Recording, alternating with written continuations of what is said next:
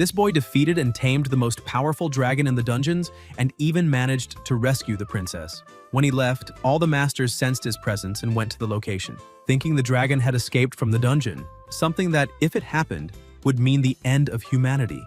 When they arrived, the boy got off the dragon and greeted them. The Lord asks if he really tamed the black dragon. The young man says yes, but the Lord still doubts it. So the boy asks the dragon to show its presence, and the beast begins to roar.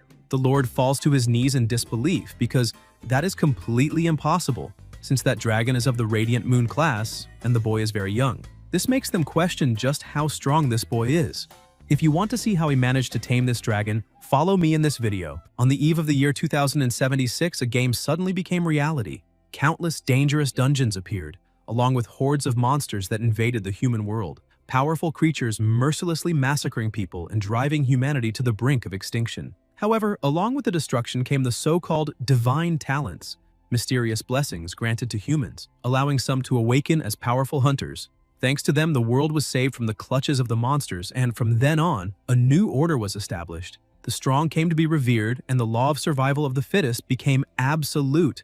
To maintain their positions, hunters needed to constantly grow stronger, seeking power and wealth. Formidable hunters invaded dungeons, defeated bosses, conquered treasures, and climbed the rankings, marking the beginning of the era of global hunters.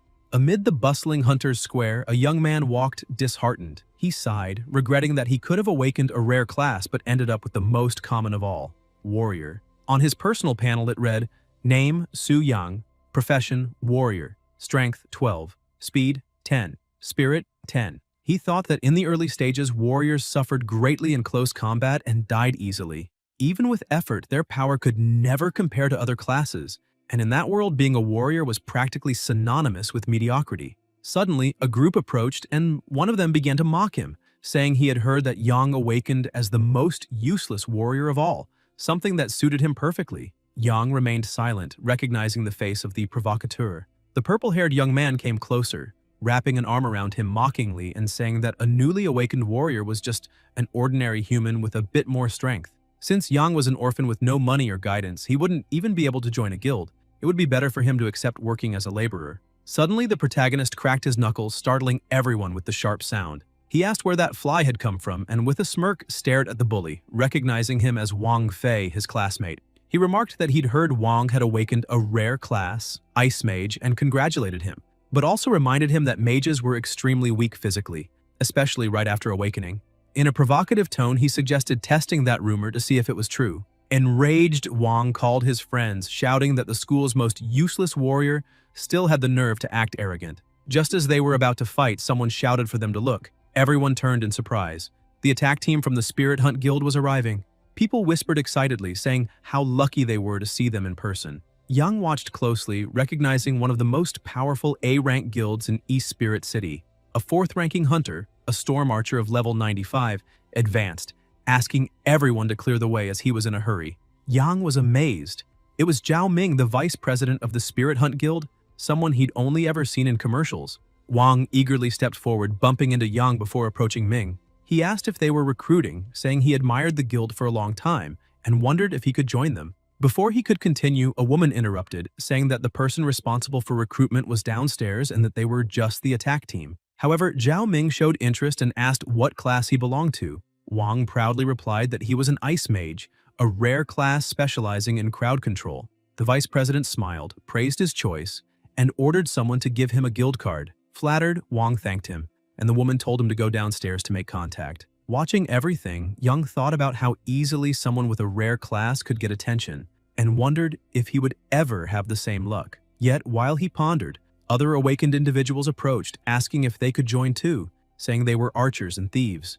The guild woman, now annoyed, snapped that archers should look for the branch responsible and that they didn't have time to deal with thieves. She didn't want to waste another second on useless questions. Curious, Yang asked what she thought of warriors. She looked at him briefly, turned her face away, and simply ignored him.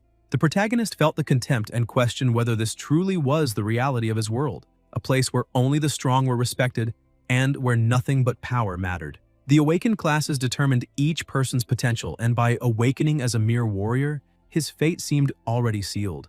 Even the weakest guilds hesitated to accept warriors. So what could be expected from the elites like the mighty Spirit Hunt Guild? The two other young men who had also been rejected commented that they had always dreamed of joining a guild and becoming renowned hunters, but one of them, resigned, said it was better to forget about it. After all, they were just storm archers. The other, wearing a blue shirt, tried to stay optimistic and mentioned hearing rumors that the Spirit Hunt Guild would be raiding the Black Dragon's lair that very day. They were probably there to use the teleportation portal leading directly to the dungeon's entrance. Upon hearing that, Yang froze in shock. The Black Dragon's lair was the largest S-rank dungeon in City C, filled with lesser monsters but also elites and absurdly powerful creatures. Though death didn't mean immediate extinction in that world, it caused hunters to lose levels and experience, possibly dropping all the way to level 0, something devastating amid the fierce competition between guilds. Worse yet, losing rare equipment could be an even greater blow. The ruler of that place was the legendary level 99 Black Dragon, Athos, the Wings of Black Flames, a being so feared that even S-rank guilds had been annihilated before him. Still, the Spirit Hunt Guild was famous for having several hunters in their 4th evolution or higher and had never failed a single expedition, so perhaps they truly stood a chance. Yang felt small and out of place imagining those figures facing a legendary dragon while he was barely acknowledged as a warrior. It only reinforced the sense that this world belonged solely to the strong, and he wondered if he was destined to remain a failure forever, trampled underfoot by the powerful. Suddenly, something strange happened, and a glowing screen appeared before his eyes. A mechanical voice announced, "Perfect host detected. Part-time boss system will soon be bound." A dense energy began to gather in his chest, and Yang, confused, wondered what was happening, thinking this might be some kind of cheat. The voice continued, "Part-time boss system loading. The system requires the host to act as a dungeon boss, resisting players who challenge the instance. Upon eliminating a player, the host will share their experience and equipment drops. Would you like to activate the function?" Shocked, Young tried to understand the system wanted him to fight against players as a dungeon boss. Normally, a boss faced teams of 4, 8, or even 24 people, and in some cases, raids of 100 players. If he could defeat them, he would gain enormous amounts of experience and valuable items, rising from level 1 to transcendent levels in a short time. That meant even the weakest warrior could become incredibly powerful. But one thought worried him. What would happen if he lost? While he was still trying to process everything, the system changed again, displaying a new message. Host did not respond. Unlinking will begin shortly. Countdown initiated.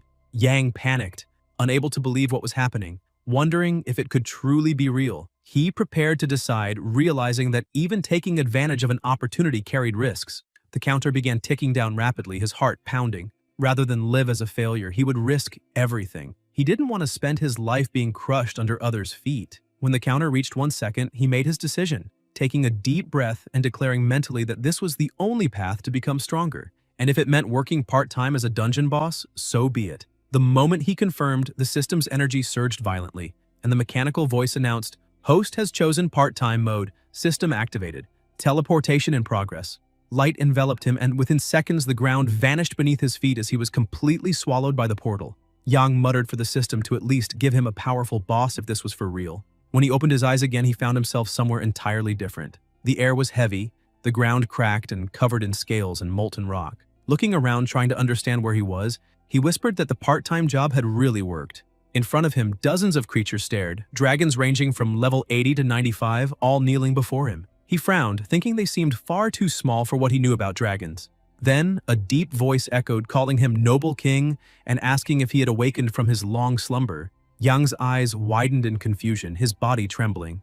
King, Dragon King, that could only mean one thing. The system confirmed it with a glowing message congratulating the host for synchronization and stating that the current boss was the level 99 Black Dragon, Athos, the Wings of Black Flames. He froze, wondering if he had really become the Wings of Black Flames himself. Then a data panel appeared before him. Boss status, Black Dragon Athos, Young Stage, level 99, Race Dragon, HP 5 million, Attribute Shadow Strength 3210, Speed 1102, Spirit 1321, Talents, Draconic Lineage, immune to 80% of physical damage and 80% of magical damage, Black Flames of Destruction, innate mastery of fire at an incredibly powerful level, capable of unleashing destructive black flames that deal massive magic damage. Skills, Dragon Explosion, unleashes an extremely powerful detonation, dealing physical damage equal to 300% of strength. Dragon's Roar emits a deafening roar, stunning for 5 seconds all creatures within a 300-meter radius whose spirit is lower than the user's. Dragon's Eye allows viewing of any space within the instance. ignoring line-of-sight restrictions. Yang was stunned. If these were truly the stats of the wings of black flames, then he was an absolute monster. A level 99 player in their 4th evolution could barely reach one of those attributes, yet Athos exceeded all of them, boasting over 3,000 points in strength. The most absurd thing was the talents. Dual 80% immunity to both physical and magical damage, combined with an aura that reduced enemy attributes by 20%. That made him nearly invincible, not to mention the exclusive skills that made him an unstoppable force. An infinite power coursed through his body, every cell vibrating. The sensation was intoxicating. Driven by impulse, he let out a colossal roar, but immediately regretted it. The sound thundered across the lair, shaking the ground as all the dragons before him knelt instantly, suffocated by the overwhelming pressure. One trembling servant begged the king to calm his wrath. Yang looked around and realized that with a single roar, he had brought all his subordinates to their knees. He figured he must have accidentally activated Dragon's Roar, sighed in amazement at his own power, and ordered everyone to rise. Yang thinks that this must be what a real boss's tone sounds like. His humanoid servant starts trembling, saying there's no doubt that His Majesty is truly the king, and that even in his youth he already possesses such immense power that once he reaches maturity, crushing the human world will only be a matter of time. The protagonist is startled when he hears the word youth, and recalls that the information did mention this, but he wonders if dungeon bosses aren't supposed to remain fixed at their levels. However, the wings of black flames might be an exception, and could have truly leveled up. Suddenly, he hears a faint, strained breath beside him and sees an elf waking up. She asks what that cursed dragon is plotting and says that if he has any sense at all, he should release her immediately. Otherwise, the elven race will make sure he pays for it. Yang wonders if the elven race could be composed of NPCs from the instance. He starts toying with the cage and the elf screams, asking what he's doing. The protagonist thinks that since the game became reality, several fantasy races have appeared, but this is the first time he's actually seen elves. Suddenly, both of them feel a powerful aura. Yang wonders if it's a spatial fluctuation and what could be happening. The elf sighs, smiles, and says that a player has finally come to rescue her, calling the dragon her doom. Yang steps closer and keeps staring at her. Startled, the elf asks why he's looking at her like that and thinks it's strange, since that dragon usually ignores insults, yet today he's reacting differently. Yang concludes that it must be the Spirit Hunt Guild, though he didn't expect them to arrive so quickly. He knows their strategies never fail, which makes him wonder if he's truly going to be defeated. Even as a powerful dragon, he knows they must have prepared carefully before showing up to challenge him. To be sure, he activates the dragon's eye, thinking he should use a skill to investigate first.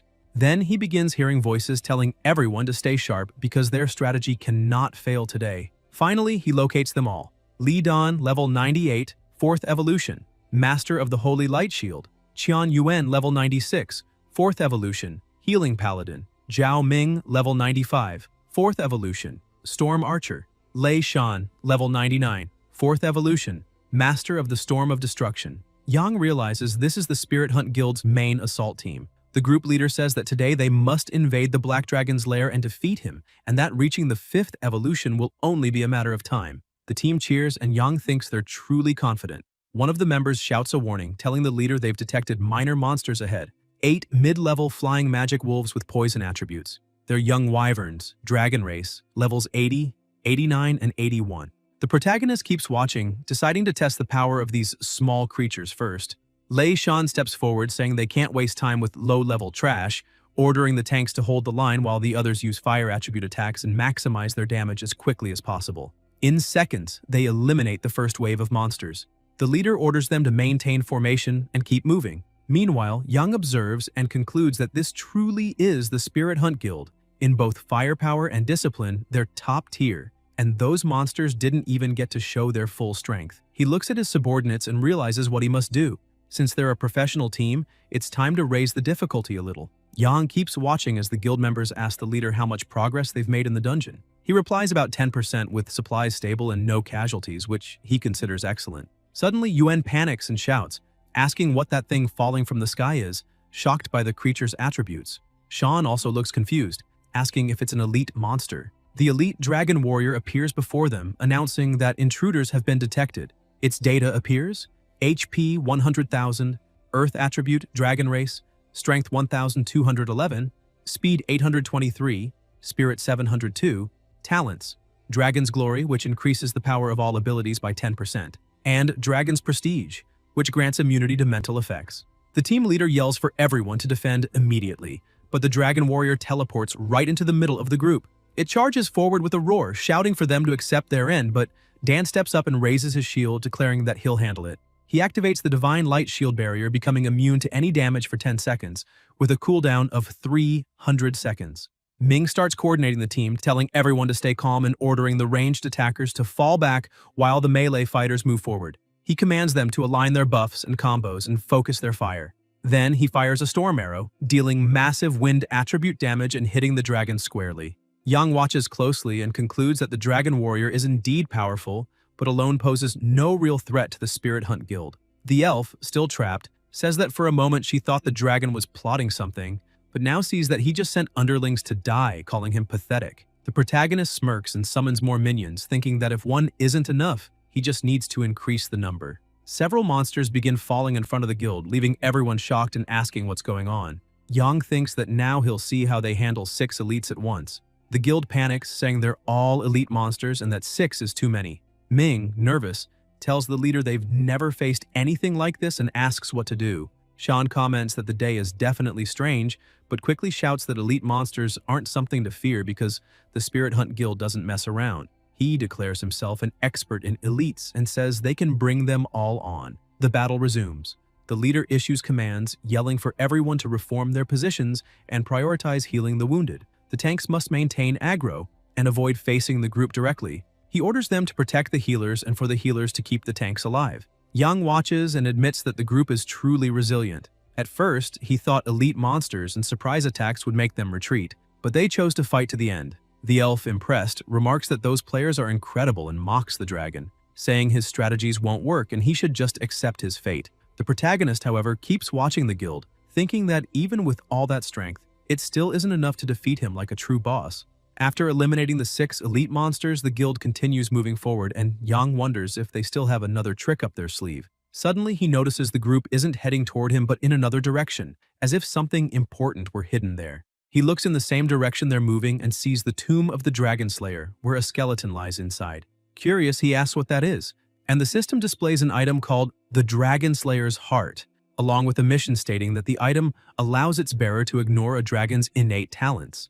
Yang begins to grow irritated, his dark aura leaking from his body, frightening his minions, who ask what's happening. The protagonist then understands. It's just like in online game strategies, where an almost invincible boss can be weakened through special mechanics or rare items. If the players manage to use that heart, they'll be able to ignore his talents, meaning there really is a chance they could defeat him. Suddenly, a strong gust of wind starts shaking the elf's cage, and she, surprised, comments that the players haven't even triggered the event yet, so there's no reason for the dragon to leave his lair early.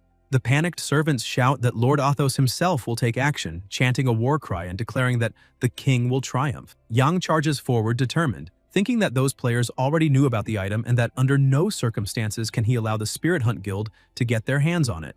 Meanwhile, the assault group advances cautiously. The leader comments that he didn't expect so many surprises so early in the dungeon, but that everything is still under control for now. Ming warns the guild master that the consumption of supplies and equipment durability are far higher than expected, and wonders if they might have been deceived by the Celestial Mechanism Pavilion. Sean firmly denies it, saying that the Celestial Mechanism Pavilion is a renowned and trustworthy strategy group, and that he personally exchanged this tactic using the Ring of the Universe with them, so it can't be fake. Yuen announces that they're nearing the Black Dragon's lair and asks if there's any chance a new event could trigger the boss. Sean assures them that it's impossible. The Black Dragon has only basic intelligence and won't leave the lair unless attacked. The guild leader declares that the Black Dragon is merely a stepping stone on his path and that after causing so much destruction, he'll finally reclaim everything. Yuen agrees, saying the dragon can belong to the leader, but he's had his eye on the elf for a while. If they complete the secret event of the Elven Maiden, they'll not only earn a pass to the Elven Kingdom,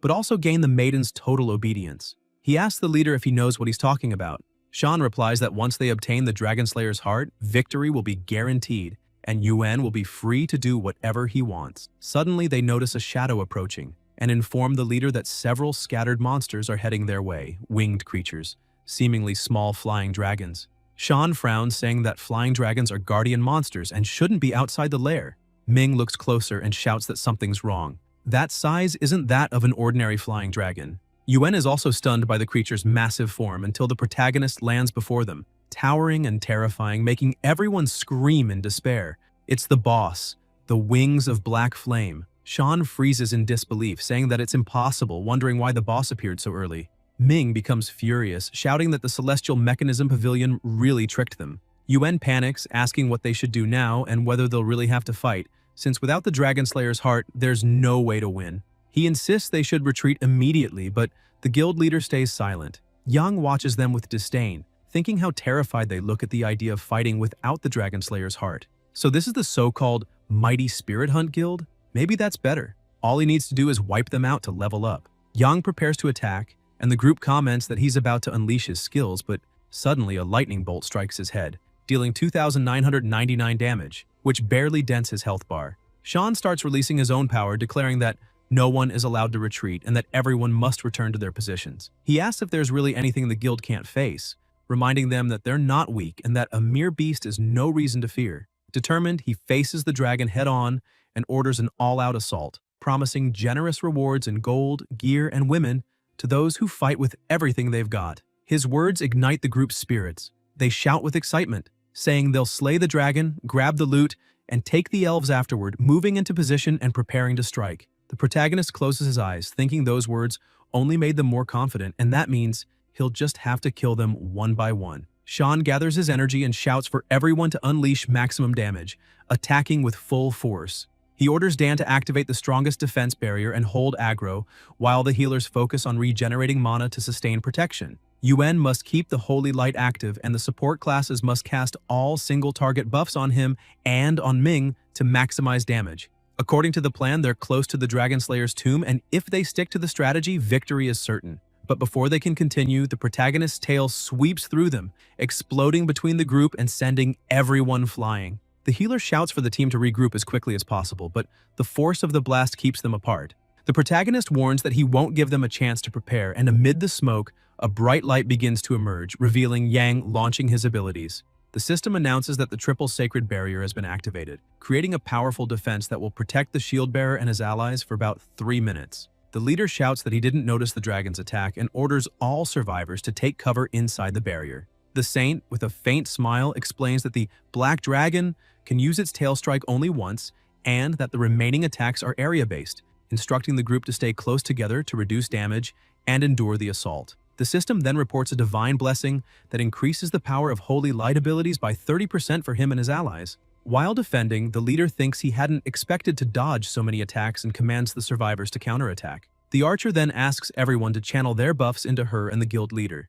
Yang thinks that was just a simple strike, something exclusive to his current form, and decides to keep his defense active just in case. Furious, Sean orders the second wave. Everyone attacks at once, and the resulting explosion is so powerful it can be seen from miles away. The leader yells for everyone to prepare for the next phase, saying they need to take at least 5% of the boss's health. But as the dust settles, he's horrified to see that all their combined attacks only dealt 10,000 damage. Yang watches with satisfaction, realizing they're poorly equipped and incapable of breaking through his defense. Ming tries to warn the leader, saying the dragon's damage reduction talent is insane, and they'll never inflict real injuries.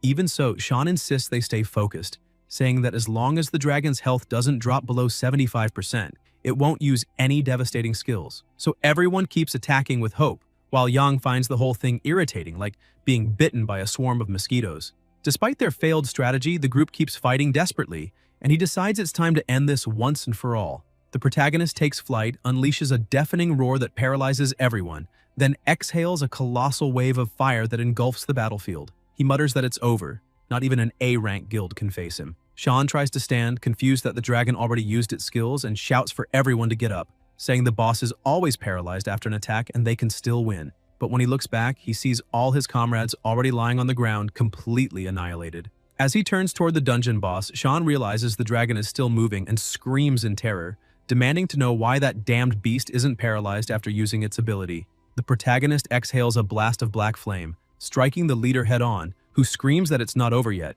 However, the system appears, announcing that all intruders have been completely eliminated and congratulating the player, informing that experience conversion is now in progress. Yang feels a strange energy flowing through his body and wonders if this is the experience being absorbed. The system begins recording. You have eliminated Thunderbreaker Sean, level 99, gaining 198,763 experience points. You have eliminated Storm Archer Ming, level 95, gaining 186,123 experience points. You have eliminated Healing Paladin Yuan, level 94, gaining 171,633 experience points. You have eliminated Holy Light Defender Dan, level 93, gaining 162,321 experience points. Yang watches in disbelief as the experience bar keeps rising non-stop, almost overflowing from the massive accumulation. After a few moments, the system reports that the total accumulated experience is 990,000 points, advancing from level 1 to level 20 and reaching the limit before the first class transformation. Due to excess, 40% of the experience has been lost, and 430,000 points have been stored in the reservoir. Please complete the task as soon as possible, the system adds. On his personal panel, his stats update. Name, Su Yang, class, warrior, untransformed. Level, 20, ascending experience, 430,000. Strength, 12. Speed, 10. Spirit, 10. Unallocated attribute points, 200. Yang is stunned to see he still has ascending experience, meaning he can continue leveling rapidly once he changes class. If all goes well, he could reach level 40 and achieve the second transformation that same day. An absurd growth rate. He then looks ahead, wondering if he obtained any equipment, since a high-level guild like Spirit Hunt should have dropped incredible items, maybe even a rare gold tier one. Upon checking his inventory, the protagonist is shocked. Diamond tier weapon, Storm's Call longbow, diamond tier accessory, Spirit of the Wind's Call necklace, diamond tier armor, Cloudflow boots, platinum tier weapon, Ritual Remnant, staff, and platinum tier weapon, Flame Sword. He can hardly believe he got 3 diamond tier items and several platinum ones. Recognizing the bow as the vice leader Ming's main weapon, he laughs, imagining the Spirit Hunt Guild seething with rage at that very moment. Even though he can't use the bow since he's a warrior, selling it at the auction house would earn billions, a massive profit. Checking the rest of the loot, he finds basic agility potions, intermediate strength potions, and skill scrolls like Baptism of Flames and Rock Barrier, feeling even more pleased. Smiling, he remarks that this is almost too good to be true,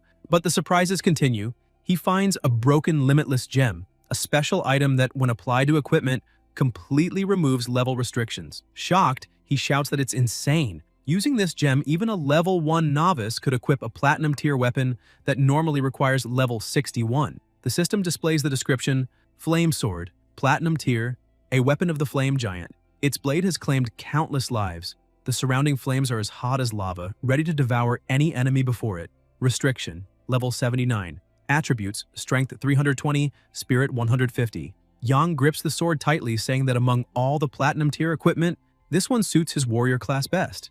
With the Limitless Gem applied, even at level 20, he'll be able to wield it, and with that, nothing will be able to stop him. The system displays additional details. Flame Enchantment consumes mana to envelop the sword in fire, adding 40% of the strength attribute as flame damage to attacks. Flame Giant's Remnant consumes all mana to summon a flame giant for 10 minutes, with a cooldown of 24 hours.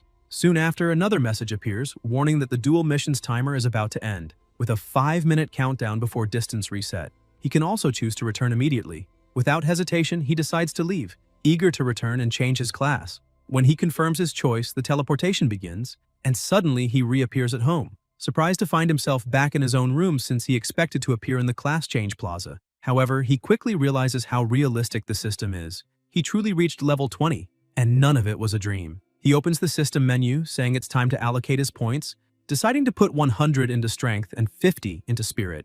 Normally, warriors don't invest in spirit, but since he's bound to the system, he can't follow the standard path. Some of the scrolls he obtained require a minimum spirit stat to use, which could become a huge advantage later. After distributing the points, he suddenly feels something strange and wonders if this caused an aura burst, since he assigned them all at once, drastically increasing his power. When the surge settles, he notices he nearly destroyed his entire room and thinks that maybe next time he should hold back a little. Looking at the clock, he sees it's already late and decides to leave the class change for tomorrow, choosing to rest for the night. The next day at the Spirit Hunt Guild headquarters, people ask the leader why they returned so soon and whether they completed the dungeon. The woman from before freezes when she sees that her master's level has dropped, which can only mean the team was wiped out. She asks how it happened and whether they followed the strategy purchased from the Celestial Mechanism Pavilion. Sean, who had been level 99 but dropped to 90, replies irritably that he doesn't want to hear that cursed name again, saying they were deceived. He curses the so-called strategy, shouting that he traded his ring of the universe for that worthless garbage and made a fool of himself. The woman, still in shock, notices the vice leader lying on a stretcher, now level 86, and screams in disbelief, asking what happened. Sean explains that his main weapon, a diamond tier item, exploded, leaving him badly injured and unconscious. Yuen, in tears, says he lost his diamond tier boots and didn't even manage to get the palace. The leader grows angrier by the second, seeing everyone devastated, and says that even an S-rank guild like the Celestial Mechanism Pavilion dared to sell a fake strategy. Enraged, he vows to confront them immediately, swearing he won't rest until he gets an explanation. Meanwhile, at Nanshan Orphanage, a child calls for the old man to come see something amazing. The elder walks over to a delivery man and asks if he's sure the delivery is correct. The worker confirms, saying the address is Nanshan Orphanage and the recipient's name is Su Yang. Surprised, the old man wonders how little Yang could possibly afford something like this. A cheerful girl runs around excitedly, and the old man tells her to be careful, but Xiao Tao keeps smiling and running everywhere, too excited to stop. One of the delivery men stumbles, and some boxes start falling, leaving the girl frozen in fear, but the protagonist appears just in time, catching them all with one hand and saving her. He smiles and says, "It's been a long time." Shocked, she screams that her big brother is back, and soon all the children at the orphanage run toward him, thrilled to see him after so long. Yang comments that seeing everyone so happy puts his heart at ease.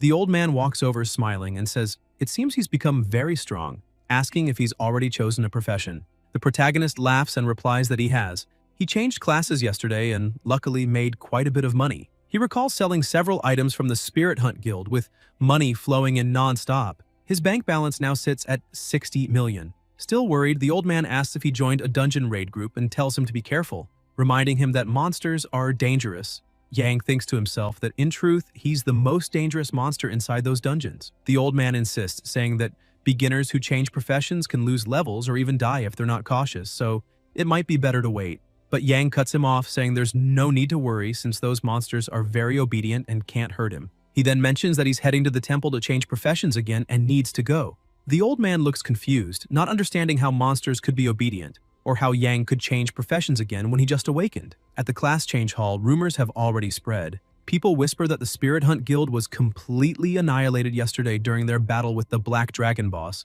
and that even the Celestial Mechanism Pavilion's branch is now in trouble. They say something went wrong at the dungeon's conclusion, and that the Spirit Hunters went to the pavilion demanding answers. Another awakened player comments that he never imagined such a reliable raid group like the Celestial Mechanism Pavilion would make such a mistake. Yang walks in silence, thinking about how quickly news of the Spirit Hunt Guild's downfall spread and how the Celestial Mechanism Pavilion is being blamed since they only faced the Black Dragon because of the purchased strategy. The pavilion, known for having many 5th-class experts, will certainly come to investigate what happened, and they might become his next enemies. He smiles, imagining that group must possess many valuable items, but first he has to make sure he can defeat them easily. Suddenly, Wang appears, shouting at him, demanding to know why he's there and why he keeps coming to the temple to change professions. Yang replies that he should be the one asking that question, but Wang and his group start laughing, saying they already know why. Apparently, no guild wanted to accept him, so he comes here every day trying his luck.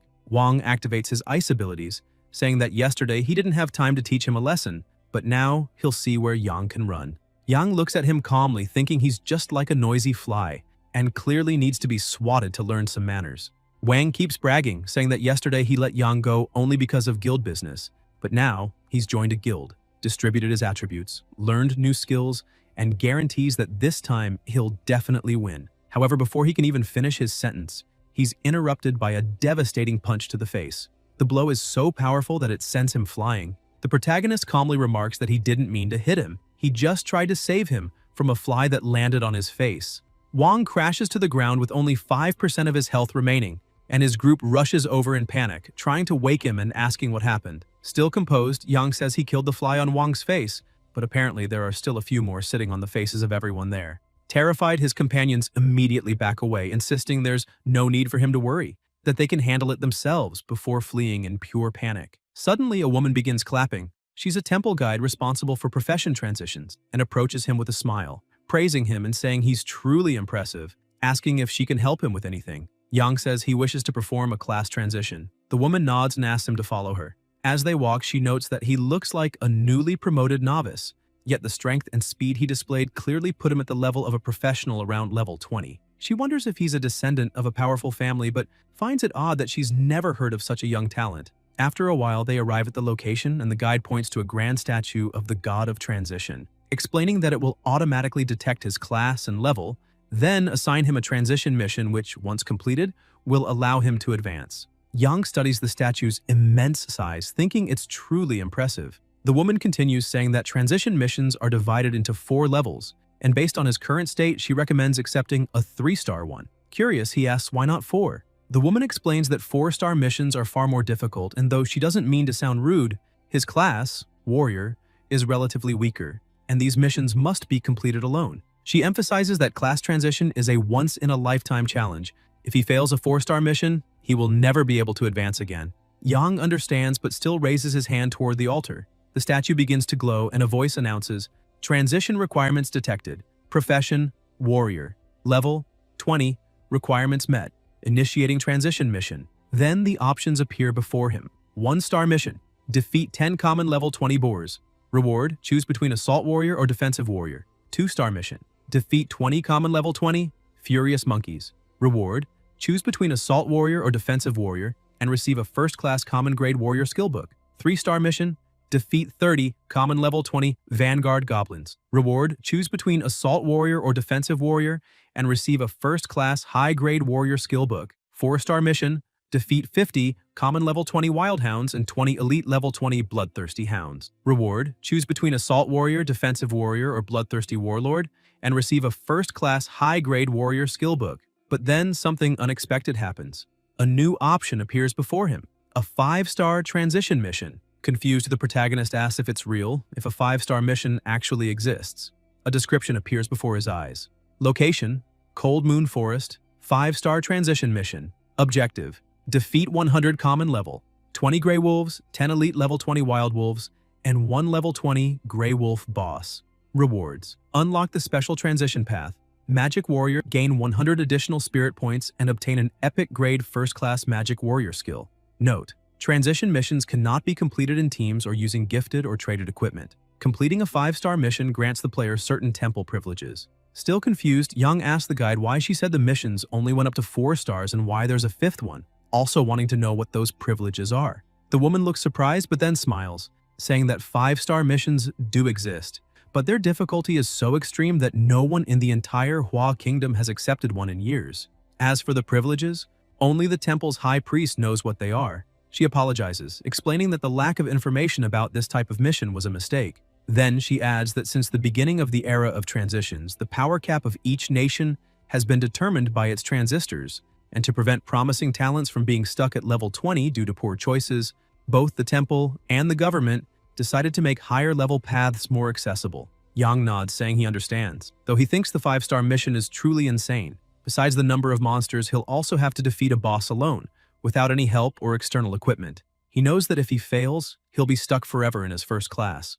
Even so, that bonus of 100 spirit points and the chance to become a magic warrior are far too tempting, not to mention the mysterious temple privilege. The woman, noticing his hesitation, tries to advise him, saying that while the 4-star mission may seem tempting, the 3-star one suits his profession much better and is much safer. Yang smiles and thanks her for the advice, saying it was very helpful. She seems pleased, remarking that he's polite, and that it's their duty to guide candidates properly. But suddenly she feels something strange. The system announces that the protagonist has accepted the 5-star transition mission. 5-star transition mission accepted.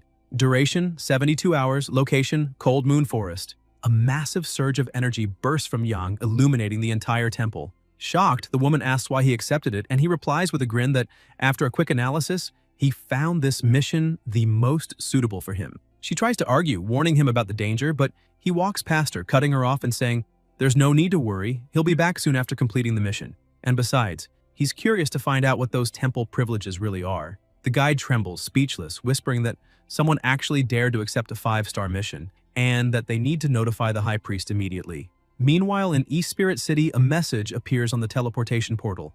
Due to an energy fluctuation, portal activation will be slightly delayed. Please wait patiently. Yang reads the notice, a bit surprised, then smiles, saying there's no rush. After all, this extra time will be perfect for calmly planning his journey through the Cold Moon Forest. Suddenly, a refined woman walks by, complaining that small cities are always a hassle. Even teleportation matrices experience delays. She tells Xiao Qian to stay close and not wander off. The woman is Zhu Yan, a member of the B-rank guild Phantom Cloud, and the girl beside her is Gu Xiaoqian, Yang's classmate. Qian says she's fine, but when she glances to the side, her eyes widen, and she asks if the young man standing in line is Su Yang. Xu Yan immediately pulls her closer and asks if she knows him. Qian explains that he's her classmate and, like her, only changed professions yesterday. Xu Yan frowns, finding it strange, and comments that this portal leads directly to the Cold Moon Forest, an area full of monsters above level 20. What would a novice be doing going there? Just then, a voice announces that the teleportation portal has resumed normal operation and asks everyone to proceed in order. Worried, Qian wonders if Yang entered by mistake and, fearing something might happen, tries to warn him. But Xu Yan stops her, saying it's too late. He's already gone. Qian panics, calling out to him, but the portal closes before her eyes. Moments later, in the Cold Moon Forest, a region with a recommended level between 20 and 30,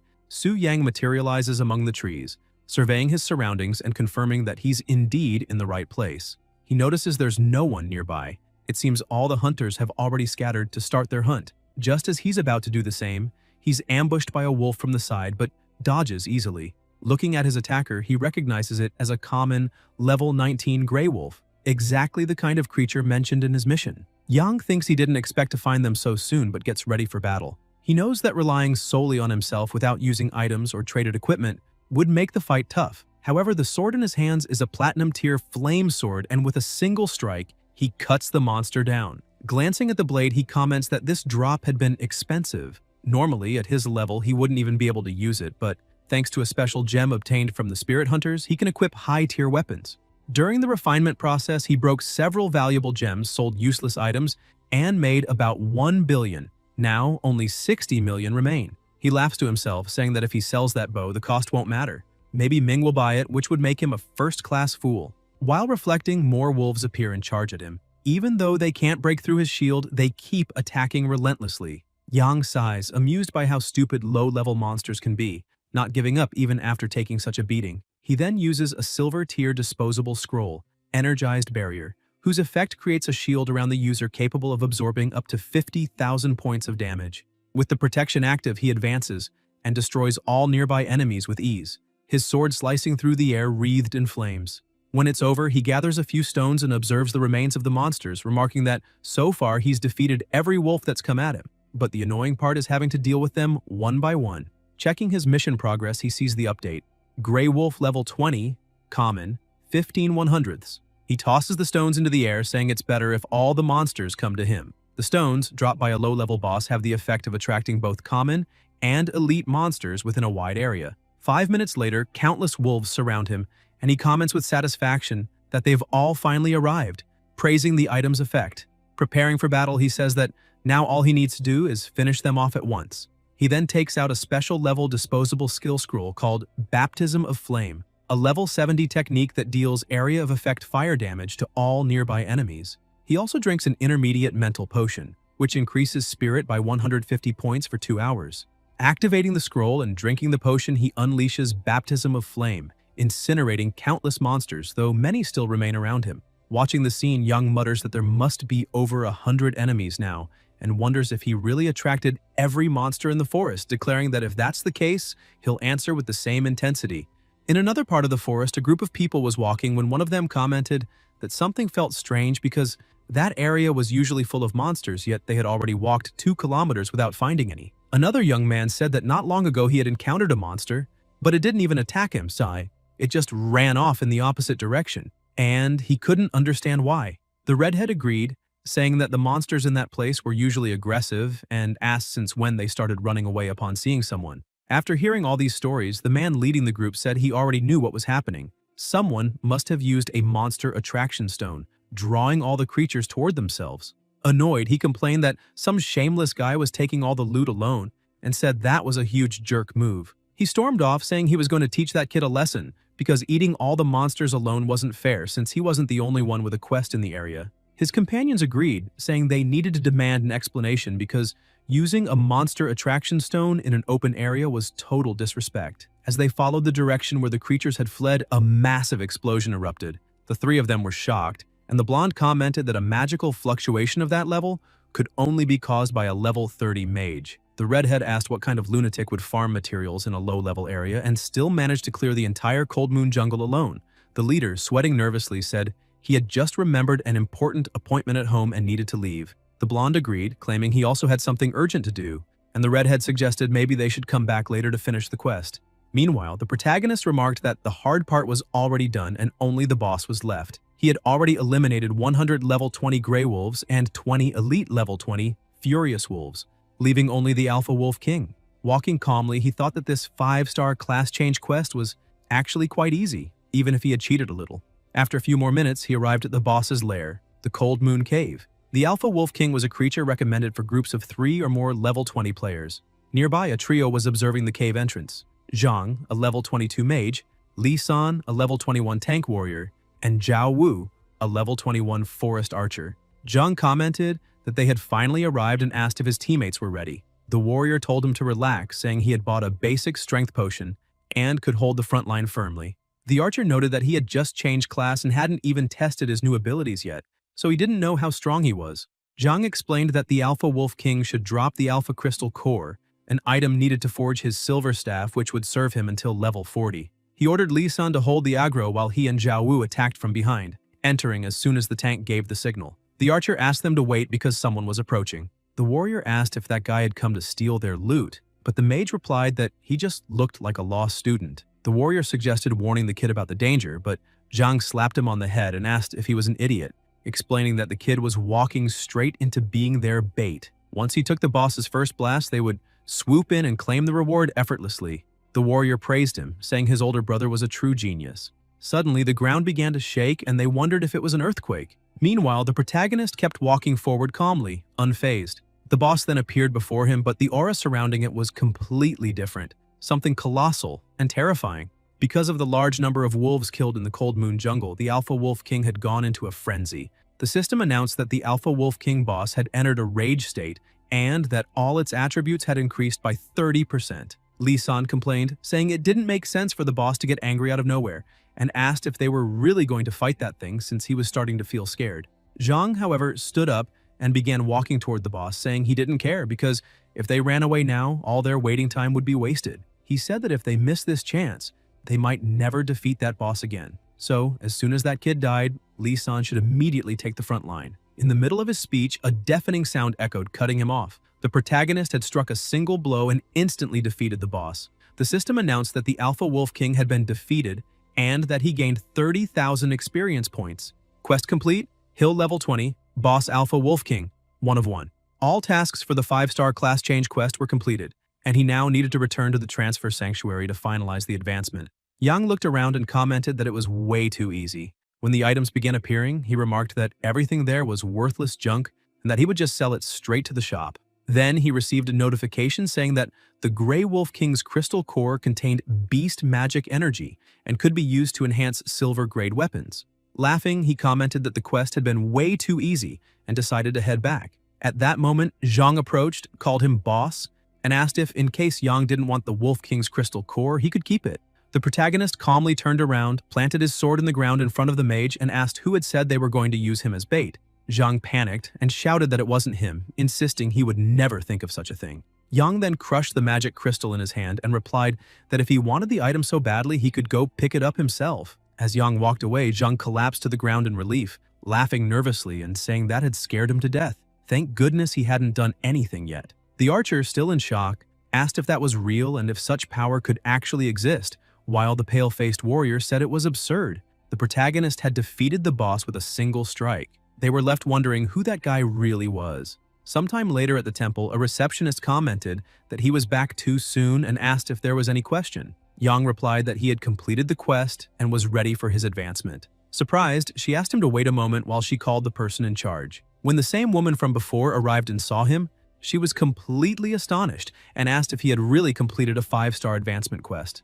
Yang simply confirmed, and she, confused, began checking the system, murmuring that he had accepted the quest that morning and that only a few hours had passed. It seemed impossible. After verifying everything, she still hesitated, saying that completing a 5-star advancement quest in a single day was unbelievable, even suspecting cheating for a moment. But the system found nothing, which meant he had done it all alone without taking a single scratch. Noticing her silence, Yang asked if he could begin the advancement. The woman snapped out of her thoughts, apologized for her rudeness, and invited him to follow her. As they walked, she thought she'd done the right thing by informing the high priest, since a talent like his couldn't be wasted. She also looked him over more carefully and thought he was quite handsome, wondering if she could get his contact later. When they reached the statue chamber, she asked him to step forward, explaining that the statue would automatically verify the quest. As soon as he approached, several lights and streams of energy began flowing toward him. The system announced that it was verifying the class advancement quest. After a few seconds, it confirmed that all stages had been successfully completed and the quest approved. All the surrounding energy gathered and was absorbed into the protagonist's body, entering directly through his chest. Surprised, he remarked that this energy was far too powerful to be something ordinary. Soon, an intense aura flared around him. The Class Advancement Aura, a special reward for those who completed advancement quests. Its color and bonus varied by difficulty. A white aura granted 2% to all attributes, green 4%, blue 6%, purple 10%. And finally, the legendary orange aura, exclusive to 5-star quests, gave an astonishing 25% bonus to all attributes. The system announced, player Su Yang has advanced to the Class Magic Warrior. 5-star advancement quest completed. Orange aura activated. Attribute bonus plus 25%. The Magic Warrior class combined close quarters combat with extremely powerful spells, and because of his accumulated excess points, Su Yang began leveling up rapidly. The system kept notifying. First advancement completed. Level cap increased to 40. Experience detected. 44,600 points. Level increased to 34. 210 attribute points available. Without hesitation, he distributed the points. 90 to strength, 90 to spirit, and 30 to speed, feeling his power surge with each moment. He thought to himself that jumping straight to level 34 with the orange aura and the flaming swords bonus had made him absurdly above average. When he checked his panel, the numbers were impressive. Su Yang, level 34, first advancement class.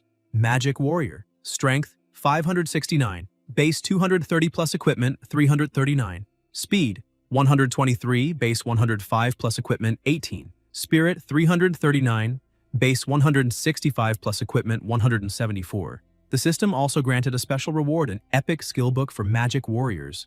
New skill acquired, Magic Blade, condenses magical energy into a weapon, increasing total damage proportionally to strength and spirit attributes. Young decided to test it right there, and the moment he activated the spell, magical pressure filled the entire room. He looked at the glowing blade with excitement and commented that the skill was incredible.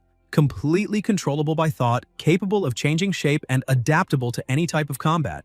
Moreover, it evolved along with him, like a legendary weapon that would never become obsolete. Simply perfect. Satisfied, he thought that the 5-star advancement quest had been worth every second, as the rewards were far superior to any other, and he promised himself he would keep taking quests of that level. The woman beside him congratulated him, saying his name would be engraved on the temple monument and that from now on, he was a VIP guest of the Class Advancement Temple. Curious, Yang asked what benefits a VIP would get. She told him to wait a moment while she checked, but before she could, a soft voice echoed through the hall saying there was no need. A beautiful woman with an imposing presence entered and greeted them both. She introduced herself as Bai Ling, senior priestess of the Class Advancement Temple of East Spirit City. The receptionist bowed nervously and asked why the senior priestess had come in person. Bai Ling smiled and replied that such an important guest deserved to be received by her personally, politely asking the attendant to leave. Su Yang watched the scene, recalling that a senior priestess was practically the temple's highest authority, which left him wondering why someone of her level would come just to receive him. Meanwhile, the first woman kept a calm expression, but inside she was devastated, regretting not getting the handsome man's contact before being dismissed. The senior priestess stepped closer and said that wasn't the best place to talk, asking the protagonist to relax because she would take him to the VIP room, where they could speak more comfortably. As soon as they joined hands and the chant was recited, transportation occurred, and in an instant they appeared inside a spacious VIP hall. Yang was astonished, wondering if that was real spatial teleportation. For a third-class priestess to master such an advanced technique, the temple's power must be unimaginable. Ling, however, explained that it wasn't quite like that since she could only use a portion of the temple statue's power. On the other hand, she said what truly surprised her was the protagonist himself, because according to the records, there had never been a 5-star class advancement in East Spirit City, and even in Heavenly Spirit City, it's so a much more advanced city. The last case had occurred over 10 years ago. Yang was shocked to realize that Heavenly Spirit City was a higher level, far more developed city, And if even there a 5-star advancement was that rare, the value of what he had just achieved was far greater than he imagined. The priestess then explained that according to temple rules, whoever completes a 5-star class advancement for the first time receives great benefits. First, a monthly salary of 10 million in the national currency. Second, a black gold identity certification from the X-Union, granting 80% discounts on purchases and transactions. Hearing that, Yang was stunned.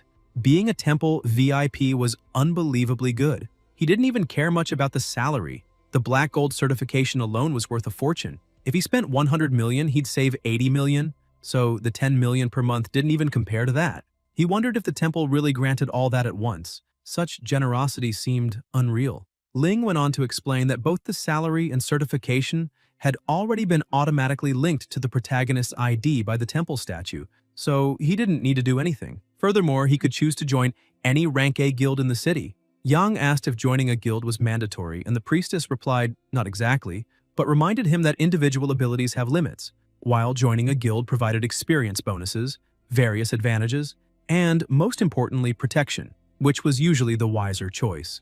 She then asked what he thought. The protagonist reflected that it made sense since solo players were always easy targets, especially someone like him who leveled up so fast. His strength was already enough to crush any player of the same level, but encountering someone much stronger could be dangerous. Having a guild support wasn't a bad idea. In truth, his goal went far beyond that city. Joining a guild would just be the first step, as what he truly wanted was to use it as a springboard to build his own power and one day become a king who ruled the entire region. After thinking for a moment, he asked which guilds were available. Ling replied that there were currently 2 rank A guilds in East Spirit City, and considering several factors, she believed the best choice for him would be the Spirit Hunters Guild. Hearing that, Yang realized it was the very same guild he had just destroyed and asked if there wasn't another option. The priestess then mentioned the Phantom Cloud Guild, rivals of the Spirit Hunters, which also had considerable strength, though it was much more discreet. Without hesitation, he said he would choose the Phantom Cloud Guild. The priestess was momentarily confused but quickly understood and said she would immediately arrange his admission into the Phantom Cloud Guild. However, before that, there was something he needed to know. The Phantom Cloud Guild was composed entirely of women. Meanwhile, in East Spirit City, inside the headquarters of the Phantom Cloud Guild, a girl was lying down reading a book, complaining about how boring everything was, and that there was nothing interesting to do. That was Lin Yu, level 85, former leader of the B-rank Phantom Cloud Guild. Another woman sitting at a nearby table commented that Yu wasn't even part of the guild anymore and yet showed up every day to slack off, and still had the nerve to complain. That was Lin Yu, level 99, current leader of the now A-rank Phantom Cloud Guild. Yu replied that guild matters were too much of a hassle and she didn't have the patience to deal with them. At that moment, Shu Yan suddenly burst into the room saying that even so, Yu couldn't just disappear without notice, and reminding her she should at least greet the new members. Shortly after, Qian entered and greeted them both, introducing herself as Gu Shui Qian, an ice elementalist. Yu studied her carefully and remarked that she was quite cute, saying she was approved. Suddenly, a notification appeared for Yu. When she opened it, she looked utterly horrified. Yu asked what had happened, and Yu replied that a man had just joined the guild out of nowhere. She explained that the place was in chaos, with everyone talking about the unexpected entry, and even after she asked around, no one could explain what had happened. Yu scoffed, saying the guild had a rule to accept only women, and asked if there had been some mistake. Yu shook her head and said the new member had been assigned directly by the temple. He had completed a 5-star advancement quest and earned VIP status, granting him the right to choose any rank A guild so she couldn't refuse. Qian was amazed, saying it was unbelievable for someone to achieve something so difficult. Yu became excited too, saying that person must be truly incredible. Shu Yan still looked doubtful, asking why that guy hadn't chosen the Spirit Hunters instead. Yu replied that she didn't understand either, but decided to put it aside for now, saying she would schedule a meeting with him soon, and if he caused trouble, they would find a way to kick him out. Qian was surprised upon hearing the name Su Yang, and Yu asked if they knew each other, since the newcomer was also from Dongling City. Qian confirmed that she had a friend with that name, but said he had just awakened yesterday and should still be level 1 like her. Yu concluded it must just be a coincidence of names. At that moment, another woman rushed into the room informing the guildmaster that she had just received confirmed news. The Spirit Hunters Guild had been completely wiped out in the Black Dragon dungeon. She said she didn't know what they had been plotting, but the fact was that they were annihilated. That was Murong Shui, level 95, a member of the Phantom Cloud Guild. Yuyun was shocked and said that if the spirit hunters had been destroyed, they needed to revise their entire strategy for the giant forest raid. Murong added that she had heard Ming's weapon exploded and that she saw an item called Call of the Storm being auctioned at the trading house, with only one bid active in East Spirit City, probably from one of the spirit hunters. She told the guildmaster to guess what she did. Yuyun laughed and asked if she had raised the price. Murong confirmed proudly, saying she joined the auction and drove the price sky high, surpassing 10 billion and causing the spirit hunters massive losses. Yu burst into laughter too, praising her and saying she did great. Meanwhile, Ming sneezed and, with tears in his eyes, swore that the Black Dragon and the Ice Witch had become his mortal enemies. Shan lamented that the seller wasn't responding to private messages, and that 14 billion had been a devastating blow to the guild's finances. Yuan concluded that the news about Ming's weapon exploding had probably already spread and that the malicious auction was clearly a premeditated trap.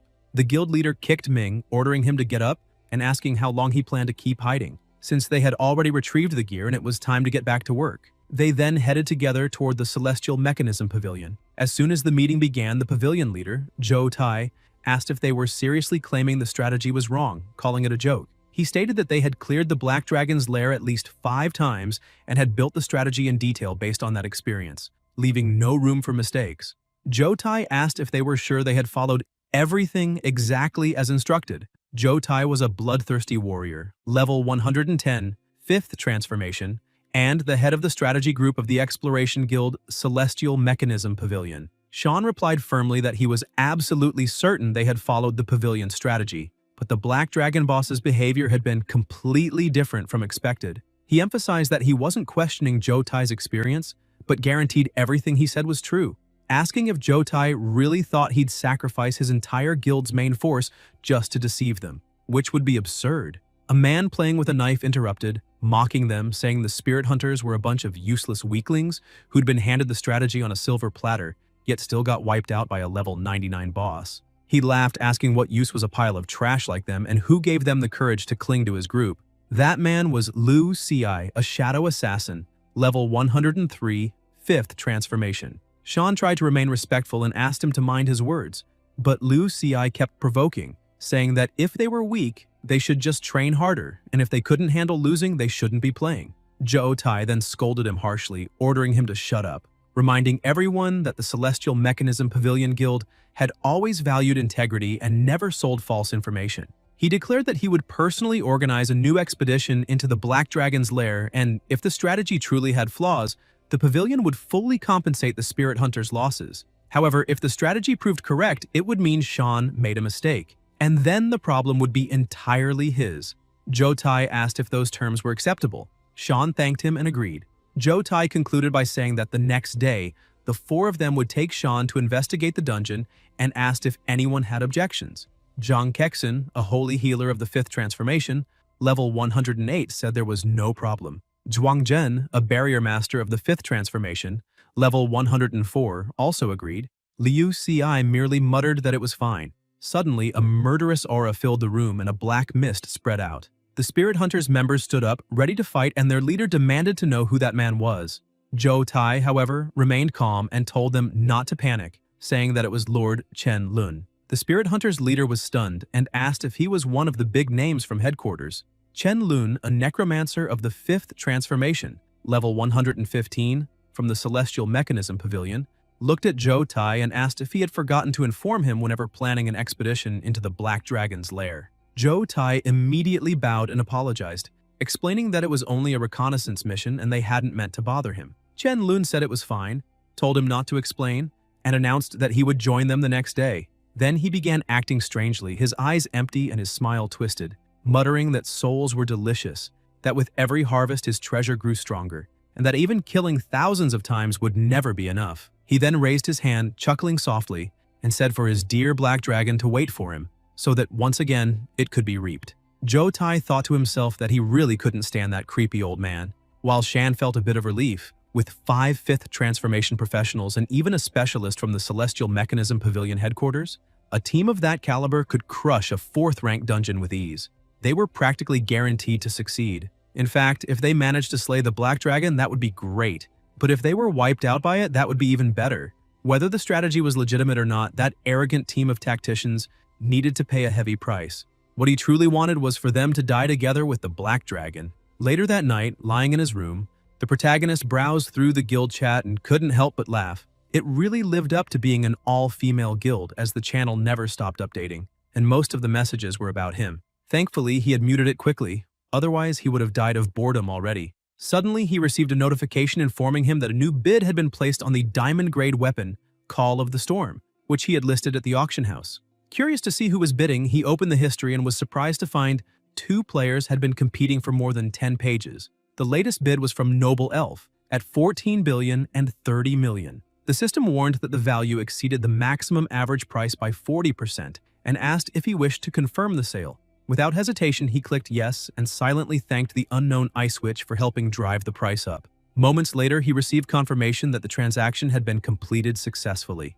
Because he was a distinguished member of the X-Union Black Gold, all transaction fees were waived, and he even received a 5% bonus on the final amount. His balance was updated to 15,515 million, and he was astonished to realize that the tax exemption plus the bonus meant an extra 10% profit. He had just earned over $1 billion more. The feeling was exhilarating, exactly the kind of privilege a distinguished member deserved. Closing his eyes, he muttered that he'd take a short rest, already looking forward to his next part-time shift the next day. That feeling of crushing the weak was addictive, and after tasting that pleasure, who would ever want to go back to grinding monsters the old way? At 7 in the morning, the alarm went off, and with it came a new notification saying that the cooldown for his part-time job had ended. A group was now challenging the dungeon, 5 members from an exploration team and 1 from a ranked guild, the Lingen. The system asked if he wanted to establish connection. As he stood up, he saw it was the famous exploration team known as the Dungeon Slayers, who had already conquered several dungeons and created strategies for each one. The guild included many 5th transformation professionals above level 100, so this sudden visit was likely related to the Spirit Hunters massacre. Yang smiled confidently, thinking that if they brought only 6 people, they must be overly confident in their abilities, which meant he wouldn't go easy on them. He confirmed the connection, and the system announced that it was successful. Transforming into the Black Dragon, he thought it was time to start his second part-time shift. As soon as the transformation was complete, he reflected that the subordinate monsters that had died earlier had also respawned, but nothing particularly strange occurred. After all, this was the Black Dragon's lair, merely a diamond-grade secret realm that could be reset like a game. Only star-grade or higher secret realms couldn't be explored more than once. He looked toward the imprisoned elf, who asked what he was plotting this time. From the Black Dragon's perspective, he thought she looked more like a cute little pet than a prisoner. Still, he grew curious about how that elf girl had been captured, since when he wasn't connected, the Black Dragon was supposed to act strictly according to the preset rules. Even so, he decided to check the composition of the invading party. Seeing the full team, he commented that it was as expected, 5 5th transformation professionals, including Shan from the Spirit Hunters, which meant they had come to clean up last time's mess. The exploration team's coordination was impressive. He concluded their formation was far superior to the previous one, but as long as they didn't touch the Dragon Slayer's heart, they wouldn't be a real problem. Still, to be safe, he wanted to test the team's strengths and weaknesses. You could never underestimate 5th transformation professionals. He turned to his subordinates and ordered them to take the lesser soldiers outside and deal with the invaders, leaving only one behind. The enemy group began discussing among themselves, saying they had reached this far without encountering any irregularities, and that the strategy data had been verified, wondering if the Spirit Hunters had actually lied. The Shadow Assassin said it was more likely they had made mistakes and were now looking for excuses. Kexen urged them not to let their guard down and to maintain the barrier while calmly preparing for the boss fight. Liu Ci suddenly felt uneasy and asked what was happening, as a thick cloud of dust began rising and a powerful killing intent was detected. Shocked, they realized a horde of monsters had appeared. The creatures shouted that no intruder would be left alive and that they must attack immediately. Shan snapped his fingers and said that it was exactly like last time, but this time, there were even more monsters. Zhou Tai commented that while unexpected, that level of threat wasn't enough to endanger the exploration team. Liu Ci rushed forward, saying they needed to activate the battle formation. He would draw the elite monsters' attention while the others wiped out the smaller ones, and once that was done, they could focus entirely on the bosses. He unleashed his skill Shadow Rend, Jen activated Mountain Barrier, Zhou Tai struck with Violent Slash, and the healer cast Blessing of Holy Light. With that, they wiped out the horde effortlessly. The leader stated they'd lost a few minutes and needed to keep moving. Watching everything, the protagonist admitted that they truly lived up to being 5th transformation specialists. Their power looked like that of immortals strolling through the mortal world. And that mysterious mage hadn't even moved yet, meaning he was definitely no ordinary opponent. It seemed he'd have to step in personally. As he began to take flight, his army cheered, shouting that Lord Athos was about to act again. But he frowned, wondering why they'd said again. Another soldier commented that he'd never seen Lord Athos take the initiative before, yet the scene felt strangely familiar. The elf, watching, asked what was going on since he was acting ahead of this prediction. She questioned what was wrong with the black dragon. When she was captured, he hadn't behaved like this. While the group advanced, Sean remarked that the elite team under the Celestial Pavilion's command was truly impressive, and that, for the first time, he could witness the might of a real exploration squad, but admitted the situation wasn't in the recorded strategy. Zhou Tai agreed, saying everything looked different and promising to investigate once they finished the dungeon. The necromancer mocked them, saying they couldn't even handle trash mobs, yet still called themselves a guild that never loses. What a joke. While collecting the corpses, he muttered with satisfaction that he'd just added another batch of fresh dragon bodies to his collection. Sean defended himself, telling Master Chen that even if his guild's strength seemed insignificant to the necromancer, there were still flaws in the strategy. As the Celestial Pavilion's leader, he should be more objective. Suddenly, Chen burst out laughing like a madman, saying the Spirit Hunter's leader was just a brat and yet dared to question him, and that if he kept talking, he might end up as another piece in his collection. Sean froze in terror, but Zhou Tai quickly intervened, asking the master not to joke like that, since he was scaring the clients and suggesting they calm down. Sean exhaled in relief, thinking it was over, while Zhou Tai silently cursed that perverted old man for acting recklessly. If he actually killed that guy, they'd lose future contracts. Even so, Sean, still fuming, thought those arrogant bastards had better enjoy their pride while it lasted. He wanted to see if they'd still be laughing after meeting the Black Dragon. Suddenly, darkness swallowed the entire area. He looked up horrified and fell to the ground, stammering that it was really him. Zhou Tai shouted in disbelief, asking why the boss had appeared earlier than expected and how it was even possible. Jen questioned if there had been some mistake. Now it was clear the Spirit Hunters hadn't lied. The leader barked for everyone to form the battle formation immediately. Jen was to maintain the barrier, Liu Ci needed to be ready to transform at any moment, and the healers were to prioritize the Shadow Assassin, keeping his HP at 30%. After the orders, he activated Frenzied Bloodsong, and the system announced that the Berserker talent increased all attributes when HP dropped below 30%, also reducing incoming damage. The team began their assault, but the protagonist merely watched, curious to see what they could do. Blows rained down, each dealing between 12 and 16,000 damage. The team muttered that the numbers seemed off, but Yang thought that was expected. Even 5th transformation professionals couldn't inflict much damage thanks to the Black Dragon's innate damage reduction traits. Zhou Tai explained that the boss also had multiple resistance buffs and told everyone to keep attacking. The protagonist countered, but the Shadow Assassin managed to predict the strike. Yang watched him intently, wondering if he could also anticipate the next move. Suddenly, the two in the back shouted that the boss had switched targets and was charging toward them. He used Dragon Rush, but the leader quickly intercepted and shielded them. Yang thought it was a waste. He'd had the perfect chance to eliminate the weakest ones. Taking advantage of the moment, Liu Ci dashed behind the boss, declaring that all his weaknesses were exposed and that he'd now taste his blade. Entering shadow form, his speed and critical rate skyrocketed, empowering all his skills with the shadow attribute. The assassin launched his strongest technique, Shadow Thrust, shouting for the boss to die. Yet the damage only ranged between 11 and 13,000. Enraged, he screamed that this execution-type skill could bring down lesser star-rank dungeon bosses with millions of HP, so how could it deal so little to a diamond-rank dungeon boss? Was the dragon's damage reduction really that ridiculous? Yang lunged forward, saying it was his turn to expose their weaknesses and send them straight to hell, slashing the assassin down to a mere 1% of his health. The protagonist thought he was insanely lucky to have survived by a thread, but wondered how many times that guy thought he'd get that lucky again. The team gathered around the fallen assassin, and Jen muttered that it was close. He had survived with almost no HP left and still managed to protect him. He yelled for Kexen to heal him immediately, but before she could act, his eyes widened in disbelief as the boss began using that skill. He couldn't believe it. They were about to be hit by Annihilation Breath. Zhou Tai frowned, confused, asking if that wasn't the boss's ultimate transition ability, one that should only trigger when its HP dropped below 70%. So why was it activating at the very start of the battle? Flames engulfed the battlefield, and Yang realized they were still alive, but that attack should have been the Barrier Master's last defensive resort. The next strike, powered by Annihilation Breath, would be enough to wipe them out completely. The team argued among themselves while the necromancer questioned why the boss wasn't following its normal pattern. Joe Tai replied that it seemed the boss had developed intelligence, understanding tactics and exploiting weaknesses. The others snapped at him to stop joking around, insisting that a diamond-ranked dungeon boss's behavior pattern should be fixed. So how had it suddenly become that smart? The Barrier Master's ultimate skill reduced damage taken by allies inside the sanctuary by 90% and automatically regenerated their HP for 10 seconds, with a cooldown of 360 seconds. The necromancer took to the air, furious, saying his team was full of useless weaklings.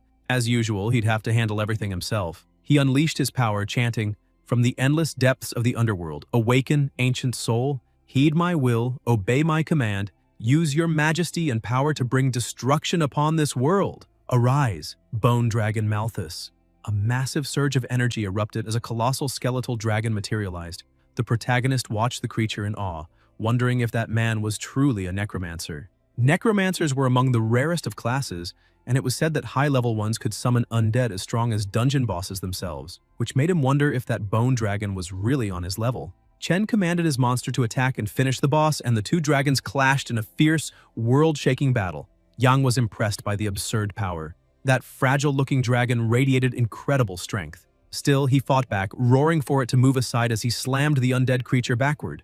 The bone dragon let out a furious roar and released Inferno of the Shadowed Dead, an immense beam of destruction. Yang didn't retreat. Instead, he countered with Annihilation Breath, scoffing and asking if the bone dragon really thought its ultimate attack could scare him. The two forces collided, causing a colossal explosion that split the skies. Hiding behind a rock, Shan muttered that he had never seen anyone face a boss's ultimate head-on like that. Zhou Tai, also crouched behind cover, thought that Chen might be a disgusting lunatic, but even he had to admit the man's power was terrifying. The protagonist, however, realized that his opponent's breath was indeed powerful, yet he still hadn't gone all out. He unleashed Annihilation Breath once more, this time with even greater force. The skeletal dragon vanished from sight, and Yang asked mockingly if that was all, but then felt something gripping one of his claws. Looking down, he was shocked to see the bone dragon had grabbed him again, regenerating as it clung to him. From behind, the necromancer laughed darkly, saying that as long as there were fresh corpses, his bone dragon would always rise and fight for him. Yang thought to himself that this was truly the mark of a real necromancer. The bone dragon lunged forward, unleashing a devastating combo that cut the protagonist's HP down to 81%. Concerned, he admitted that the damage was far greater than that of any normal hunter, and that if things continued like this, he could actually lose. Even so, he countered with perfect timing, landing a powerful strike that smashed the bone dragon into the ground. Then he took flight, thinking he needed to recover his stamina quickly. The bone dragon tried to flap its wings but failed to lift off. Chen, frustrated, ordered his summon to attack from a distance, and it began firing multiple strikes. But Yang easily dodged them, laughing that such attacks would never reach him. He smirked, realizing that now, with him in the air, the summoner was completely exposed. The necromancer noticed the danger and screamed for the dragon to return and protect him, exactly what Yang had been waiting for. He accelerated at full speed, declaring it was time to end this, and used Dragon Rush, throwing variant, slamming both the bone dragon and the necromancer at once with overwhelming force. With a single blow, both enemies' HP dropped to 20%, their bodies crashing to the ground amid a massive explosion. The protagonist was surprised to see they still had that much life left. He'd assumed that fragile mage would have been reduced to ashes instantly. Jen quickly raised a barrier and ordered Kexen to heal them as fast as possible, saying they needed to retreat to a safe zone. She explained that they'd survived only thanks to her pain share skill, which split half of the damage among allies, reducing the impact by 50%. Chen glanced at the leader, thinking that if he hadn't acted at the perfect moment again, they'd have been wiped out long ago. He asked if Lu Ci hadn't returned yet. The leader, calm and composed, said that by his calculations, the assassin should be arriving any second now. The protagonist frowned, realizing he hadn't even noticed the shadow assassin's disappearance, and wondering if the man had gone to steal the dragon heart. Suddenly, the healer shouted that Liu Xi was back, and everyone cheered, convinced victory was theirs. But Yang thought they were celebrating too soon. A smaller monster that had stayed behind came running, calling for its lord and announcing its return. Holding up the item, it said it had obtained the dragon heart and completed its mission. Yang praised it, saying it had done very well. Zhou Tai froze, asking how that was possible. Yang, reaching out toward the dragon heart and sneering that those worthless fools thought they could trick him. But he was already prepared. Clutching the heart, he declared their victory assured. Yet as soon as he touched it, his expression changed. something was wrong. An immense surge of energy burst forth and the system announced, "Uncontrollable factors detected. Diamond-grade secret realm. Black Dragon's lair. Imminent level alteration. Secret realm ascending. Star level." The ascension shook everything, and the Black Dragon's roar echoed beyond the realm itself. Outside, people panicked, asking what was happening and whether an earthquake had struck the area. A disciple rushed to her master, the priestess, reporting an abnormal rise in spiritual energy and asking what it meant. Ling replied that she sensed an overwhelmingly powerful aura emerging from within a secret realm and admitted she never imagined something like that could affect the real world. They both ran outside, witnessing a pillar of light piercing the sky. Ling murmured that something enormous was about to unfold. Meanwhile, inside the Black Dragon's lair, the exploration team was in complete panic. Sean screamed that it was impossible, asking how the dungeon level could rise to star grade. Was this really happening to them? Jen trembled in fear, saying he'd never heard of a dungeon evolving like that before. Athos, the black flame-winged dragon, star level.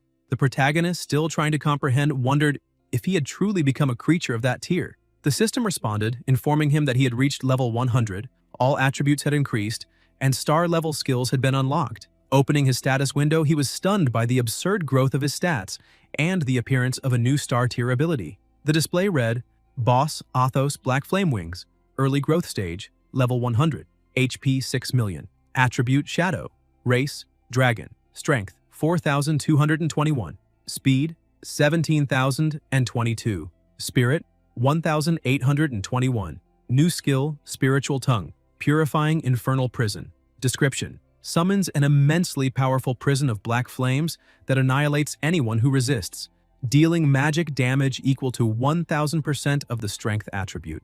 Young thought that not only was the skill unbelievably powerful, but it also had a resurrection blocking effect. In an era where no one truly died unless their level reset, that was practically a cheat. The system added a note: enemies killed by this ability would have their souls completely destroyed, making resurrection impossible, and the user could choose whether to enable that effect. Confused, he asked what was happening, and the system explained that obtaining the key item, Dragon Slayer's Heart, had triggered an evolution. Everything made sense now. The Black Dragon was originally meant to be star level, but because of the Dragon Slayer's Heart, its racial traits had been suppressed, reducing the dungeon's difficulty to Diamond. Now, with the Heart's effect gone, its true difficulty had returned. Looking at the exploration team, Young thought he still didn't fully understand what early growth stage meant, but one thing was certain: the entire situation had changed completely. Suddenly, Liu Ci came running, catching the protagonist's attention. Liu shouted that he had searched the entire tomb but couldn't find any Dragon Slayer's Heart and asked if he had done something wrong. But when he saw the Black Dragon before him, he froze, asking if that was really the boss and what the hell had happened to it. Then, noticing what was in the dragon's claws, he screamed in terror, realizing the heart was with the dragon itself. Zhou Tai yelled for the shadow assassin not to act alone and ordered him to fall back immediately, wondering if that idiot hadn't seen the system notification. Liu Ci darted from side to side, laughing and saying the boss should relax because there was no way such a brute could catch someone as fast as him. But with a single motion, the protagonist's claw appeared before him, striking him down and slamming him into the ground. The system displayed, Party member Liu Ci eliminated. Sean asked what they should do now, and Zhou Tai thought grimly that normally, star-level dungeon bosses required a raid of 10 to 20 fifth transformation players to defeat. There was no way to win with such a small team. The only option left was to run. He turned and bolted, shouting that the fight was impossible and they needed to escape. The chromatic mage questioned if he was really running away at such a critical moment, but he insisted that fighting under these conditions was suicide. Yang watched and commented that it was a wise decision, but added coldly that he wouldn't let a single one of them escape. In a flash, he shot toward them like lightning. The group ran frantically, the leader shouting that he could see the portal ahead and urging everyone to hurry, but then Sean froze. The Black Dragon appeared before them, blocking the exit completely. Everyone screamed, unable to understand how he'd moved so fast. Zhou Tai ordered everyone to activate all defensive buffs and push forward with everything they had. If they managed to escape, it would count as victory. But the Black Dragon spread its wings and unleashed annihilation breath, engulfing everything in a sea of black fire. Screams echoed as the flames devoured the surroundings. Half the team was obliterated in a single blast. Zhen, barely standing, gasped that the damage from a star-level boss was absurd. Even his strongest barrier had been shattered in one hit. The leader said his mana was almost gone, and that if the boss used one more skill, they'd all die. He ordered everyone to store their most valuable items in their infinite rings. At least that way, they wouldn't lose everything once they fell, since all hope was gone. But the necromancer refused to accept defeat. Rage twisting his face, he released all his powers, screaming that it was impossible. He wouldn't give up, not after killing that dragon more than 1,000 times and memorizing every single one of its moves. Even if it had ascended to star level, he believed he could still defeat it. With a crazed look, he began chanting, "Souls of the dead, asleep in the realm of time, use my power as the bridge to shatter the boundary between life and death and return to this world. Legion of the Clouds." An army of spirits began rising, and the system displayed the spell's description. Summons all dead creatures on the battlefield to fight alongside the caster. Infinite duration. Continuously drains the caster's mana and life. Chen ordered his undead legion to attack and destroy the boss, but the protagonist crushed them effortlessly, swatting them away like insects. The bone dragon attempted to unleash its breath again, but the protagonist tanked it head-on, thinking that such a pathetic flame couldn't even scratch his scales. He grabbed the bone dragon's head and smashed it into the ground, glaring directly at the necromancer. Even with his face mangled, Chen laughed hysterically, shouting that his hunters were immortal, that even if he failed now, he would return to torment the dragon again and again until he devoured its soul completely. He kept laughing, saying it was a pity star-level dungeons couldn't be repeated, because he would have loved to haunt him forever.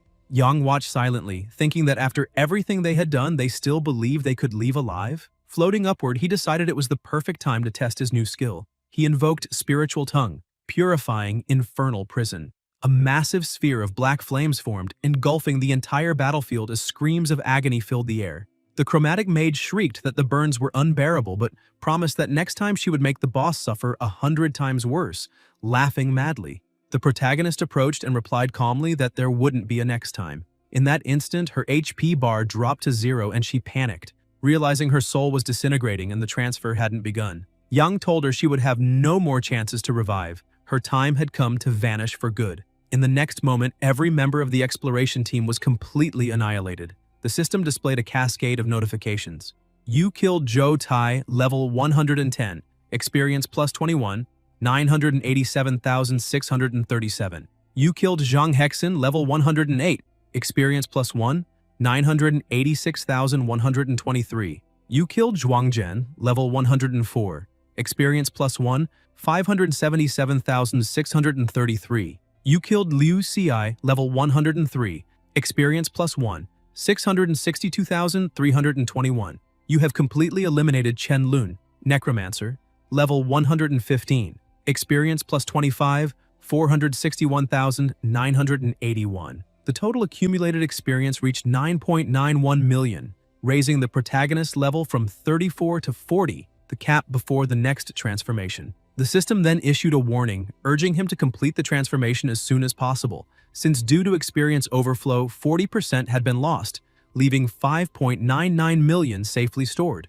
Sometime later, at the Celestial Pavilion Guild, the leader and the rest of the team were sitting at the table, when Kexen suddenly burst through that door shouting that he was back. Zhou Tai asked if he had any news about Master Chen. The healer replied that, in fact, there was no news at all, and worse, all the information about Master Chen had disappeared from the Celestial Pavilion. That could only mean one thing. Either someone deliberately erased it, or he was dead.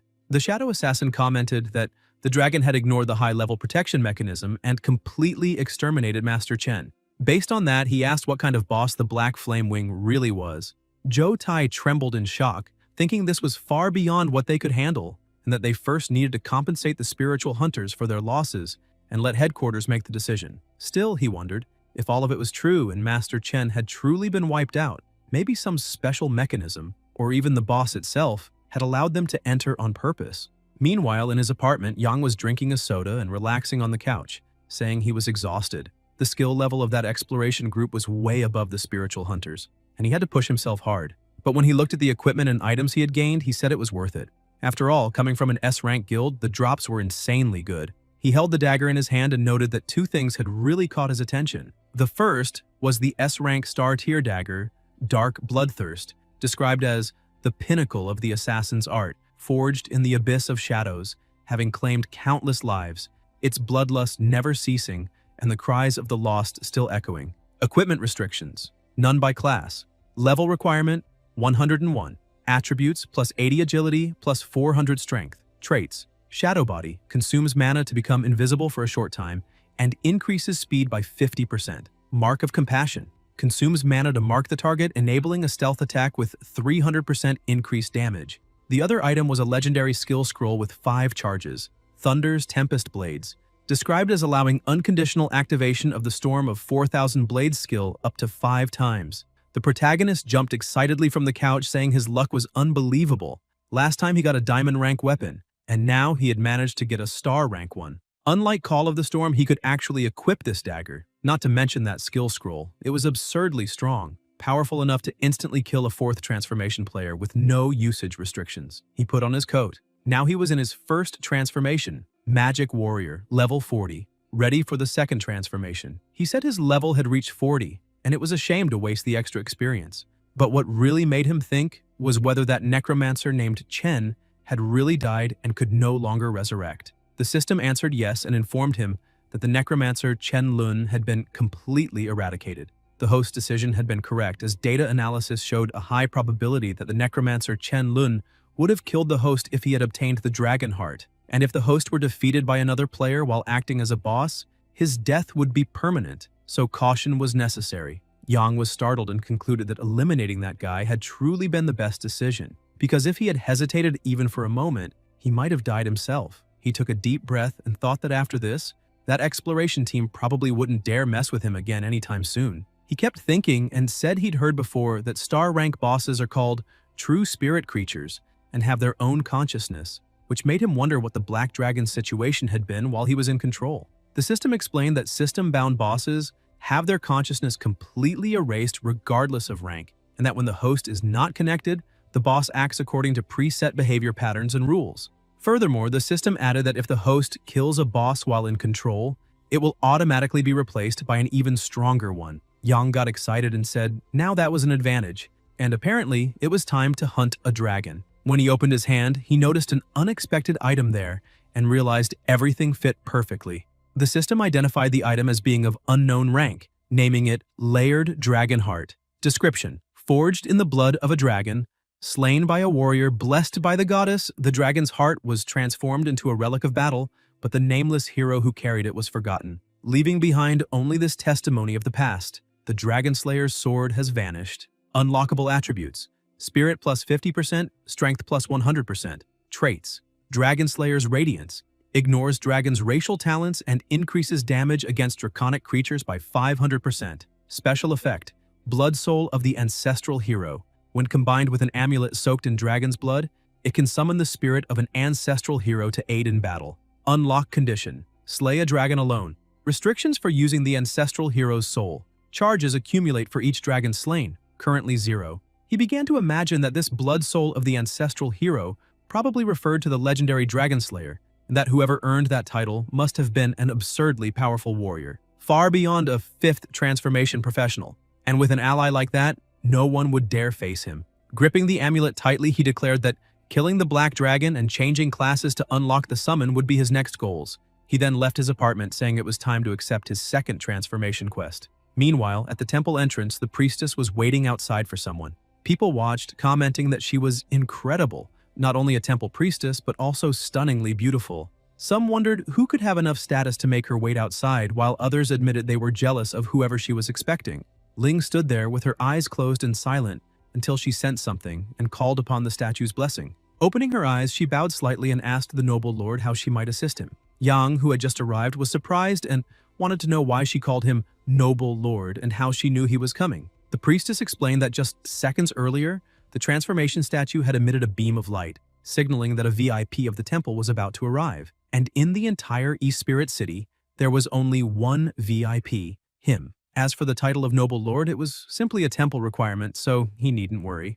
The protagonist, a bit embarrassed, said he understood but found it all a little over the top. A short while later, he approached the statue again, and the system notified him that a 5-star transformation quest had been accepted. Second transformation: 5-star quest. Complete 2 silver-ranked dungeons alone and defeat the boss within 3 minutes of engagement. He thought that normally those dungeons required a party, but this mission basically forced him to go solo. Though for him, that was almost the same as having no restriction at all. Ling approached and remarked that this was expected. After all, he had accepted another 5-star quest, worthy of a true warrior. Yang replied that it was nothing special, and asked if she happened to have a map of the silver-ranked dungeons near East Spirit City. The priestess confirmed and asked him to wait a few minutes. Soon after, she returned and handed him a scroll containing the requested dungeon map, as well as additional information on the respawn times and locations of bronze and gold-ranked dungeons. The protagonist thanked her and started to leave, but the priestess stopped him, explaining that a terrible accident had recently occurred in a dungeon. The difficulty had suddenly spiked, and one professional had disappeared. Moreover, the low-level hunting areas were overcrowded, and many were clashing violently over dungeon access, so he should be careful. Yang thanked her for the warning and said he'd stay alert, but soon began thinking that with so many low-level dungeons near East Spirit City, he should easily find 2 silver ones to clear. However, things didn't go as planned. He went through every nearby dungeon and all were packed, to the point where he questioned whether it was even worth fighting over a silver-ranked one. After quite some time, he stopped, exhausted, commenting that after checking 7 or 8 dungeons in a row, all were occupied. Terrible luck. And joked that maybe he'd triggered the so-called law of luck conservation after getting too many good drops. He walked to the edge of a cliff and checked the map, saying that the entrance to the dungeon called Cavern of Suffering should be right ahead. But when he looked, he grew irritated to see people there. Looking closer, he noticed Wang was present, and Qian, Wang's friend, was with him. He found her presence odd, noticed she looked worried, and heard her telling Wang not to try to steal the dungeon since they had clearly arrived first. Yang's irritation grew at Wang's attitude. Wang apologized, saying that the Phantom Rain Guild's name wasn't engraved on the dungeon, and if they wanted to go in, the stronger side should take it.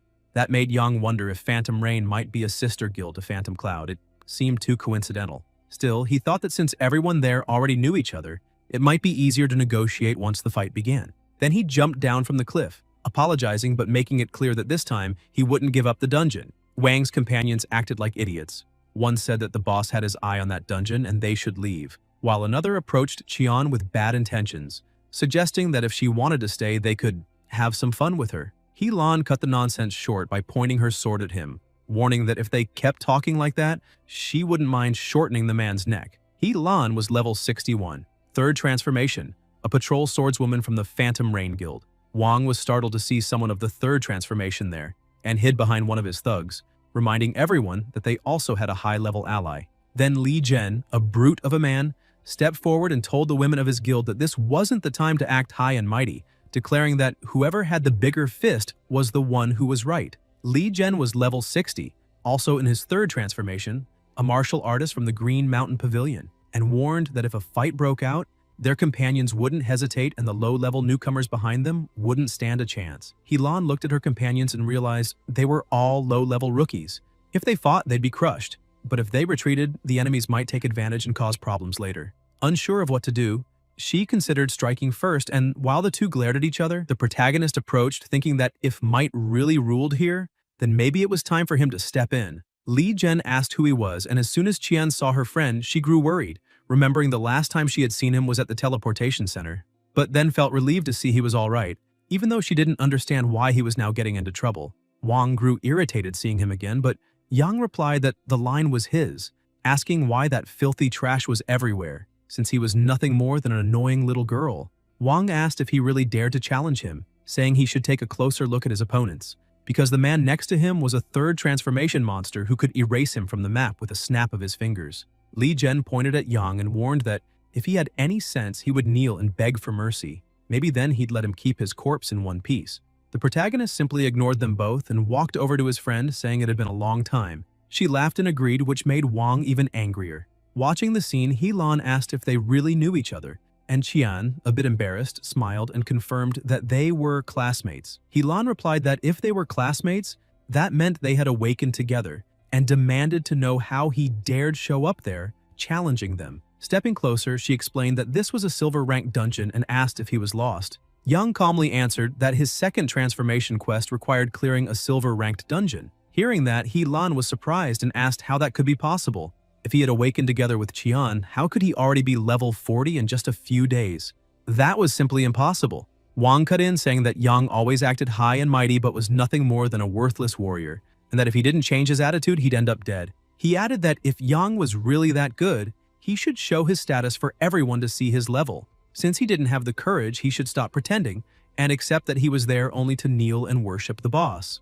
Wang was level 10, an ice mage from the Green Mountain Pavilion Guild. Yang smirked at his opponent's low level and commented that if he were below level 2, he wouldn't even bother. but since he was already level 10, they could play a little. He gathered energy in his hand and activated the skill death penalty. For players below level 10, lose 2 levels. If below level 2, resurrection becomes impossible. With just 2 fingers, he unleashed a devastating strike, sending Wang flying. The protagonist told him to go back to the city and relax a bit in the hot springs.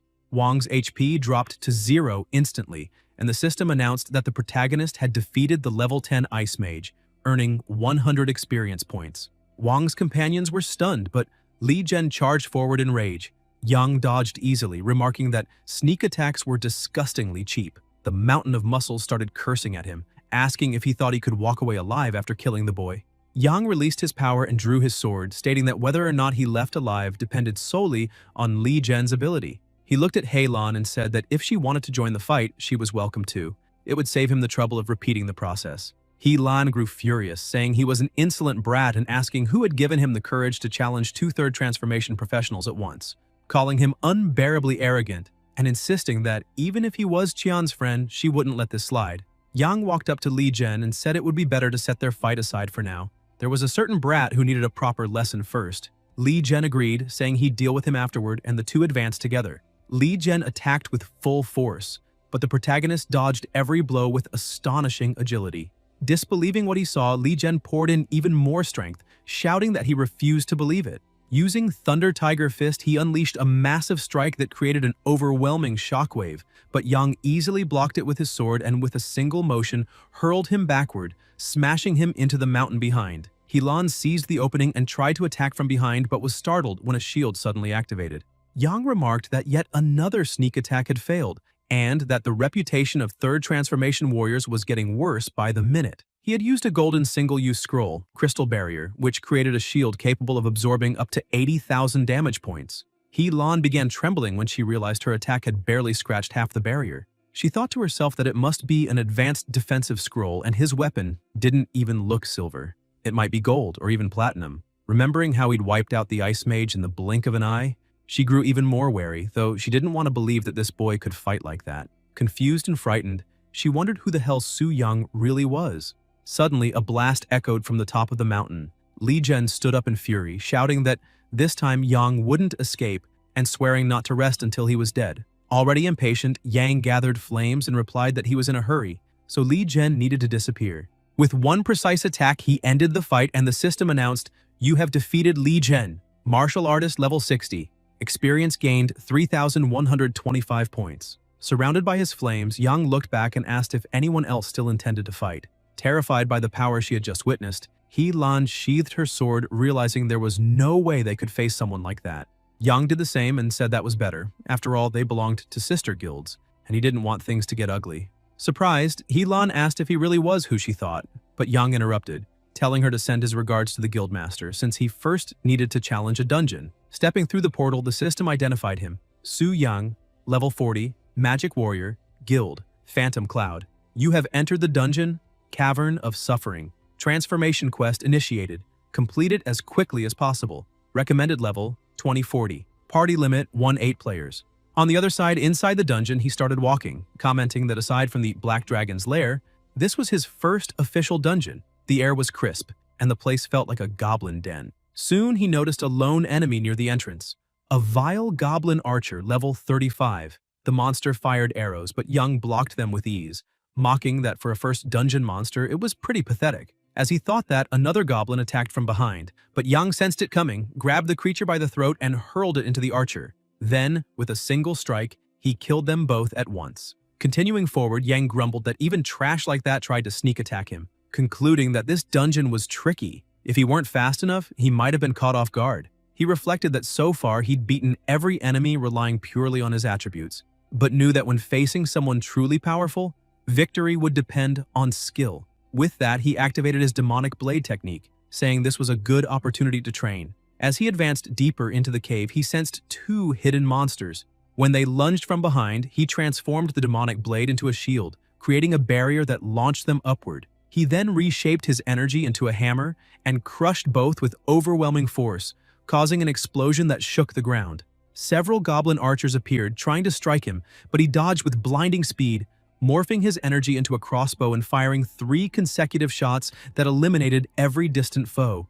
Landing firmly, he pushed forward, saying that fighting defensively was annoying, and now it was his turn to attack. Gathering countless monsters around him as he ran through the cave, he commented that he was almost at the boss's room and planned to end everything at once. Spinning suddenly, he formed a 40-meter sword and unleashed a colossal slash, wiping out all the enemies in one blow. Watching the result, he remarked with satisfaction that the ability was incredibly versatile, effective both in close combat and at long range, and he felt increasingly eager to unlock the techniques of his second transformation. Suddenly, a new enemy appeared, the Frostfang Giant Tiger, the dungeon boss, level 40. Yang was confused to see that the leader of the Goblin Den was a tiger, finding the design almost comical, like a pet that had somehow become the master of the house.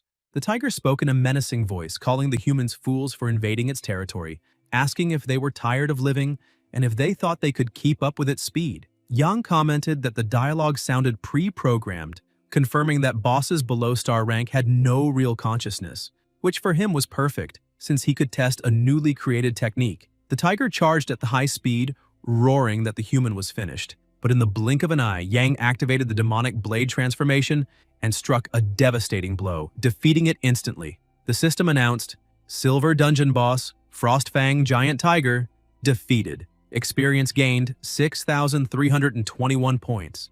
Another message followed. Silver Ranked Dungeon completed solo. Condition fulfilled. Boss defeated in under 3 minutes. Yang smiled, saying it was an instant kill and he hadn't even needed the time limit. He remarked that it was time to move on to the next dungeon. When he left, he noticed He Lan and Qian still hiding nearby and asked why they were so far away, assuring them he didn't intend to hurt anyone. He Lan replied that he didn't need to worry and could just be on his way. Yang agreed, bid farewell and left. Once he was gone, He Lan said in disbelief that he had cleared the entire dungeon in just 5 minutes, wondering what kind of monster that guy was. Qian, equally astonished, admitted that not long ago they had studied together, but now he seemed to belong to an entirely different world. Sometime later, in another dungeon, the protagonist once again defeated the boss. The system announced that he had eliminated the silver-ranked dungeon boss, the bloodthirsty orc, earning 6,187 experience points. Yang remarked that with that he had finished what he needed to do. The system then informed him, silver-ranked dungeon completed twice solo, condition met. Boss defeated in under 3 minutes. Second transformation quest completed. Mission cleared perfectly. New mission or account unlocked. Hidden transformation quest series activated. The system asked if he wanted to confirm his return, but Yang was surprised to see the new hidden quest. Determined, he accepted and the system detailed. Phase 1. Find the lost rusted key. Description. In the area marked on the map, a terrifying beast lies hidden, seemingly guarding something. Bonus rewards, plus 5% to all attributes and 1 legendary skill book for the special class Magic Warrior. Notes. 1. Hidden transformation quests can only be unlocked after a 5-star transformation and are linked to class development. 2. These quests open new phases with each transformation. 3. They can be abandoned without affecting normal missions. Time limit, 48 hours. The system asked again if he wanted to accept, and Yang smiled, saying that a 5% boost to all attributes was already tempting enough, not to mention the legendary book. Apparently, there was even a second phase ahead, which explained why a 5-star transformation mission was so valuable. Without hesitation, he confirmed. He then read the scroll and discovered that the quest would take him to the advanced wilderness area near Spirit Celestial City, where monsters average level 40 and the so-called terrifying beast shouldn't exceed 50. He thought that if it weren't for exploiting the system, no one could possibly complete such a mission. Gripping his dagger, he said it was time to unlock his star-ranked weapon. But to use a diamond or higher rank weapon, having fully charged limitless gems wasn't enough. A master blacksmith was also required to embed them, and as far as he knew, there was no such craftsman in East Spirit City. Then he recalled that the Celestial Pavilion was located in Spirit Celestial City, a place not only selling dungeon strategies but also gathering information, and decided it was time to pay some old acquaintances a visit. He held his black gold VIP member card from the X-Union and smiled, saying he had heard that the Celestial Pavilion was one of its members and wanted to see how they would react when they saw him. Shortly after, already in Spirit Celestial City, the protagonist was amazed by the bustling crowd, saying it was incredible to see so many people buying strategy guides. It really showed how good that group was. He admitted to feeling a bit nervous about meeting them, holding his fully charged limitless gem, which could be inserted into any equipment to remove level restrictions. He thought that with his current balance of 2.8 billion, after selling his items, he had officially entered the ranks of the new rich, and it made him feel slightly embarrassed. As soon as he entered the place, several people began shouting, asking if it wasn't finally their turn, complaining that they waited so long their flowers had wilted. The attendants urged everyone to remain calm and wait for their number to be called, while the protagonist was stunned by the sheer size of the crowd. Looking to the side, Yang spotted Zhou Tai and Liu Xi and thought he had found them faster than expected. The shadow assassin asked the leader if they could get reimbursed for the weapon since it was star-ranked. Zhou Tai sighed and said that after Chen's death, the sect had been kind enough not to go after them, asking what more he wanted. Liu Xi grew irritated, kicked one of the benches, and complained about having to farm everything again for months. The bench flew straight toward Yang's face, but he caught it with one hand and, annoyed, asked who the rude idiot was throwing things around. Liu Xi began releasing his shadows and asked if Yang had a problem. Yang said yes, and asked if he really thought being high-level gave him a free pass to do whatever he wanted. The shadow assassin grabbed him by the collar and yelled, asking how a mere level 40 newbie dared to challenge him, saying that he did whatever he wanted here and could send Yang straight to the respawn point if he felt like it. Yang started laughing. Liu Xi demanded to know what he was laughing at and if he looked like a fool, but Yang just thought calmly that if he really tried it, the next time he entered the Black Dragon's lair, he'd be completely annihilated. Zhou Tai stepped in, telling the shadow assassin to stop acting like an idiot and telling Yang it was just a joke. No need to take it seriously. Yang asked what kind of service that was, questioning if that was how the illustrious Celestial Pavilion treated its customers, calling it a disappointment. Zhou Tai didn't understand what he meant, apologized, and emphasized that they were a high-level strategy group. They didn't sell strategies to players at his level. Liu Xi, still hot-headed, asked the leader why they were wasting time with that trash, saying he'd just kick him out right away. Yang took out his card and told the shadow assassin to open his eyes and take a good look. But Liu Xi, being a bit of an idiot, slapped the card away and asked what was so special about that piece of junk. Yang was stunned, wondering if the bumpkin was really that dumb not to recognize the card. Suddenly, another person arrived. The card landed at his feet and he asked if it was what he thought it was.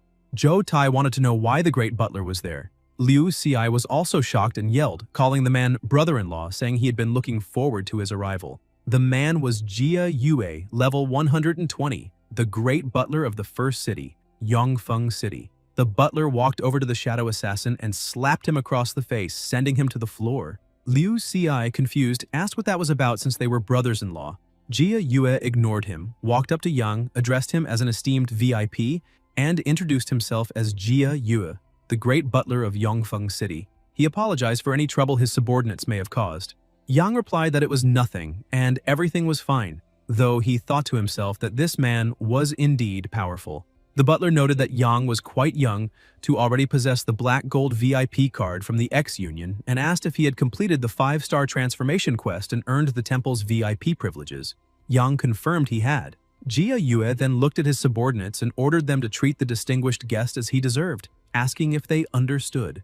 Zhou Tai lowered his head and said yes. The butler began to leave, dragging Liu Xi along, saying they needed to talk about the next dungeon. The shadow assassin, angry, shouted at his brother-in-law to let him go, saying he could walk on his own, and still pointed a finger at Yang, warning him not to get cocky because his time would come. Hearing that, Yang began to wonder if the Celestial Pavilion was scheming something again. Zhou Tai approached Yang and asked how he could help. Yang said he wanted to know where to find the master blacksmith of Spirit Celestial City and whether they sold limitless gems there since he needed to buy a few. Zhou Tai replied that the information would be easy to get and that they did have limitless gems, though they were very expensive. Yang interrupted, saying if money was the issue, then there was no issue at all. He snapped his fingers and threw a mountain of gold coins in front of the expedition leader, who began stuttering and unsure what to say, finally blurted out that he understood and would personally fetch the items, asking Yang to wait a moment. Yang thought the change in attitude was impressively fast. He reflected that Yongfeng City was the capital of that region, and even the great butler had treated him with respect. Now he was even more curious about the class advancement temple. A short while later, Yang began to leave, commenting that the old wolf's forge had been located and that the master blacksmith was hiding in a place as discreet as that, realizing that trusting the Celestial Pavilion had been a good choice. Then he overheard two people talking nearby. One of them said his companion had mentioned that the exploration team was getting ready to return to the Black Dragon's lair. The bald man asked if that was serious, reminding his friend that people had died in there, and yet they still wanted to go back. The hooded man replied that he'd only heard rumors, but now everyone was afraid and almost no one wanted to return. The bald one said that was understandable. He wouldn't go back in there even for 100 billion. Yang thought that was to be expected. The necromancer's death had shaken the exploration team's morale, and they probably wouldn't return anytime soon. Even so, he concluded that the sooner he managed to tame the black dragon, the better, because the more time passed, the more problems could arise. Sometime later, he arrived at Old Wolf's forge and opened the door, calling out that he was looking for Master Guiyang. But when he looked inside, he was surprised to see two women there. The blacksmith commented that another customer had arrived. Mu Rong from the Phantom Cloud Guild and her companion Anyu, level 92, also from the same guild, both looked at him. Yang smiled, realizing they were guildmates, and greeted them warmly, asking if they were doing well and if they were there to reforge their equipment. And Yu rushed over with an affectionate, curious look, asking if he was the new little brother who'd just joined, how old he was, whether he already had a girlfriend, and if by any chance he liked older sisters.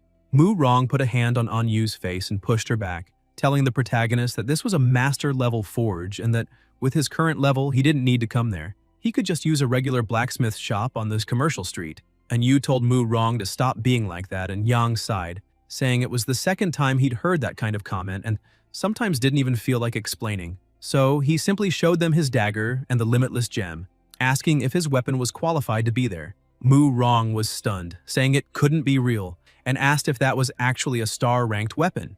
And Yu was also shocked upon seeing the fully charged limitless gem, knowing that each one was worth hundreds of millions.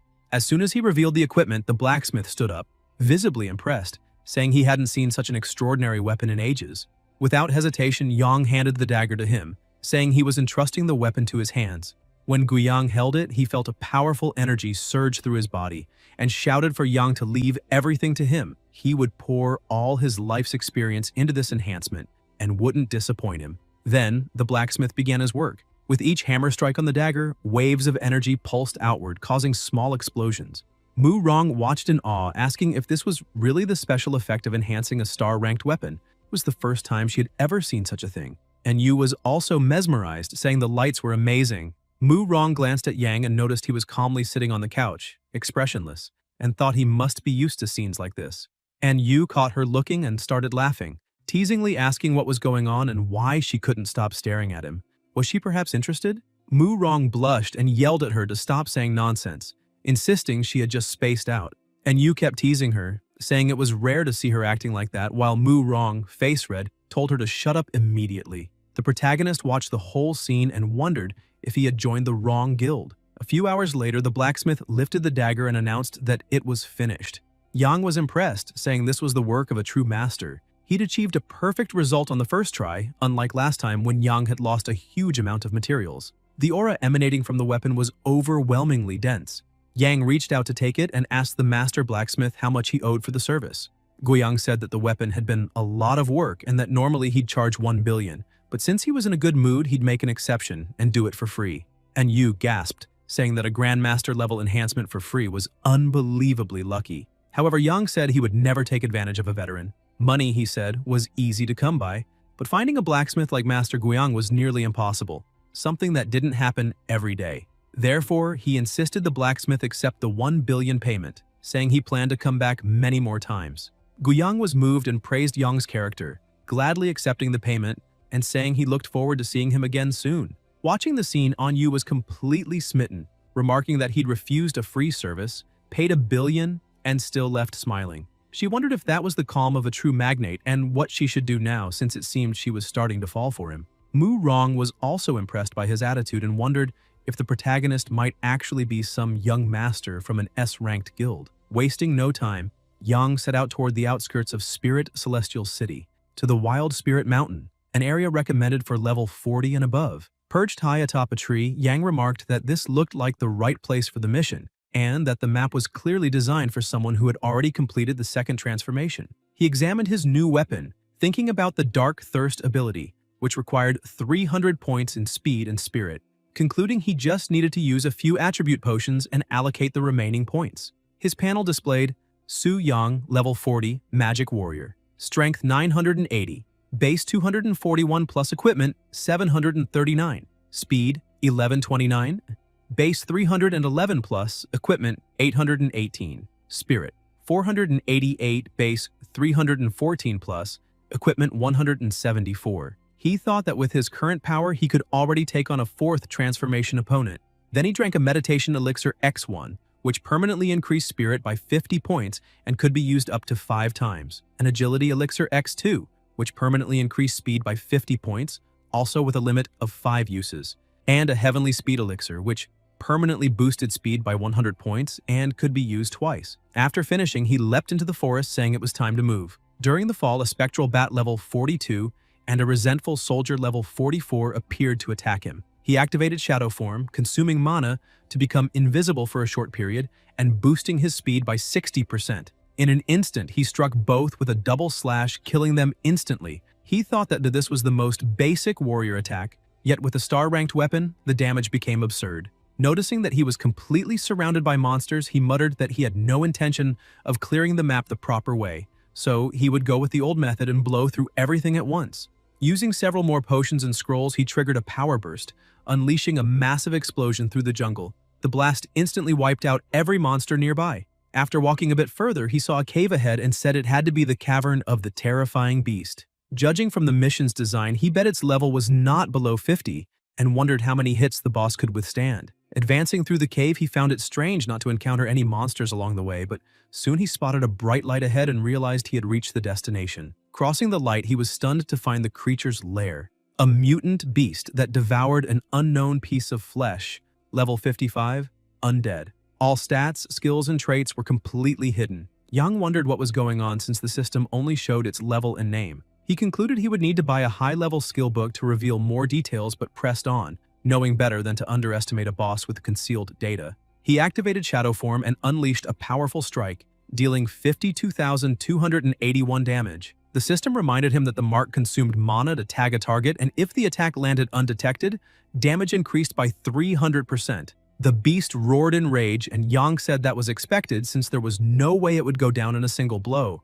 The monster counterattacked, but Yang easily dodged and retaliated, determined not to let it recover. With another critical strike, he finished the battle. The system announced, "You have defeated the mutant beast that devoured an unknown piece of flesh." Experience gained 4,321. Items obtained rusted key and unknown rotten flesh. The descriptions read, rusted key worn by time used to open an unknown door.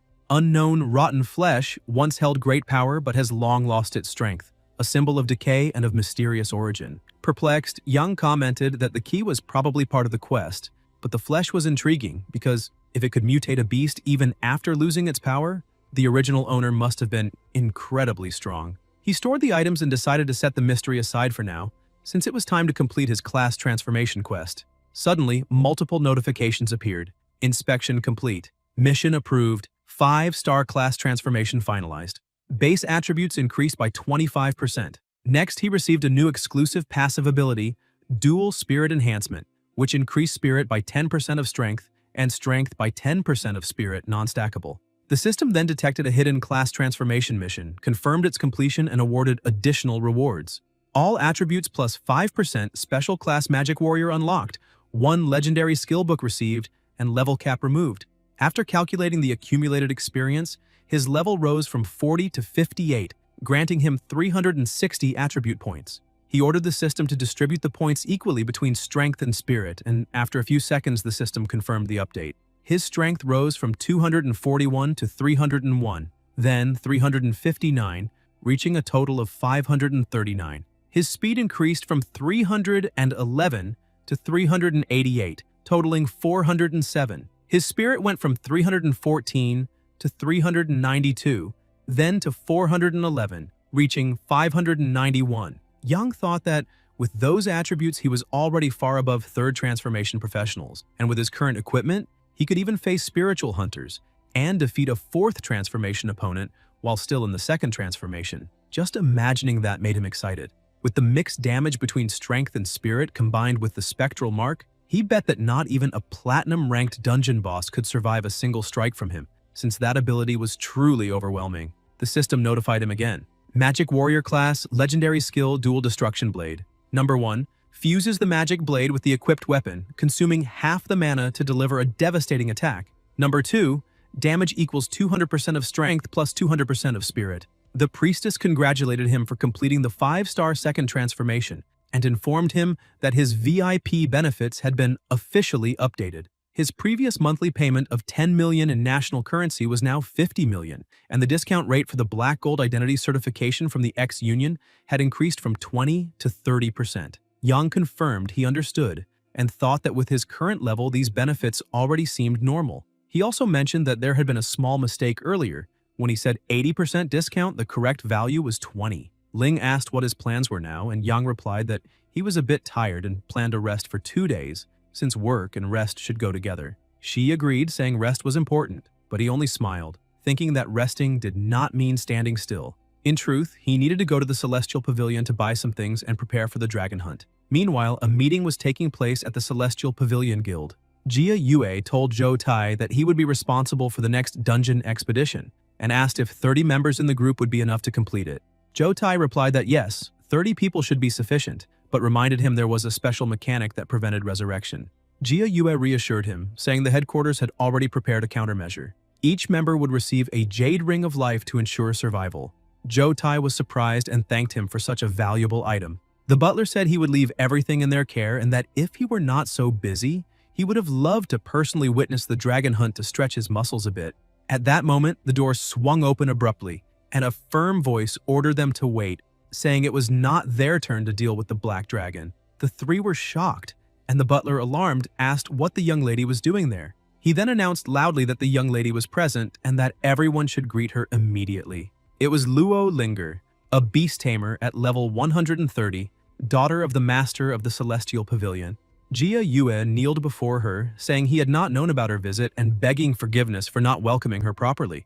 Linger replied that there was no need for formalities, since she had not informed anyone of her arrival, but warned that her presence must be kept secret.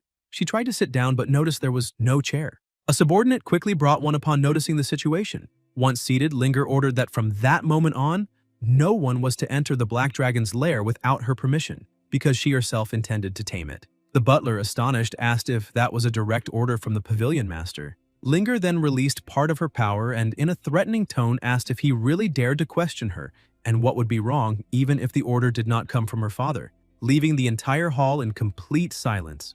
Jia Yue felt cornered and asked how he could refuse such a command, assuring her he would issue the order immediately. Linger stood up satisfied, saying that was good, and instructed the butler to prepare all available information about the Great Black Dragon and to arrange a room for her since she needed to rest. Jia Yue took a deep breath and commented that he had not expected the sudden appearance of the young lady, admitting that it had been a major miscalculation. Still astonished, Liu Xi asked if she was really the pavilion master's daughter, the young prodigy from the Global Beast Tamer Association, and the butler confirmed it. He explained that the Global Beast Tamer Association was a super organization on the same level as the X-Union, specializing in hunting and capturing rare and exotic beasts from all over the world, whether dungeon bosses or elite wild creatures. He also emphasized that the young lady was incredibly gifted, having joined the association at a very young age, and that there were very few people in all of Longxia who could compare to her. This time, her secret arrival clearly meant she intended to tame the Black Dragon before any other tamer. And if she succeeded, she would undoubtedly become the most powerful beast tamer on the continent, raising the Celestial Pavilion's prestige to an unimaginable level. Jia Yue stressed that because of this, no one was allowed to make any mistakes inside the dungeon while accompanying the young lady. Everyone was to follow her orders strictly, especially when the Black Dragon's health dropped low, since they had to let her tame the creature without interference. No one was to try stealing the achievement. He asked if everyone understood. Zhou Tai confirmed and volunteered to retrieve the basic dragon guide for the young lady immediately. The Shadow Assassin agreed, saying they would never dare to disobey the Pavilion Master's daughter. But as soon as Jia Yue accessed the system to locate the basic dragon guide, he was shocked to see that it had already been purchased yesterday by a player named Su Yang. Liu Ci groaned, complaining about why it always had to be that guy and wondering if he was doing it on purpose. The butler considered that it might just be a coincidence since the protagonist could not have known about the young lady's visit. But what truly intrigued him was why someone of Su Yang's level would be interested in dragons.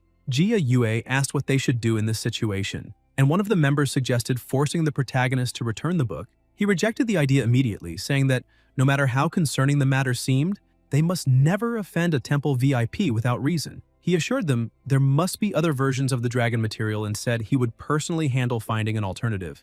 Meanwhile, at his house, the protagonist was reading the basic guide on dragons. That book had cost 5.1 million gold coins. The Celestial Pavilion really knew how to do business. Finally, he managed to find the Black Dragon. The statistics were: name, Black Dragon; race, Dragon; traits, ferocious and bloodthirsty; strength at different stages: juvenile stage, diamond level; early growth stage, stellar level; late growth stage, radiant moon level; adult stage, blazing sun level; known racial abilities: strength enhancement, black flame control, and draconic intimidation. Yang found it very strange and wondered why there was no mention of the Black Dragon's trait that reduced 2 types of damage by 80%. With the Celestial Pavilion's level of professionalism, they should not have missed something like that. He imagined that maybe the exploration team had not been able to see the Black Dragon's detailed information, just like when he found that monster that had devoured the unknown rotten flesh on Wild Spirit Mountain. Back then, everything had appeared as question marks.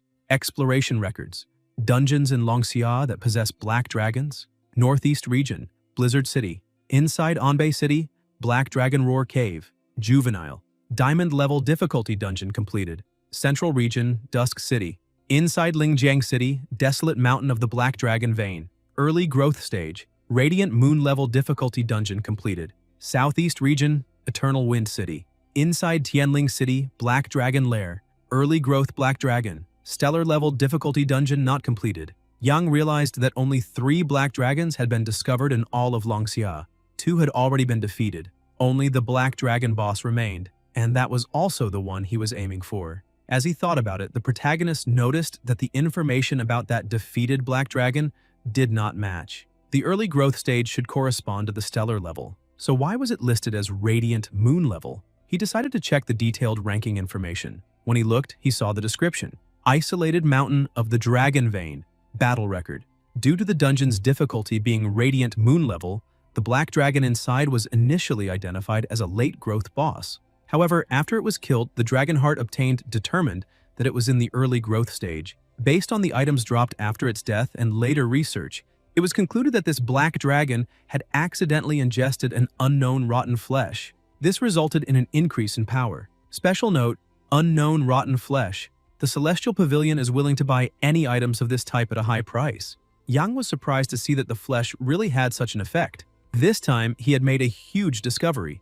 If the Celestial Pavilion was making such a direct announcement to buy it at a high price, it meant the value was great enough for them to ignore attempts at outrageous pricing. And most importantly, if he made the Black Dragon swallow it, the dragon would rise directly to the Radiant Moon level. Even if dozens of professionals at the 5th transformation appeared, they would not be able to do anything. After reaping all the benefits, his level would probably soar all the way to the 4th transformation. His ascension was limitless. He threw himself onto the bed, saying he could not keep doing this. The Celestial Pavilion was not stupid, and after suffering so many losses, they would not send any more reinforcements. It was time to eliminate the Black Dragon and move on to the next boss. Even so, after gaining so many benefits, he was reluctant to eliminate the boss. Suddenly, the system appeared and said that when a boss tamed by the host was eliminated by the host himself, it would automatically become a 100% loyal subordinate. Yang stood up in surprise, asking if he had heard that correctly. He could have a pet black dragon. The system confirmed it and said that this was normal functionality. It also asked him to try not to get too excited.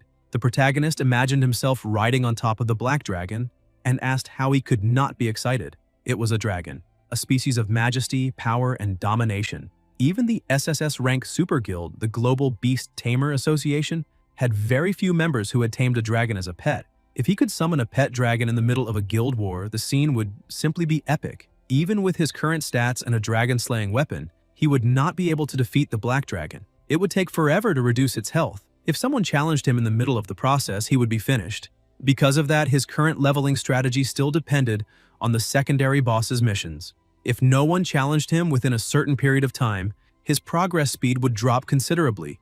Besides, because his level was low, every time he faced a secondary boss, he lost a lot of experience. If a strong exploration team appeared, especially if there were too many players, it would be a huge loss. He needed to level up even faster. The big question was whether he should farm in that high-level wilderness area or inside a dungeon. While reflecting on it, he noticed that the guild had sent a message in the group. The leader asked everyone to gather in the giant forest at 15 o'clock for a dungeon raid. She asked everyone to confirm that they had received the message. The protagonist thought that, if he remembered correctly, The giant forest was also a diamond-level dungeon. That was perfect for what he needed. It was a good opportunity. He joined the raid and confirmed in the group, saying he had received it. As soon as Murong and Yuyun read the message, they shouted, asking why.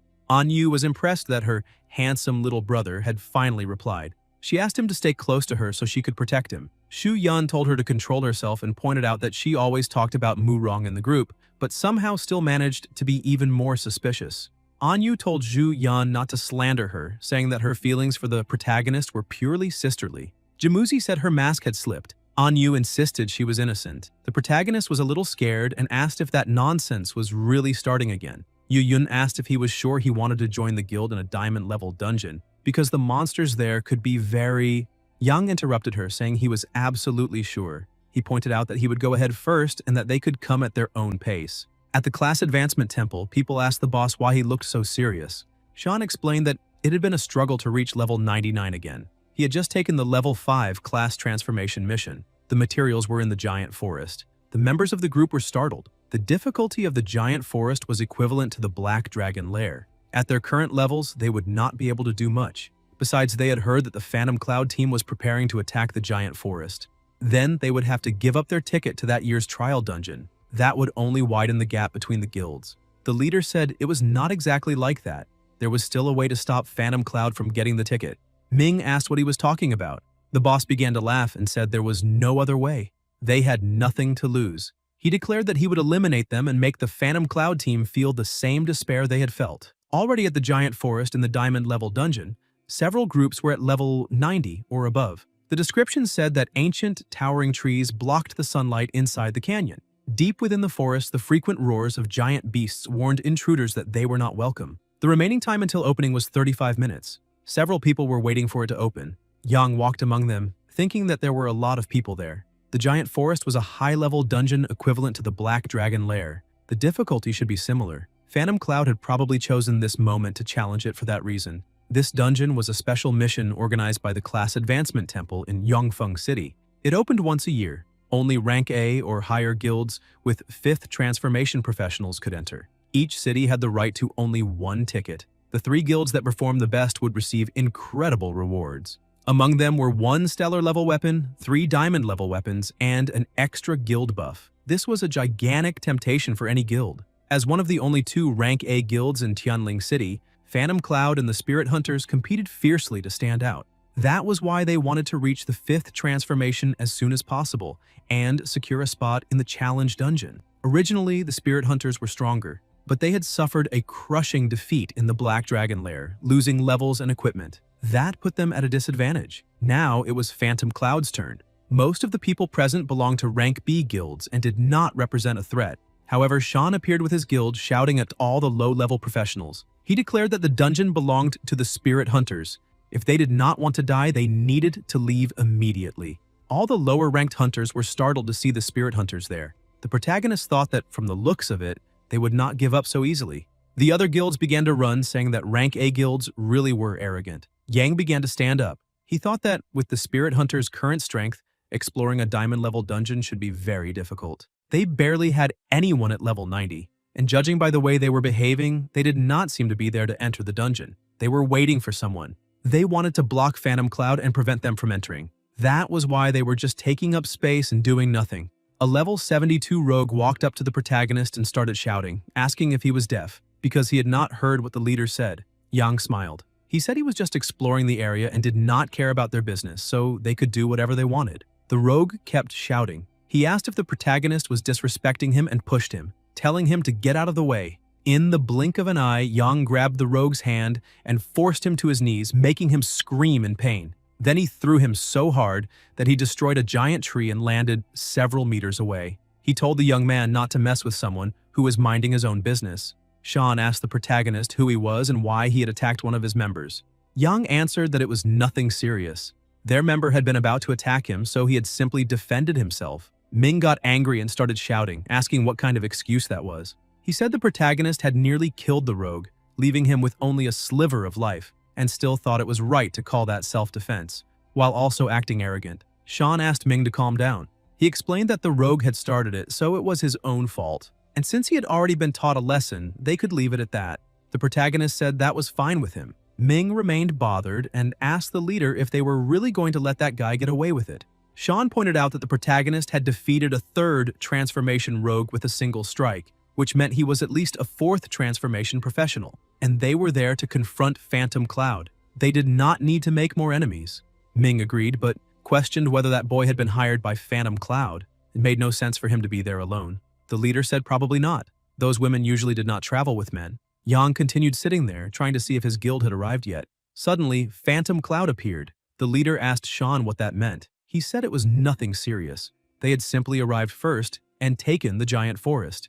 Then he told them to look for another dungeon. Yuyun asked if that was a joke. She pointed out that the Spirit Hunters Guild had just been massacred. How could they have the strength to explore a diamond-level dungeon? However, she began to laugh. She said she understood. They were there to pick a fight. They had been crushed, and now they were blocking the way for nothing. She asked what they gained from that and whether they thought it would save their reputation. Or maybe they wanted to start a guild war. Sean laughed. He said the benefit would be dragging the Phantom Guild down with them and preventing them from entering the challenge dungeon. And he made it clear that on that day, no one would enter the giant forest. Murong rushed to attack, but Sean blocked her and scolded her, saying her leader had not even decided to fight yet, and even so, she had taken the initiative. She replied that if they wanted to fight, they should just fight. There was no need to waste time with words. The Spirit Hunters gathered and said they would settle everything with strength, to the death. They would see who was better. Before the guilds could start fighting, the protagonist interrupted them. He asked the leader of the Spirit Hunters if he had really said no one would enter the giant forest.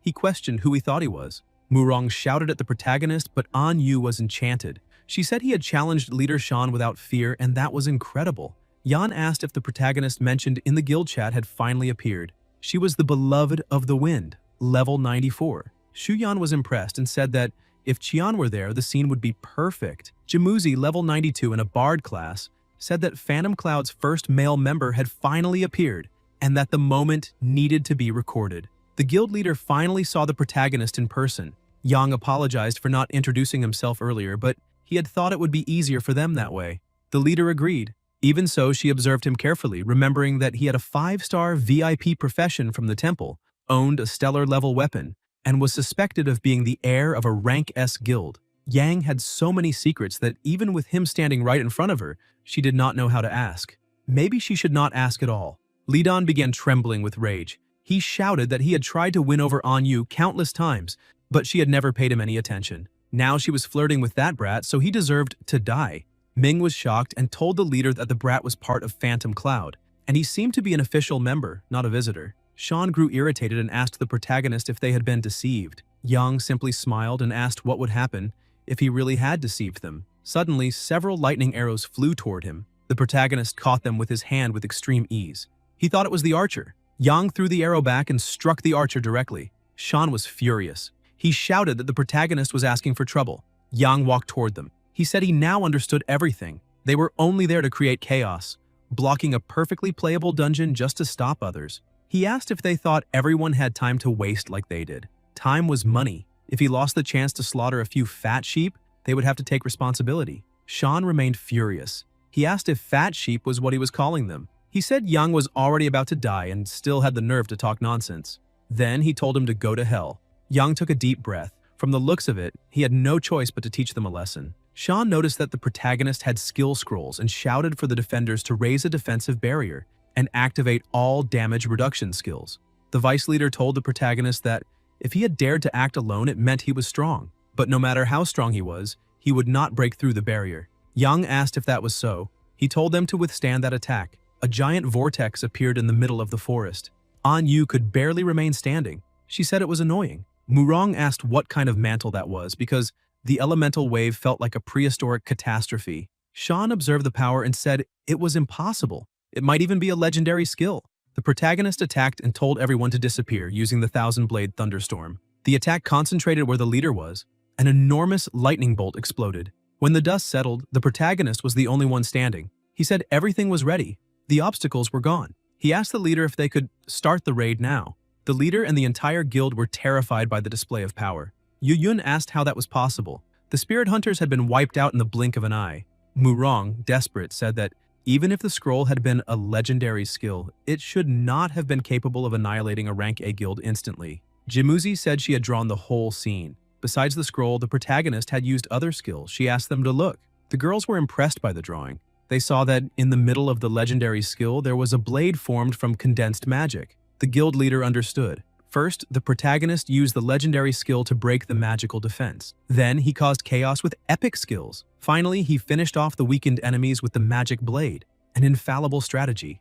Murong said that level 58 skills normally would not do anything against someone like Shan. But considering the protagonist's luxury equipment, they all began to imagine that he was the young master of a super guild. Tired of waiting, Yang walked up to them and interrupted the conversation. He asked if they could enter now. The leader was surprised and said yes. When they entered, the protagonist was impressed by the enormous trees.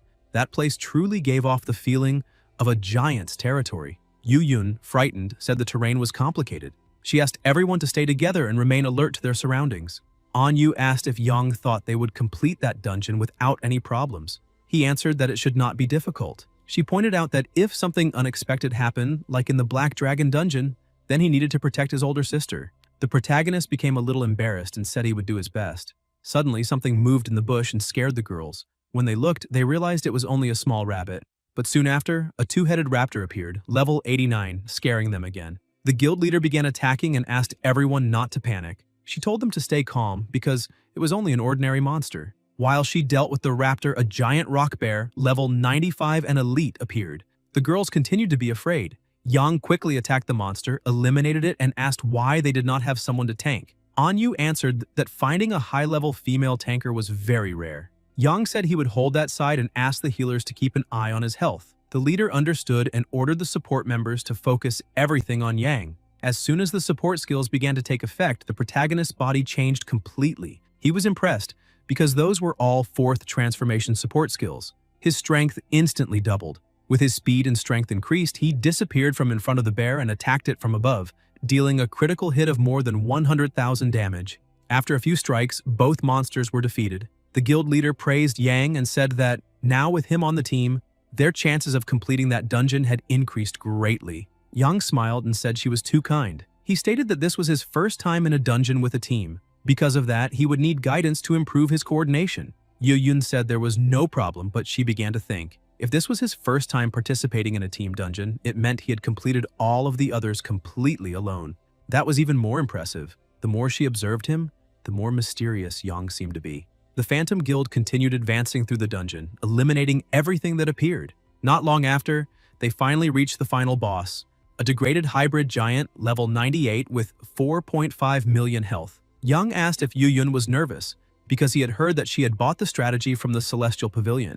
If they followed the plan, everything would go well. Yu Yun said that last time, the spirit hunters had run into trouble in the Black Dragon dungeon. Because of that, she was still a little worried. The protagonist smiled and asked her to relax. He said his instinct was telling him that this dungeon would be a guaranteed success. Yu Yun kept looking at him, unable to fully understand what was going on. He had absurd confidence, but when he spoke to her, he seemed far too convincing. Even so, she refocused and said she would trust his instinct. Everyone began to attack. Meanwhile, at the Spirit Hunters' headquarters, one of the members handed a report to the manager. He said there had been a confrontation between the Spirit Hunters and Phantom Cloud outside the giant forest. The manager asked about the result. The report said that the Spirit Hunters had been completely annihilated. Jia Yue took a deep breath and said that had already been expected. The more desperate people became, the more irrational their actions turned. Before, he had even had a good impression of the group, but it seemed that year, Tianling City's challenge dungeon slot belonged to Phantom Cloud. The man continued the report and said there was one more piece of information about the Black Dragon dungeon.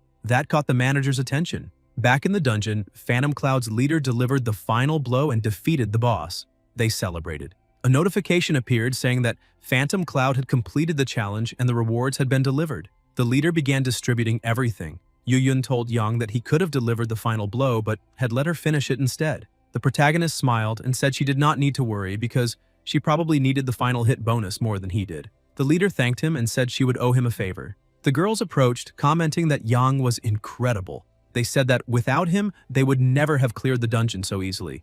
And that, seeing him up close, he was even more handsome. They asked if he could add them as friends so they could stay in touch. Murong, irritated, said they were going too far and had no self-awareness at all. Yan told them to leave the idiots aside and go check the items they had obtained. When she opened one of the chests, she saw 2 platinum-level items and 1 diamond-level item. Yuyun asked if there was any equipment Yang wanted. She could help with their distribution. He thanked her and said he did not need anything. He thought that his storage was already packed with diamond-level equipment. Murong shouted excitedly when she saw that they had obtained the materials for the 5th transformation mission. With that, they secured the ticket to the challenge dungeon. Anyu called the leader, saying they needed to celebrate. She smiled, agreed, and asked the protagonist if he wanted to go with them. But suddenly, the system notified him that a challenger had been detected. It asked if he wanted to connect. Yang was surprised.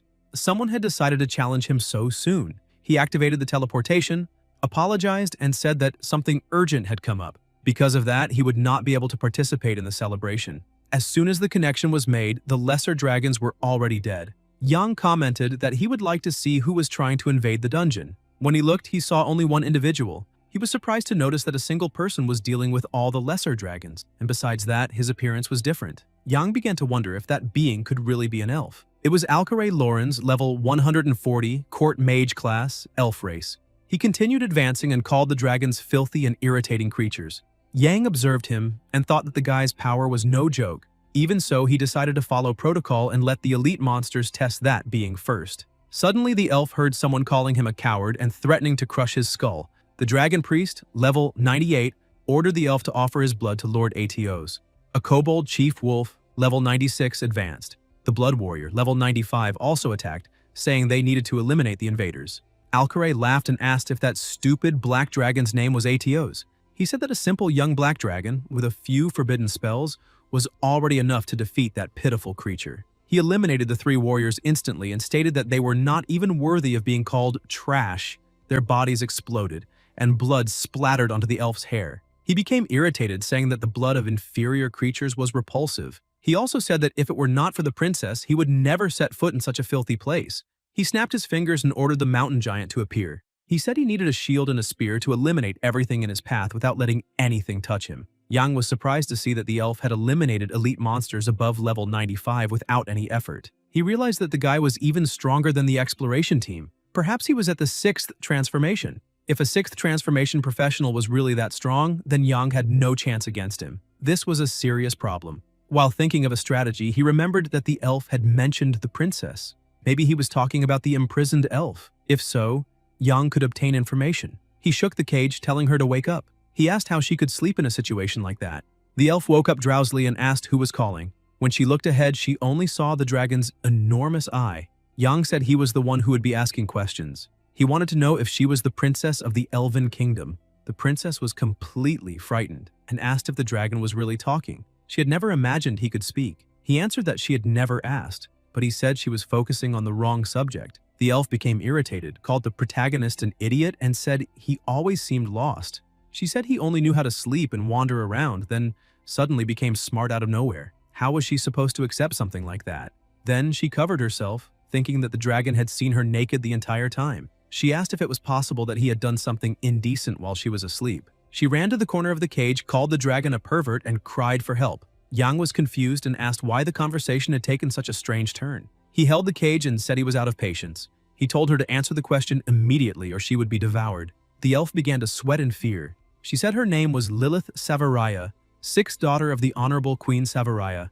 Upon hearing the name, Yang began to think. He remembered what he had read in the basic guide on dragons. The Elven Kingdom, the Dragon Kingdom, and the Giant Kingdom belonged to the subspace nations. They were legendary SSS-level nations with absurd power. Among them, only the Elven Kingdom maintained good relations with humans, and the supreme ruler of the Elven Kingdom was Queen Savaraya. The protagonist was surprised because he had not imagined that this elf had such an impressive background. He asked her to take a look, saying her people had come to rescue her, and opened the mirror. The princess asked if he was serious because that was great news. However, when she saw who it was, she became frightened and complained, asking why it had to be that guy of all people. Yang asked if she knew him. However, she did not seem happy at all. The princess continued angrily, saying that was exactly it. Alcaray Lawrence and his entire family were a bunch of trash, and she would never forget what they had done to her. Because of that, she would rather rot there for the rest of her life than be rescued by that guy. Yang asked what he had done. Lilith explained that he was a wolf in sheep's clothing and that, in the beginning, she had almost been deceived by his appearance. He had tried to drug her to do some things, but she noticed in time and managed to escape that monster's claws. The protagonist was confused, asking how that guy dared to do something like that to a princess. The elf answered that the Lawrence family was the most powerful force in the Elven Kingdom, and not even her mother could punish them easily. Imagine her, who was only the least favored daughter. Yang realized there was something more behind the story. However, for now, he could use that rivalry to his advantage. He commented that he was thinking of handing her over to the elf. The princess became desperate and said she did not agree with that. She stressed that he could not do something so cruel because she would rather die than fall into Alcare's hands. Yang told her not to misunderstand because he was not asking for her opinion, and he reminded her that Alcare was at the 6th transformation. The princess knew very well that if he did not hand her over, his life could be in danger. Unless she asked for help by telling him what the elf's weakness was, perhaps then he could do something. The princess completely changed. Her expression became gentle, almost like an angel begging for his help. She promised to tell him all of Alcare's weaknesses, but asked him not to hand her over. Yang thought that he only wanted to give her a reality check, but maybe he had gone too far. He accepted, though he did not look very happy. Then he asked her to explain the elf's weakness. Lilith said that the Lawrence family had an absurd natural talent for spiritual power and magic, but they possessed a fatal flaw. Their bodies were extremely fragile. Even after reaching the 6th transformation physically, they remained at the 1st. They were true glass cannons. Because of that, they were always protected by a powerful magical barrier. The princess stated that with the protagonist's current strength, it might be difficult to break that barrier. She fell into despair once again. She thought that in the end, nothing had changed. She would be handed over to the elf and become a slave. Yang observed her, thinking that she could have a little more faith in him. He admitted that her words made sense. With the current situation, the only way to advance to the Radiant Moon stage would be by using that piece of rotten flesh. The problem was that this would greatly increase the dungeon's difficulty. The Celestial Pavilion would be alerted, and that would interfere with his next plan. So he wondered if there was any way to achieve both things. Yang looked at his own body and commented that something had changed since he reached the stellar stage. However, that armor was only decorative, if only it granted real attributes. Speaking of equipment, he remembered the Dragon Slayer's heart. That item had turned into equipment when it fell into the Black Dragon's hands, so perhaps his human equipment could do the same. Lilith asked if he could let her go because she would prefer anything over falling into Alcare's hands. However, Yang had already disappeared. She was confused, asking where he had gone. The protagonist was using his shadow form and testing to see if it had really worked. The princess looked around, thinking that the dragon had run away, and that could not be happening. Yang observed the sword at the tip of his claw. He had equipped Shadow Bloodthirst on the Black Dragon and tried to activate its special ability. The weapon entered shadow form instantly, but that was not all. All attributes, talents, and effects were shared with the Black Dragon, including the spiritual amplification effect. He checked the statistics and realized that his strength and spirit had increased by hundreds of points. That made up for the difference in basic attributes. It was time to face the guest. Meanwhile, Alcare advanced, demanding that the dragon hand over the princess. Perhaps then, he would leave its body intact. No one answered. The elf asked if the dragon was so frightened that it could not speak, calling it cowardly and weak. He threatened to cast a forbidden spell to destroy the entire palace. The princess would die, but the memory manipulation spell worked very well on corpses. That way, he could resurrect her pure and intact. Just imagining that made the elf shiver with excitement. Determined, he activated the forbidden spell. However, the protagonist attacked, saying that elves were more disgusting than he had imagined. With a single strike, Alcare's health dropped to 6%. The elf asked when the dragon had appeared, why he had not sensed its presence, and how his barrier had been destroyed with a single attack. That was impossible and unacceptable. Yang apologized, saying that common sense did not apply when it came to someone as exceptional as him. The protagonist used the spirit of words, purifying Inferno, and burned the elf completely. The system announced that Alcare Lorenz, the level 140 court mage, had been exterminated. The experience received was 12.1 million. Yang commented that there was no reason to leave trash like that alive. Now it was time to see what treasures he had gained. When he looked, he realized that everything was incredible. He had received legendary items and even banishment magic. First order banishment magic, Thunder of the Infinite World. Summons endless thunder that causes cataclysmic damage to all enemies in the area, altering the heavens and the earth. Legendary item, Soul Summoning Stone, Spirit of the Lunar Wolves. Legendary item, Scroll of the Guardian of Nature, capable of withstanding 7 attacks from 6th transformation skills without breaking apart. The protagonist commented that banishment magic was the pinnacle of magic. They said it was strong enough to destroy a city. Since most mages did not have enough mana to cast it, it was usually stored as scrolls. He observed that the elf had died, but had left excellent gifts behind. His staff, robe, and accessories were at least stellar level, but none of them had dropped. In the end, eliminating the elf seemed like a good deal, but even so, he still came out at a loss. Where else would he find a fool like that to farm? Meanwhile, inside the cage, the princess was irritated. The dragon had disappeared, and she thought he had gone to face the elf alone. However, she did not want him to lose. Suddenly, she realized she was worried about the dragon, but refused to admit it. She said she only did not want to be touched by the elf. The protagonist returned. Lilith asked where he had been and what had happened to Alcaray. Young said he had used invisibility to launch a sneak attack, and that the elf had already turned to ashes. She could relax. The princess stared at him, asking if he had really defeated Alcaray. That seemed impossible. However, she remembered that only rainbow dragons could use invisibility, so how had a black dragon managed it? That only increased the mysteries. She noticed that the protagonist was staring and asked why.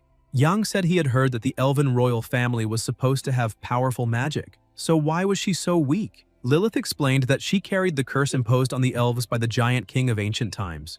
That curse sealed magical talent and drastically reduced life expectancy. In every generation, someone had to be the sacrifice.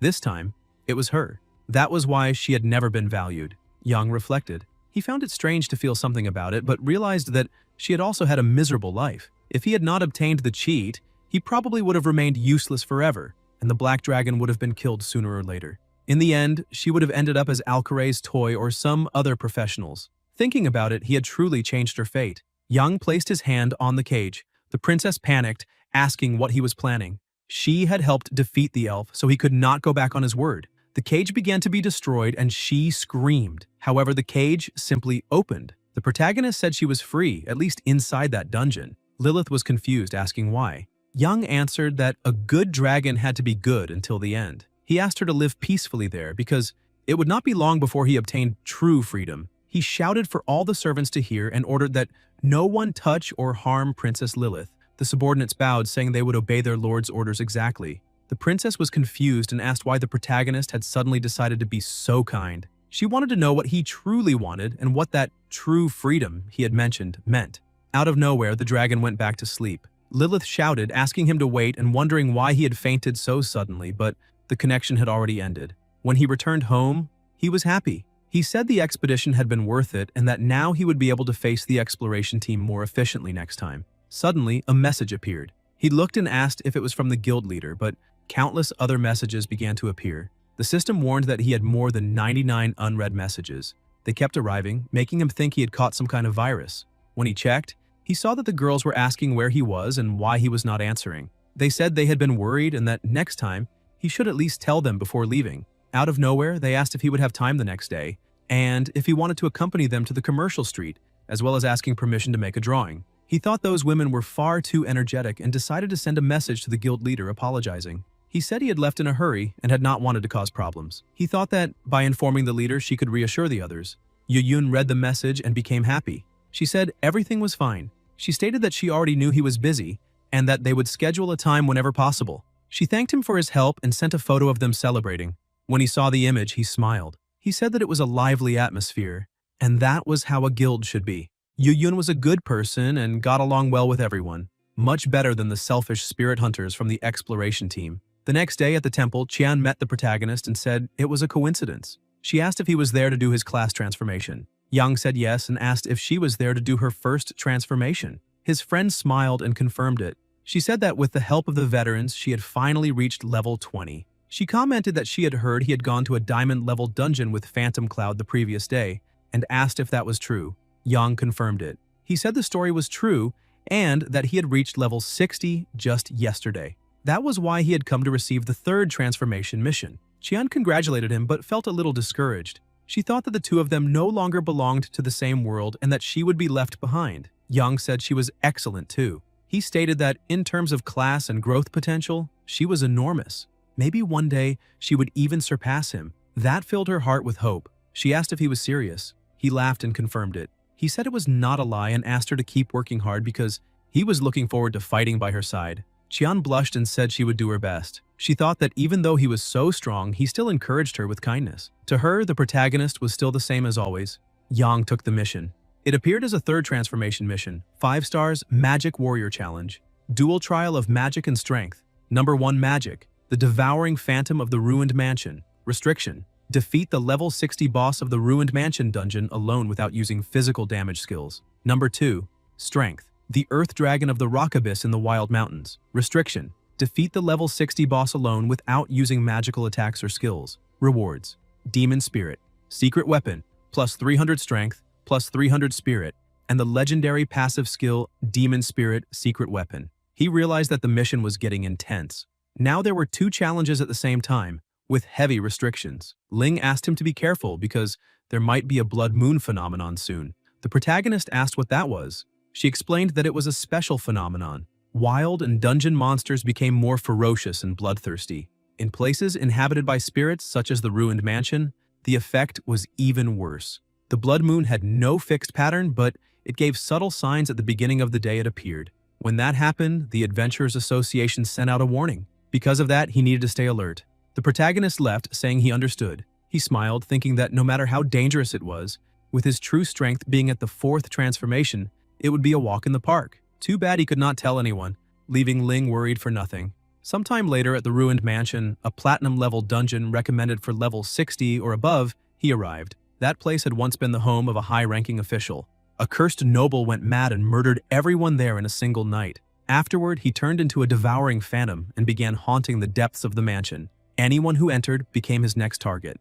A guard lying in a chair woke up and realized he had dozed off. When he looked outside, he saw that he had been unlucky. The blood moon could have appeared one day, earlier or later, but it had decided to show up exactly when he had drunk too much. However, no one normally visited the ruined mansion, so he thought there would be no problem. He decided to just leave a warning, but when he tried to send the alert, the system said he was in combat. He asked who the madman was who had entered there during the blood moon. Not long after, the protagonist eliminated level 56 ghost children. He destroyed everything with ease and thought that the blood moon dungeon was not a big deal. However, an energy began to surround the children. He was startled and asked what was happening. They transformed and rose from level 56 to level 70. Their name changed to Frenzied Ghost Child. He asked if this was the true effect of the blood moon. The children attacked with much greater speed. The blows came one after another. He was startled by the monsters twisting their bodies and turning their necks. He shouted for them to stay away and used Demonic Blade, striking the 2 monsters and making them explode. Blood fell over him, and the system warned that his sanity had dropped by 10 points. It was now at 90 out of 100. Once it reached 0, he would enter an irreversible state of madness. He needed to be cautious. Yang complained, asking when this had turned into a Lovecraft-worthy scenario. He admitted that he had underestimated the blood moon. The monsters had increased attack and defense, and had even added a sanity system. More children appeared. He wasted no time and used Demonic Blade, Sword Rain, eliminating them all quickly. He thought that he needed to be even more careful. He began destroying everything that appeared. Over time, after eliminating several monsters, his sanity dropped to 60. His mana remained at only 20%. He took a deep breath. He said that using only a magic tank build was bad. Mana recovery was slow, and his low sanity was harming his focus. He asked if the boss was still far away. Suddenly, an enormous hand emerged from beneath him. He asked if it was another enemy and if this would never end. A giant zombie, level 82 elite, appeared. Yang became irritated. He said he wanted to clear that dungeon with his own strength, but everyone there was forcing him to cheat. The giant's arm, which was holding him, began to be covered by a strange aura. He used the legendary summoning stone, Spirit of the Lunar Wolves. In an instant, the wolves defeated the giant. Each of them was level 125. Yang smiled. He said that was expected from a legendary summon. The gap in power inside a platinum-level dungeon was enormous. He extended his hand toward his summons. The wolves approached to receive affection. He said that, unfortunately, summoned beast did not have loyalty issues. With 2 high-level fighters at his side, he would not be afraid even of an exploration team. He ordered the wolves to advance. He said that this might break the game balance, so he would wipe out everything. After walking a little farther, he found a huge door and said that, from the looks of it, this was the boss room, and it had taken him far too long to find it. He kicked the door with all his strength, shouting that he was there for a small inspection. Inside, someone was asking his ancestors to forgive him for being a sinner. The monster continued saying that he had committed many murders and that there, today, he would commit one more, then began laughing while stretching his neck and charging at the protagonist. That was the Blood Moon Corruption Devouring Phantom, a level 90 boss undead race. But in a matter of seconds, the 2 wolves were basically eating that undead creature. The protagonist asked them to move away and not eliminate it yet because He wanted to finish the job with his own hands. Looking at the boss, he said that its level was almost on par with the boss of a diamond-level dungeon. The Blood Moon buff was truly terrifying. If it had not been for the lunar wolves, he would have been annihilated inside that place. He delivered a powerful blow, irritated, saying that he was still not strong enough and wanted to complete the perfect 5-star transformation, so he needed to become even more powerful. The system announced that he had defeated the level 90 boss Blood Moon Corruption Devouring Phantom. The experience obtained was 98,322. Items obtained: Platinum level Phantom Dagger, Platinum level Phantom Fire Ring, Devouring Phantom Soul Core, Devouring Phantom Residue. Yang pointed out that Platinum level equipment was no longer interesting to him, but that item seemed good. An 80-point bonus to Spirit was not much for him, but maybe it could serve as an ingredient for potions. Item description: Devouring Phantom Soul Core contains a large amount of spiritual power and can be used in potion creation or consumed directly to permanently increase the spirit attribute by 80 points. After completing the mission, he left through the portal saying that now it was time to go to the next mission location. Meanwhile, outside, the daughter of the Celestial Pavilion Master was irritated, saying that those people who had entered the ruined mansion by mistake still had not come out. Ming asked if it was possible that there were survivors hiding and fleeing, because the ruined mansion under the effect of the Blood Moon was not a place just anyone could handle. Only someone like the young lady could leave easily. Linger became irritated, saying she did not want to hear assumptions. She asked which guild those people belonged to, how many had entered, how long they had been inside, and whether they could tell her that. Jotai said he did not know the exact time, but the dungeon raid had already lasted half an hour. He had asked every rank A and rank B guild in Celestial Spirit City, and they all said the people were not theirs, so the situation was still unclear. Linger began to think that the ruined mansion under the Blood Moon was on the same level as a diamond dungeon, and even she would have to be careful, so why had no one come out yet, and who could be inside? Suddenly a sound occurred and the portal began to open, because someone was coming out. Yang walked out of there without a single scratch on his body, saying that it had been very exhausting, both physically and mentally. When he looked ahead, he saw that people were waiting. He was surprised and asked why the exploration team was there, and if it was possible that they had discovered his true identity and set a trap for him. Linger was surprised to see that there really was only one person, and on top of that, he was very young. The other members realized that it was the protagonist again. Yang asked what everyone was doing there so late at night, because that was just a small platinum-level dungeon. There was no reason for so many warriors like them to be there. The guard who was watching the entrance shouted at the protagonist, questioning how he had the nerve to ask why, because that night was the night of the Blood Moon, and asking if he was not afraid of dying by entering there alone. Yang said that the dungeon really was difficult, but it was not that bad. The guard said it was worrying because if the protagonist had died in there, he did not even want to imagine what kind of punishment he would suffer. Linger told the guard to shut up and ordered him to step back. She asked the protagonist if he had cleared the dungeon alone. The guard stepped away, telling her to go ahead. Yang said he had indeed cleared it and asked if there was a problem. She said that for one person to clear the ruined mansion alone during the Blood Moon, it showed just how impressive that person's strength was. She extended her hand, asking him to hand over the crystal core that had dropped from the boss he killed, because she would buy it at any price. Yang was a little surprised and asked her to wait, questioning who she was and why he would sell something just because she asked.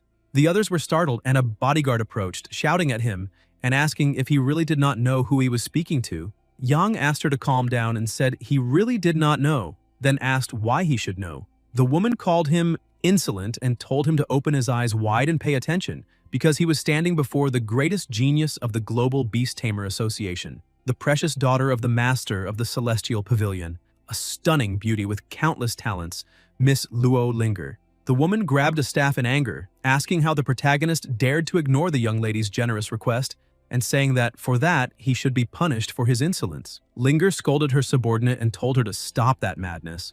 The protagonist looked on and thought that she really was the daughter of the master of the Celestial Pavilion, and truly had something to be proud of. However, she did not seem to be trying to attack him. He asked what Miss Luo had to say about it. She began to smile, saying that her intention was only to find high-level food for her spiritual beast and that she had not expected the protagonist to find it first. It had been many years since anyone had dared to speak to her like that, and because of that, she admired the courage the protagonist showed. She summoned a level 90 soul-hunting falcon and said that if he could withstand that beast for 3 minutes, they would pretend nothing had happened. The falcon began to attack, and the protagonist asked if that was not a bit exaggerated.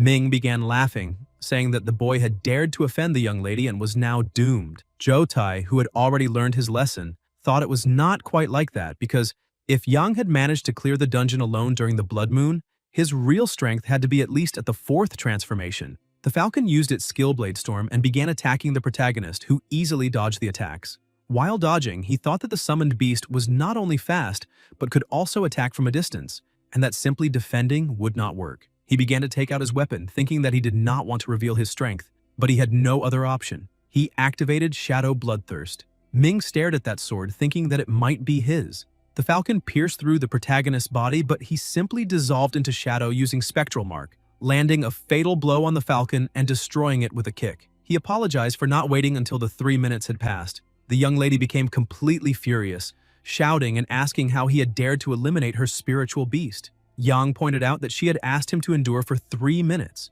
but she had not said he could not eliminate the beast. Or maybe it was because she was so used to imposing her will that she did not even understand that basic principle. He thought that if he was going to pick a fight, he only had 2 available times, day and night, and even if she used forbidden spells, he would not fear her. She began releasing her aura, and he was surprised to see that she really was strong. However, someone interrupted the fight, telling her that the boy's identity was special and that she could not start a fight. Linger asked what that identity was. Jotai explained that Yang was a VIP at the temple and also a black gold level member of Alliance X.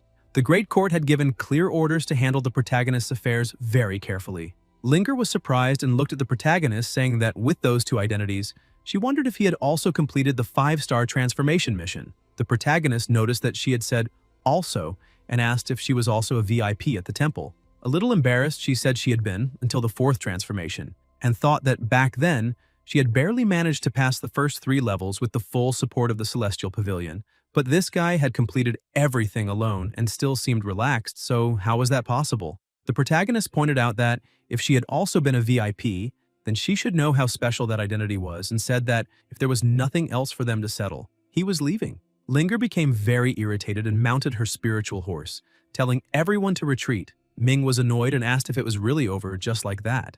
The young lady asked if he really wanted to rob a temple VIP member and rebel against the temple itself. He became a little uncomfortable, saying no, and that it would be better to retreat. Yang looked at them and thought that it made no difference if that girl was the young lady of the Celestial Pavilion. He was curious whether that was really so amazing, because he wanted to see the look on her face when he managed to tame the black dragon. Then they would see who really called the shots there. Suddenly, the system notified him again about the 3rd transformation mission, Magic Warrior, 5-star class advancement mission, Trial of Magic and Strength. Number 1, Magic. Devouring Phantoms of the Ruined Mansion, complete. Number 2, Strength, Earth Dragon of the Wild Mountain Abyss, in progress. He said that now it was better to forget about Linger and focus on his mission, because he needed to eliminate the Earth Dragon, and after that, the secret mission would appear sometime later. At Wild Mountain, at the dungeon entrance, the Abyss Earth Dragon boss was still alive and had 100% of its health remaining. The Celestial Pavilion had just arrived. Linger pointed out that this was great because it seemed no one had come to face that dragon yet. Jotai said he had reserved the slot just as the young lady had requested. Ming said they had already arranged everything. She began walking forward in irritation, saying that although its level was a little low, it was still a rare dragon-type boss, so they could use it to train a little. A guard stepped in front of her and asked her not to cut the line because there were other people ahead of her. Linger became even more irritated as she looked at her team. Ming went up to the guard and asked how he dared, questioning whether he knew who he was talking to, because they had reserved the time in advance and there had been no other group ahead of them. The guard asked him to calm down a little, saying that he was only an ordinary employee and did not have the courage to mess with them. However, a temple VIP had used his privilege to cut the line, and that was what the system showed. There was nothing he could do about it. Linger, already almost at the point of exploding, pointed out that if an employee was causing problems, they could simply replace him. A little behind them, the protagonist began approaching, asking them to make way because he did not want them delaying his entry into the dungeon. The young lady, already craving blood, looked at the protagonist and asked why he was there again. Ming went up to the protagonist, questioning why he was everywhere like an annoying fly. The protagonist pointed out that this was his line, because running into them twice in a row made him suspect that something was being plotted against him. Linger told him not to think so highly of himself, questioning whether he really thought she needed to waste time on him and saying that just because he had temple privileges, he thought he could do whatever he wanted. If he failed his advancement, then it would be the end of him. Yang thanked her for the warning but pointed out that they did not need to worry about him and asked what the young lady of the Celestial Pavilion was doing with such a low-level boss, asking if she was only there to intimidate the weak. Jotai said that she was preparing to tame Black Flame Wings and that this Earth Dragon was only for training so he could not interfere with her plans. The protagonist apologized, but that Earth Dragon was part of his class advancement mission, so he had no reason to give it up. Linger said he could go ahead. However, after she managed to tame the Black Dragon, not even the temple would be able to protect him. The protagonist looked down on her and told her to stop bragging about things that had not even happened yet, and that she could stay there waiting for the next boss to appear. He said goodbye to her and entered the dungeon. The bodyguard said that boy was an ill-mannered barbarian. Jotai was surprised and asked if that boy was really going in alone. Besides, he had told them to wait for the next one to appear, which meant he really planned to eliminate that boss alone inside the dungeon. The protagonist was clearing all the monsters as if they were nothing, while thinking that the woman really wanted to tame the Black Dragon. And with the strength she currently possessed plus the help of the exploration team, maybe she really could. With her status, she must have some trump card up her sleeve, so he needed to speed up as much as he could. After advancing a little through the dungeon, he found a larger dragon sleeping and wondered if it was the Earth Dragon of the Abyss, because it looked more like a lizard than a dragon and was far inferior to the Black Dragon. That was the Earth Dragon of the Abyss, level 61, Wild Boss. Yang charged forward, saying that even without being able to use the Lunar Spirits or the Demonic Blade, he still had a stellar level weapon, and that was enough. He attacked the center of the dragon's skull using Spectral Mark. However, the dragon managed to withstand the attack and counterattacked. The protagonist laughed and said that the dragon's defense was quite high. He asked if all dragons had that kind of movement. He landed on the dragon's tail and began attacking its entire body, and after causing a good amount of damage, he jumped away, saying that, from the looks of it, there were no more minerals protecting that monster. He managed to land a very strong blow on the dragon's eye, taking away half of its health. He thought that he had already taken half the dragon's life, and now he only needed to keep pressuring it. However, the system warned that the Earth Dragon of the Abyss had entered Berserker mode. It curled up like an armadillo and began charging towards the protagonist, who quickly moved out of the way. However, the dragon turned, surprising Yang, who realized that the dragon could track him even in that form. He began retreating, thinking that there was no way to attack it like this, so he needed to come up with a plan. While retreating, he thought that the dragon's charge must be a phase transition skill from when the boss dropped to half health, and there had to be some way to stop it, some mechanism inside that dungeon. Suddenly, he found a granite wall and imagined that this was a very clear hint. He lured the dragon toward that wall, and as soon as the dragon hit it, it immediately stopped spinning, becoming dizzy and disoriented. The system warned that the Earth Dragon of the Abyss had been stunned by the impact and would receive 20% extra damage. Yang thought that now was not the time to hold back. Meanwhile, outside, Ming asked Jotai if they were really going to stay out there just watching. Jotai said that if he had any complaints about it, he could go speak directly to the young lady. The bodyguard went to Linger and said it would be better for them to go back, questioning whether she really believed the protagonist would be able to eliminate that boss alone. The young lady said they did not need to hurry because she wanted to see what Yang was capable of. Suddenly, a large screen appeared before them, saying that the protagonist had single-handedly eliminated the Earth Dragon of the Abyss boss in 20 minutes and 18 seconds, taking first place in the ranking. Second place belonged to the Phantom Cloud Guild with 8 people, who had taken 35 minutes and 56 seconds. In third place was the Blue Peak Pavilion Guild, with 8 people who had taken 37 minutes and 9 seconds. Everyone was surprised when they looked at it. Ming could not believe that Guy had really defeated the boss alone and even broken the time record, because that was impossible and he must have cheated. Suddenly, Jotai began to hear a sound, and they realized that the protagonist was coming out. As soon as he appeared, he looked completely strange, asking what they were doing there. That was the Earth Dragon of the Abyss armor, the Earth Dragon of the Abyss soul, and the Earth Dragon of the Abyss boots. Everyone was stunned and began laughing. Yang asked what was so funny. He became embarrassed, thinking that he should have emptied his backpack before because it had filled up without him noticing, and now he was stuck wearing that Earth Dragon set.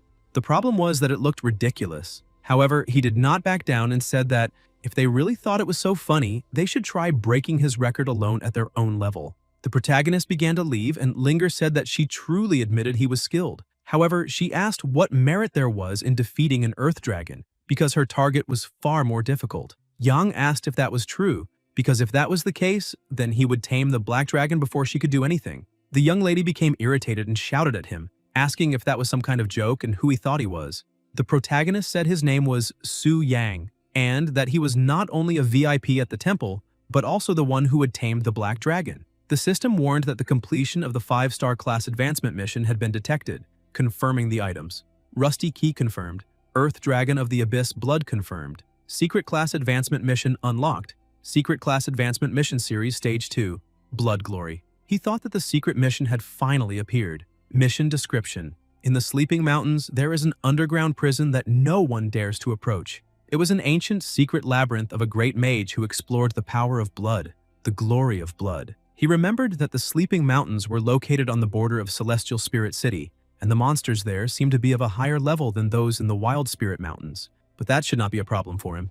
Besides, the system had already confirmed the mission items, and judging by the mission's name, maybe it was connected to the secret mission. The rusty key might be for the prison. Earth Dragon of the Abyss Blood. Blood containing the essence of an Earth Dragon, an extremely high-level ingredient. The protagonist said goodbye to the young lady, saying he needed to finish a mission, so they would see each other later. He thought that first, he needed to deal with the transformation and then head straight to the secret mission. The bodyguard continued trembling, saying that guy was far too arrogant. Zhou Tai asked the young lady what they should do now. Linger, consumed by anger, told the two of them to keep an eye on the protagonist over the next few days, and as soon as he was about to start the next phase of his class advancement, they needed to report to her immediately. A little farther away, already during the night, the protagonist put on the armor, which became invisible on his body.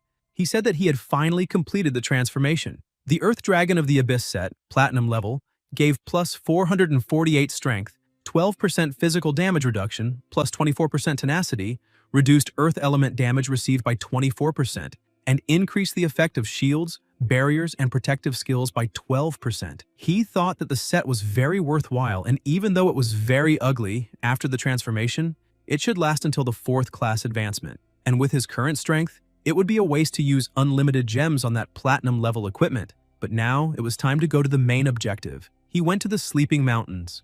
That area was covered by fog all year round, and it was said that countless beings were buried there. Once, an adventurer entered to explore it, but was never seen again. Recommended level between 70 and 90. As he walked, he said that with such dense fog, he could barely see the surroundings, and it was no wonder they called the place the Sleeping Mountains. The atmosphere was cold and silent like a cemetery. He opened the map to take a look and see where the underground prison was, but when he looked at the map, he was shocked because it was far too distant, and from the looks of it, it would take a long time. While lamenting, something began observing him. He noticed and began to smile, saying that he would have to eliminate the monsters along the way. But suddenly, a monster was eliminated instantly. Someone began approaching, asking if he was all right and calling the protagonist handsome. The woman began to approach, asking what he was doing in the Sleeping Mountains at that level, questioning whether he had gotten lost and ended up in the wrong place. That was Zhang Yan, level 75 Thunder Swordmaster class. Yang thanked her for the help and said he was there to do a mission. Zhang Yan asked what kind of mission brought someone to the Sleeping Mountains at level 60. She asked if he had been tricked, and with a smile on her face pointed out that she was also there to collect materials for her 4th advancement and asked what he thought about teaming up, because if he wanted, she could look after him. The protagonist explained that the mission he was doing did not allow teamwork, so he would have to refuse. He began walking and disappeared into the fog, saying that he would see her next time and pointing out that he would be a little more careful. Zhang Yan watched him and wondered what kind of mysterious mission that was. The protagonist apologized, but cheating suited him a little better than playing fair. He summoned the 2 spirit wolves to guide the way. The wolves changed color and shot forward with impressive speed, like lightning. Yang, who was riding on top of his wolf, noticed that their color had changed, and maybe the summoning stone was also being influenced by the blood moon. For now, everything seemed fine, but he would need to check it later with the class advancement artifact in case it was a ticking time bomb. Quickly, he managed to cross the fog and reached a door. He pointed out that he had finally found the entrance, and from the looks of it, it had been very well hidden. Upon entering, he smelled a strong, irritating stench, like rotten flesh. There were several corpses on the walls. He thought that many people had died there, and it seemed they had all died instantly with their blood drained. This could be the blood glory. He heard the iron gate slam down and said that it was no wonder there had been no monsters along the way because the being inside that place must have killed them all. A magic circle, as if it were some kind of ritual, was on the floor with several skulls around it. Something was glowing inside the monster at the center of the ritual. As soon as the protagonist approached to take it, the monster stood up, screaming. That was the level 75 boss, the dead mage's resentful zombie, a mage who had once gone mad while seeking the glory of blood. For some special reason, he had to die. But even in death, his resentment did not disappear. Any invader who entered this place would have their blood drained and used to nourish that dried-up body. However, the spirit wolves once again eliminated the boss with extreme ease. The protagonist told it to stop screaming because it was irritating. The system said he had eliminated the special boss, the dead mage's resentful zombie, gaining 213,211 experience points. Item obtained, Mad Mage's experiment notes. Yang was a little discouraged that he had only gained a book, but he decided to look at what was written inside. As soon as he opened it, he came across some notes. The information box was like the madman's diary. In it, he said that this book might have been a blessing from a demon, and that just looking at it made him feel suffocating fear. Soon he understood how the power and glory that came from blood worked. Sometime later, experiments with animals were completed, and the next step would be human testing. Of all the nearby villages with more than 100 people, only 3 were successful, which was far too few. 326 new test subjects were added, and the success rate was 60%. Then, 869 new test subjects were added, and the success rate was 100%. With that, he decided that now it would be his turn. Yang realized that lunatic had conducted a bunch of tests on humans and still failed in the end. He wondered if this would really help him. Suddenly, the system appeared again, saying that a mission item had been detected.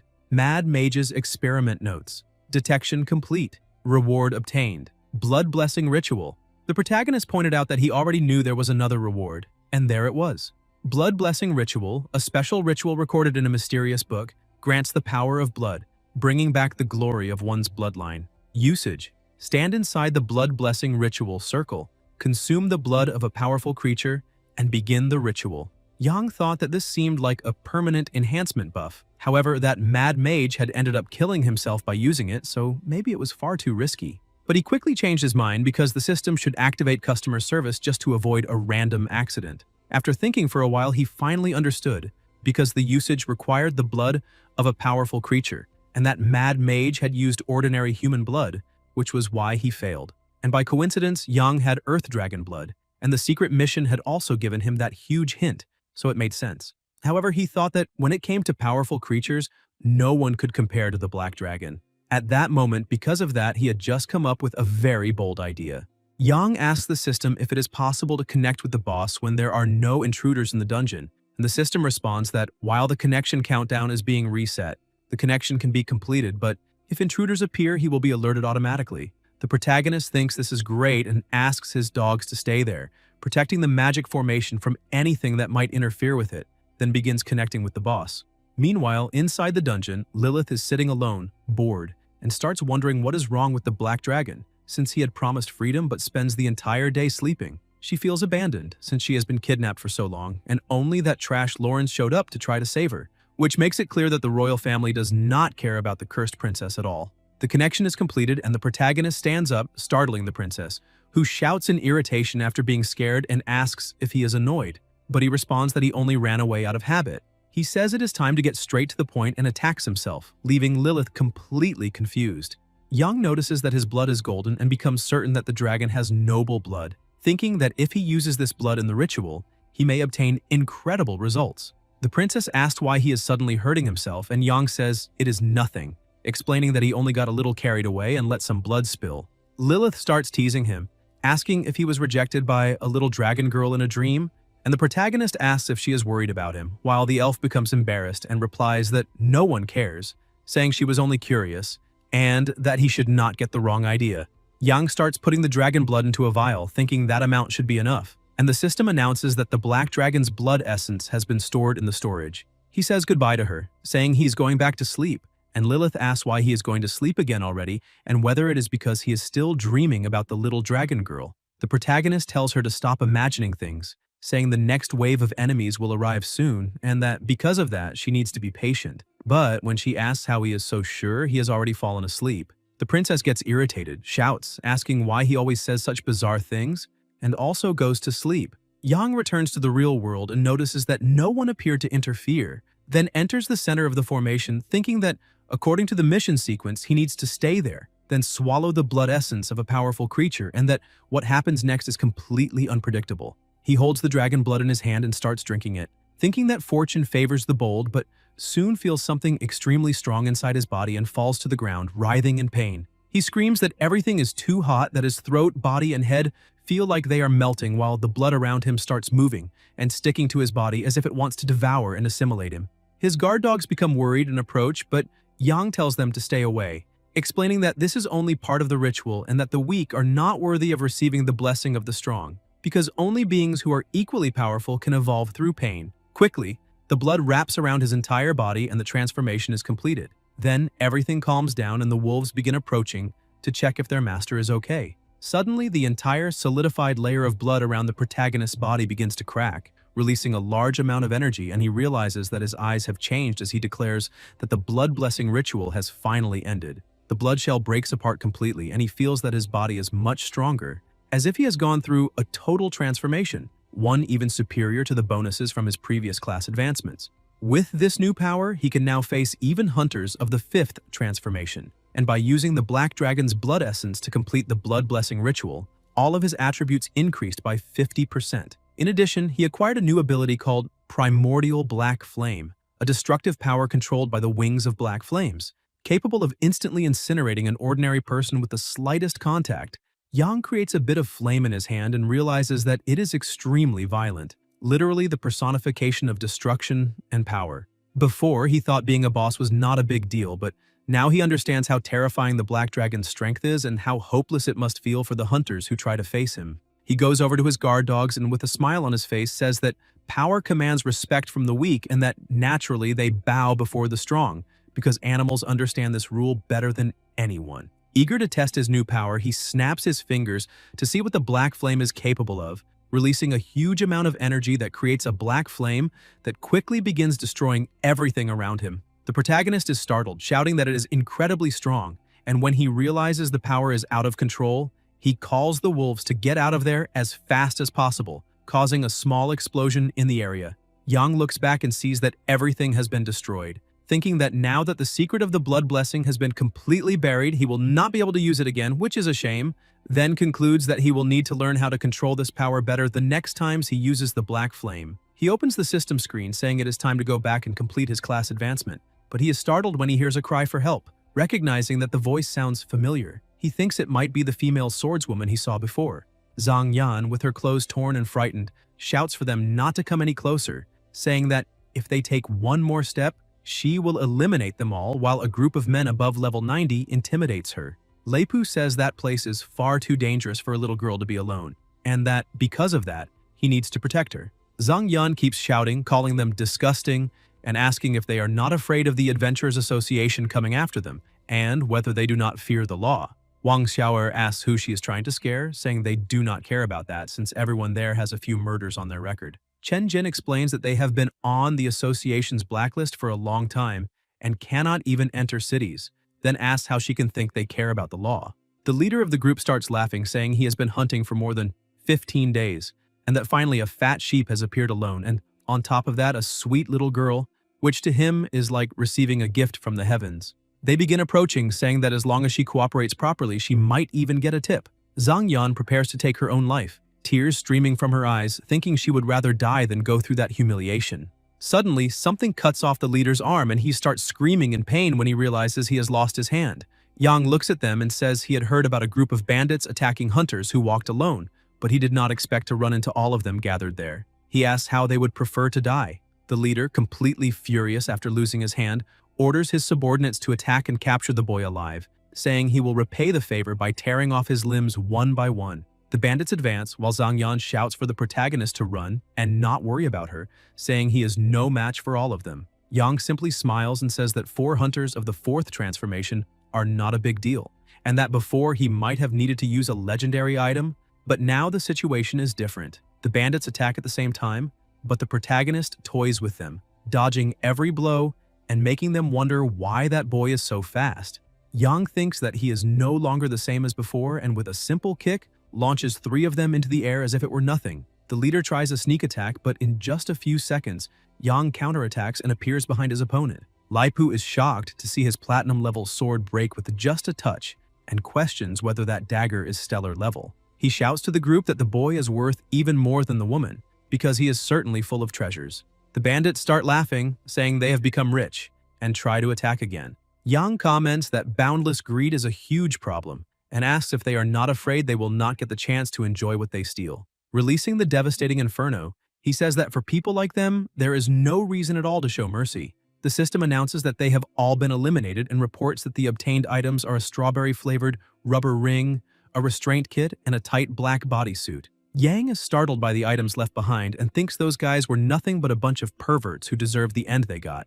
When the dust begins to settle, he realizes that everything around him has been completely devastated, which makes him conclude that the flames from the wings of black flames are far too powerful. He asks the young lady if she is okay, but Zhang Yan is in shock, questioning what that power was. The protagonist replies that it is a secret and asks her not to mention it, apologizing. Zhang Yan becomes embarrassed, starts smiling, and says she did not expect him to be so strong, admitting that she had been arrogant before. She thanks him for saving her life, saying that if he had not appeared, she probably would have taken her own life. Yang realizes that this girl is truly determined. She asks for his name and he introduces himself as Su Yang. Zhang Yan is stunned and asks if he really is Yang, saying she has heard An Yu talk a lot about him. The protagonist is confused and asks what she is talking about. Zhang Yan explains that the day before, Mu Rong and the others were at a party, and An Yu, while drunk, kept bragging about the protagonist to everyone, saying that he defeated a boss by himself. She smiles and says that everyone at the party now knows about him. Yang takes a deep breath, realizing that the gossip An Yu has already spread everything. He says goodbye, asking if she has a return scroll, because if she is fine, he will be leaving now. Zhang Yan answers yes, thanks him once again, and as he walks away, she keeps watching him, thinking that he is a very interesting guy. Back at the Class Advancement Temple, the statue recognizes that the 5-star Magic Warrior Advancement mission, the Trial of Magic and Strength, is active. The Magic stage, the Devouring Ghost of the Ruined Mansion, is completed, as is the Strength stage, the Earth Dragon of the Rocky Abyss in the Savage Mountains, and the Secret Transformation mission's 2nd stage, Blood Glory, is also completed. The verification ends, and the transformation ceremony begins. With the transformation underway, his entire body is wrapped in the statue's power. The system notifies him that the statue's blessing has been received, granting an increase in vitality and a 25% bonus to all base attributes. The 3rd transformation is completed. The level limit increases to 80, and he begins gaining 25 base attribute points per level.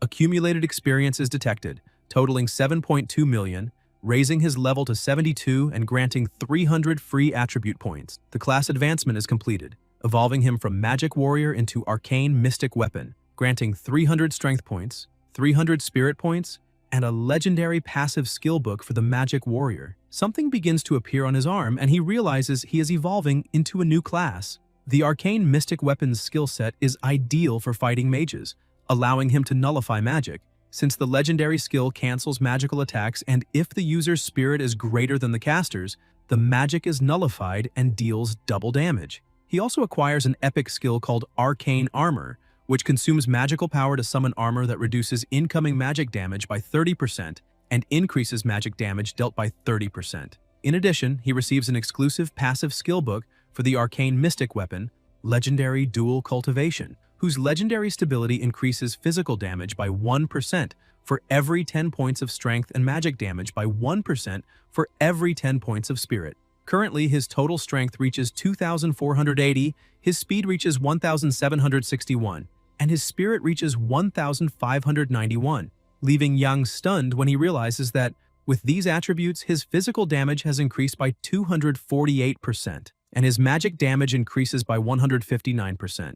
And with his new strength, even without using any skill, he can crush the Earth Dragon of the Abyss. Ling congratulates him, saying that his strength has now reached a new level, but the protagonist notices that she has a sad expression and asks if something happened. The priestess explains that the temple in East Spirit City only allows advancements up to the 3rd transformation, which means that from now on, he will have to go to Heavenly Spirit City. Just thinking that they will have to separate, she feels an emptiness she has never felt before. Suddenly, the statue begins to glow and the priestess is startled, asking what is happening and whether this could be the statue's blessing. The energy emanating from the statue starts moving toward her, striking the crucifix on her chest, and soon all that energy begins wrapping around the priestess's entire body. Yang thinks the scene is very similar to the blood blessing ceremony, the only difference being that his was dark and evil, while hers is pure and luminous. Ling emerges from the cocoon like an angel, and the blessing ceremony is completed, making her a 5th-class priestess, which means she will also need to go to the Temple of Heavenly Spirit City. Yang asks if she managed to reach the 5th advancement, and Ling explains that the advancement process for temple priests is different from that of hunters, but that this means she will continue by her hero's side, which makes her very happy. She leans against his chest, saying she's very tired from the advancement, and asks if she can rest for a while. The protagonist smiles, tells her to make herself comfortable, and comments that he feels much calmer with her nearby, saying that now they can go together to Heavenly Spirit City. Meanwhile, outside, the temple doors remain closed, and some people complain, until suddenly the door opens and the protagonist walks out carrying the priestess. People start questioning what he is doing and why he is carrying the priestess, and Yang becomes irritated by the comments, keeps walking, and announces that whoever is there for a class change can enter now. As always, an idiot who thinks he is strong grabs Yang by the shoulders, shouting for him to stop and demanding an explanation about what he did to the priestess, saying that until he explains, he's not going anywhere. Yang simply looks at him and tells him to get out of the way, and the man is startled by the terrifying aura, falls to the ground trembling, and says he almost pissed himself in fear from that look alone, asking who that guy is. The junior priestess calls the protagonist Lord and announces that she has just been promoted as the new priestess of the East Spirit City Temple. She asks if this means Ling will go to Heavenly Spirit City, and Yang confirms it, congratulating her on the promotion and raise. The priestess thanks him, but says she will feel a little sad not seeing either of them for a while. Yang tells her not to worry and promises he will visit her often, saying they can have tea or eat something together. With tears in her eyes, she smiles, says goodbye by saying it is a promise, and wishes them a good trip, while thinking that this means she still has a chance. Sometime later, already in Heavenly Spirit City, inside the Advancement Temple, someone thanks the protagonist for helping the new priestess arrive safely. She emphasizes that they will take good care of her, and that when she wakes up, she will assume her role as the priestess of Heavenly Spirit City, so his benefits and promotions will continue to be handled by her. Yang thanks her and realizes that now he will need to set up a base in that city, buy a property, and take care of his grandparents. He goes to the post office and writes a letter to his grandparents,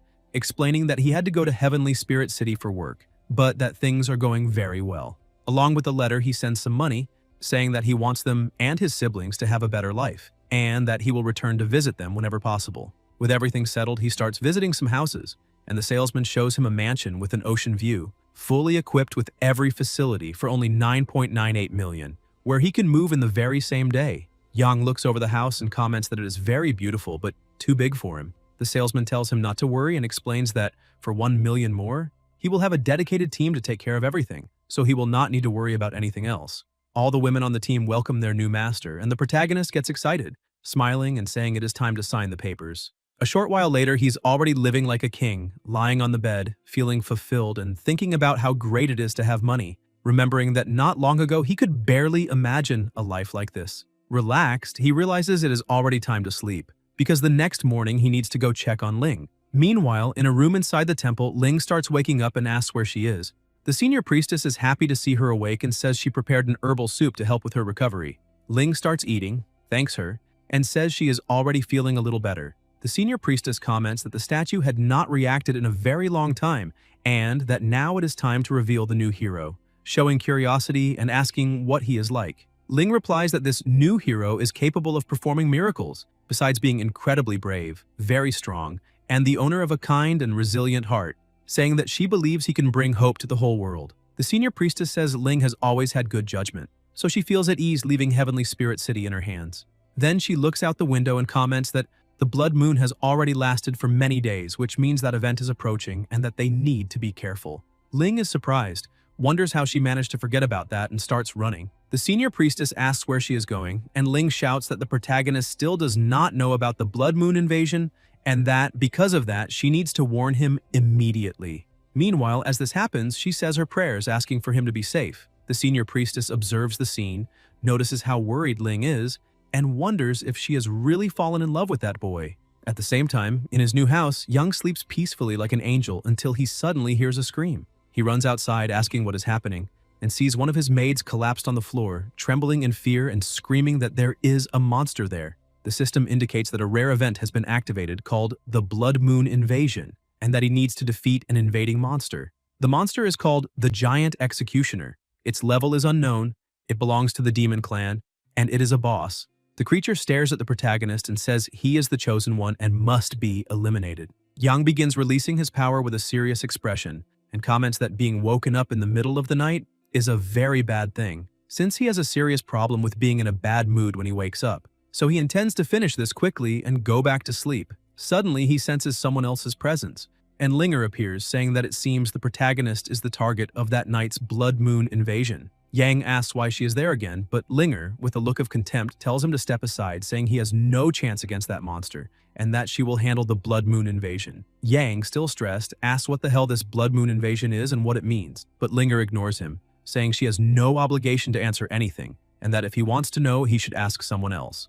Then she summons her spirits and orders them to attack. The monster starts defending itself, and the area around them begins to be destroyed. Yang shouts that he just renovated his new house and that they cannot make such a mess there. In the middle of the chaos, Ling comes running over, calling for the protagonist and asking if he is okay. Yang is surprised to see her and asks what she is doing there. The priestess clings to his body, asking him to be careful, explaining that she woke up, saw that the blood moon was still in the sky, and realized that she had not explained the blood moon invasion. So she became so worried that she ran straight to him. Yang sits her down in a chair and asks her to explain more clearly what is happening. Ling begins explaining that whenever the blood moon appears, monsters from an unknown dimension suddenly emerge.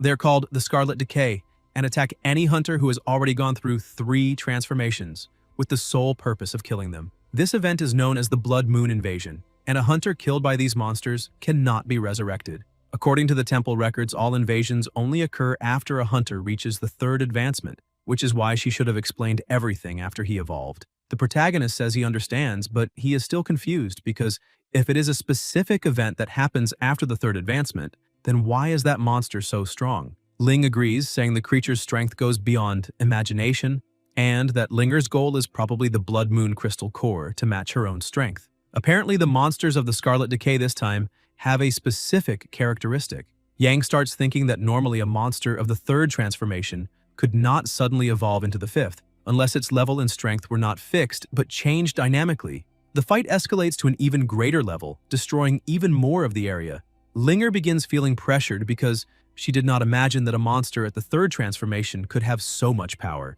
and concludes that she may need to use everything she has, otherwise she will not win. Yang steps in front of them and interrupts the fight, saying it is better for them to stop because if they keep going like this, they will destroy the house he just bought, and besides, the monster is after him, so he should handle the situation himself. Linger, irritated, asks how he intends to do that, saying that if he wants to die, she will not stop him, but that he should not cry and beg for help afterward. Yang releases the darkness and tells her to just stand still and watch, while the pressure around them begins to increase. The darkness advances toward the monster, and taking on a shadowy form, he approaches with ease. Using the spectral mark, he unleashes a powerful attack that reduces the monster's life to 40%. Linger cannot believe that a single blow took away 60% of the creature's life. Yang realizes he was right, because the monster's strength changes according to the target, and now it is only at the 3rd transformation. With his increased speed, he easily dodges every attack and holds the monster's weapon as if it were nothing, thinking that, thanks to the blessing of dual cultivation, he can defeat it with brute force alone. With a simple attack, he throws the monster backward, making it crash into the middle of this garden and increasing the repair costs even more. The monster gets up, consumed by rage, shouting that the hunter must die immediately. Yang continues increasing his strength and comments that the creature is hunting hunters, but clearly is not even remotely qualified. With a final blow, he completely destroys the monster's arm and defeats it once and for all. The system identifies the creature's level as 75 and reports that the protagonist gained 114,514 points, as well as obtaining the Blood Moon Crystal Core. Yang observes the defeated monster and comments that he did not have any difficulty. Ling is enchanted to see the hero resolve everything in an instant, realizing just how incredible he is. On the other hand, Linger becomes irritated and indignant, remembering that she has gone through several Blood Moon invasions and seen many people deal with similar situations, but she has never witnessed such a brutal slaughter. So shocked by his overwhelming power, she even wonders if there is some wild beast behind that human appearance and leaves, saying that he cannot count this as a victory because next time she will make him pay. Yang watches without understanding why that girl is always talking to herself. Then he takes the core to the priestess and asks if that is what Linger was looking for and why that item is so special. Ling says that it is the Blood Moon Crystal Core, but while explaining, she realizes something is wrong. The protagonist looks in the direction of what made her uneasy and feels his body become strange, as if something were observing his very essence. Ling runs to try to help him, but Yang loses consciousness before she can do anything. Sometime later, he begins to wake up and realizes there is something touching his face, then asks where he is, but becomes startled when he notices what is right in front of him. Ling is relieved to see that the hero has finally woken up. Yang remains confused and startled, asking what is going on and why the two of them are lying in the same bed. She tells him not to panic and starts explaining that the night before, he was cursed by the Scarlet Decay, but she performed a purification ritual. Still not understanding, the protagonist asks what this ritual is, and Ling explains that, according to Article 921 of the Temple Regulations, when a hero fights against those infected by the Scarlet Decay, he may end up absorbing that energy. If the Scarlet energy accumulates too much, the hero may end up turning into a monster, and that is why it is the duty of the dedicated priestess to purify him after battle. She explains that the ritual requires close contact between the two of them, and that, since he had passed out, it was necessary to take him to the room and remove his clothes, making the situation a little embarrassing. Ling starts coughing, and something appears on her neck, catching Yang's attention, and he asks what happened and why she has that mark. Ling tells him not to worry and says everything is fine, explaining that temple priestesses have a special constitution that allows them to purify scarlet contamination on their own. With the help of the divine statue, that level of contamination will disappear in 1 or 2 days at most. Even after hearing the explanation, Yang feels guilty, holds her hands and asks her not to push herself too hard, saying that if she gets hurt because of him, he will feel even worse. Ling is both surprised and enchanted, and embarrassed, tries to change the subject, saying that she still has not explained the benefits of the 5-star third transformation. She begins by saying that starting from the third transformation, as a temple VIP, the hero begins receiving several benefits. His previous monthly salary of 50 million now rises to 1 billion, and the discount on purchases with the Alliance's Black Gold card increases from 30 to 50%. In addition, he gains the right to join an S-rank guild. Yang is surprised to realize that his salary increased 20-fold, and comments that the temple is far too generous.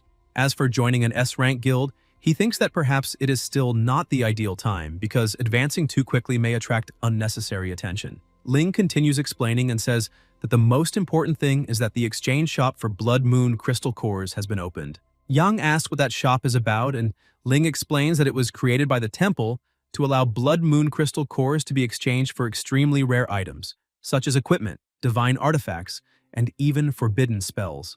All he needs to do is place his hand on the divine statue to view the available items, which is probably why Linger wanted a core from that invasion so badly. Thinking about this, Yang decides to check what can be exchanged. In the shop, he finds several items, such as a first-class forbidden spell for 300 cores, a second-class forbidden spell for 900 cores, the semi-divine artifact Song of Day and Water, a long sword for 4,000 cores, the semi-divine artifact Heart of the Ocean for 4,000 cores, and even a divine artifact, the long spear Eternal Golden Spear, for 10,000 cores. He is impressed by the quality of the items and starts wondering if he will really be able to exchange for any of them in the future. However, the starting price is already 300 cores, and he currently has only 3, realizing that the road ahead will be long. Even so, he concludes that he needs to grow stronger and stronger, because the faster he eliminates the monsters of the Scarlet Decay, the faster he will be able to accumulate cores. Ling says goodbye, saying she needs to return to the temple to fulfill her duties, while Yang comments that he also needs to take care of rebuilding the destroyed areas of his house.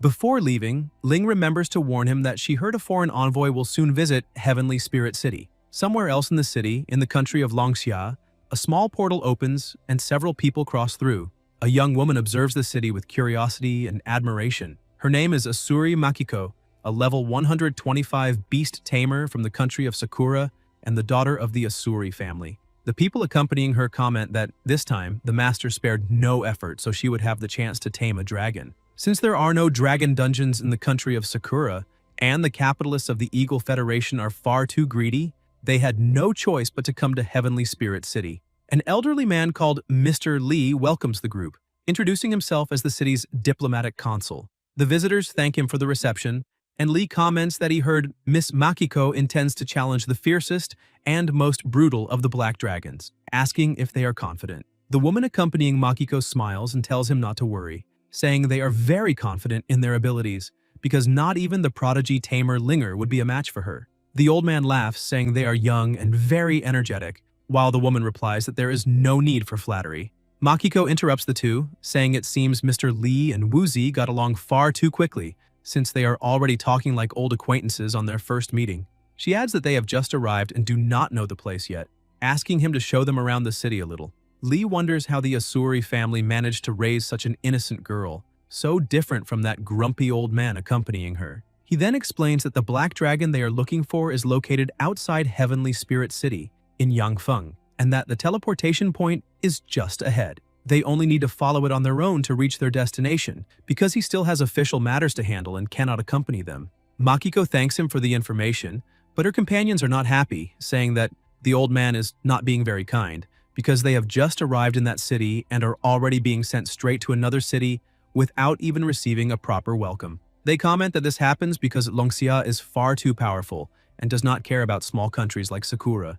Makiko scolds the two, asking what they are complaining about, and emphasizes that this is those people's territory and that they are only visitors. Besides, there is an ancient tradition in Longxia that only respectful guests follow the rules of the house, and if that gentleman gave them authorization, then it is better not to cause trouble. While they are discussing, Linger asks Zultai if that is the prodigy tamer from the country of Sakura named Asuri Makiko. He confirms it, explaining that she entered the Global Tamers Association at the same time as Linger and also has impressive talent, making it very likely that her target is the Black Dragon. Linger asks what threat a little girl from a small country could possibly pose, saying that her biggest problem right now is Yang, and asks if they managed to find anything about him. Zultai replies that they investigated a little more deeply and that the protagonist recently acquired the initial warrior profession, but in a short time quickly leveled up and strengthened his abilities, with the most unbelievable part being the fact that he did all of it alone. Linger becomes irritated because she is growing increasingly surprised by this mysterious man,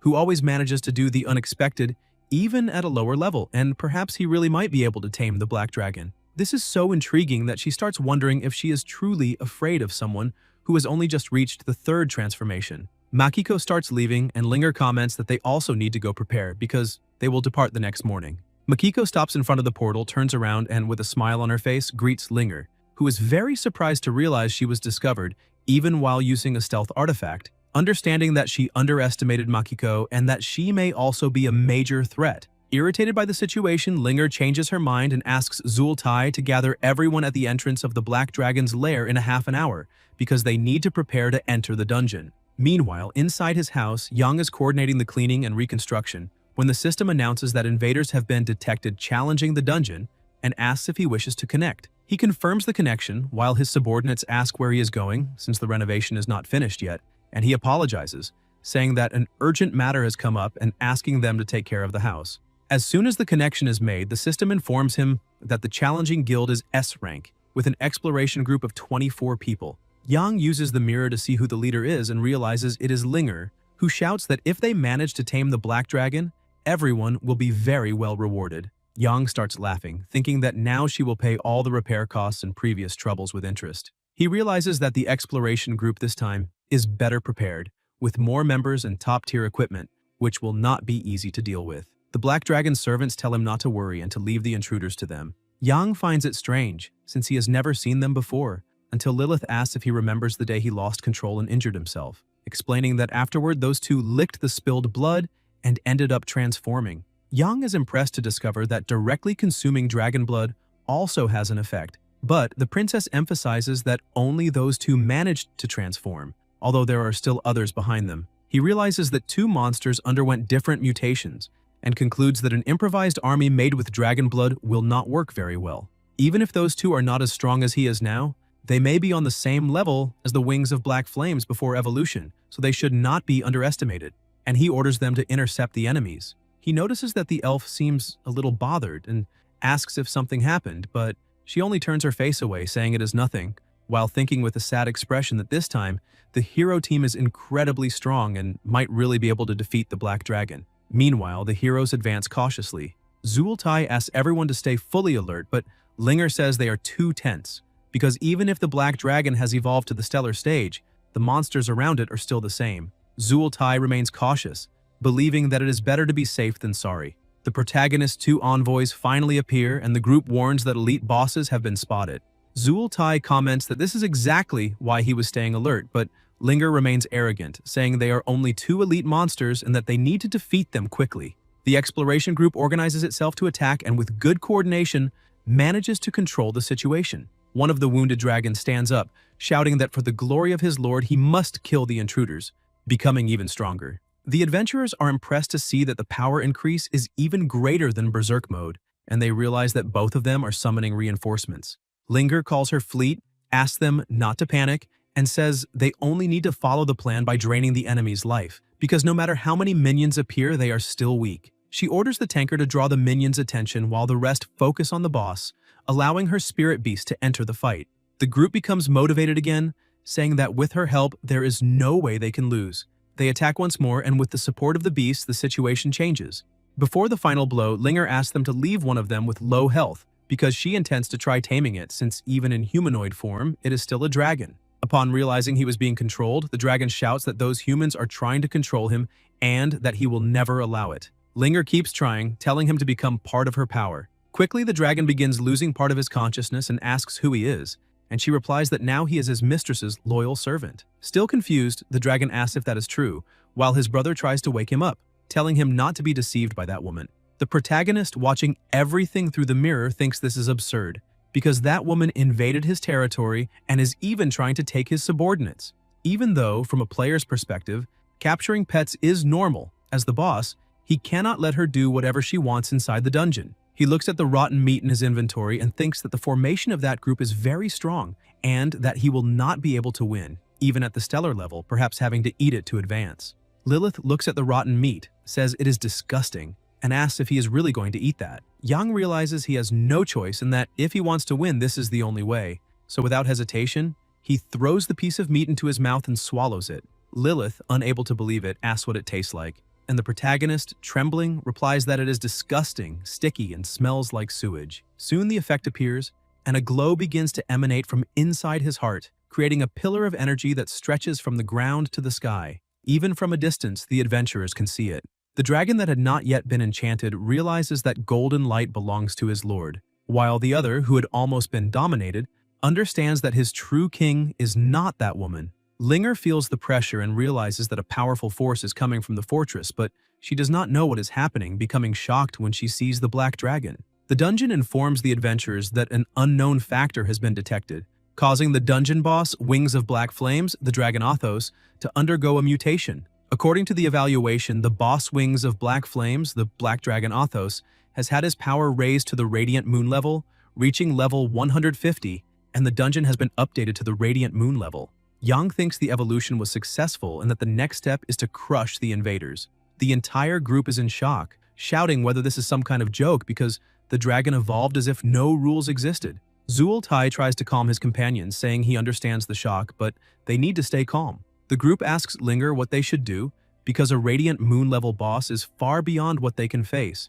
Even apprehensive, she asks everyone to stop shouting, saying that perhaps this is a dungeon system error, because it is impossible for a boss of that level to exist there. The protagonist cannot believe that, even after seeing it with her own eyes, she still thinks it is a system error, which shows how naive that girl is and how badly she needs a lesson. Zuul Tai notices that the dragon is about to attack, and shouts for everyone to use their damage reduction skills to the maximum, because they need to survive. The adventurers try to protect themselves, but with just one attack from the protagonist, everything around them is completely destroyed, and Zuul Tai goes into shock when he realizes that 10 members of the team have been eliminated. He understands that this is the true power of a Radiant Moon-level boss.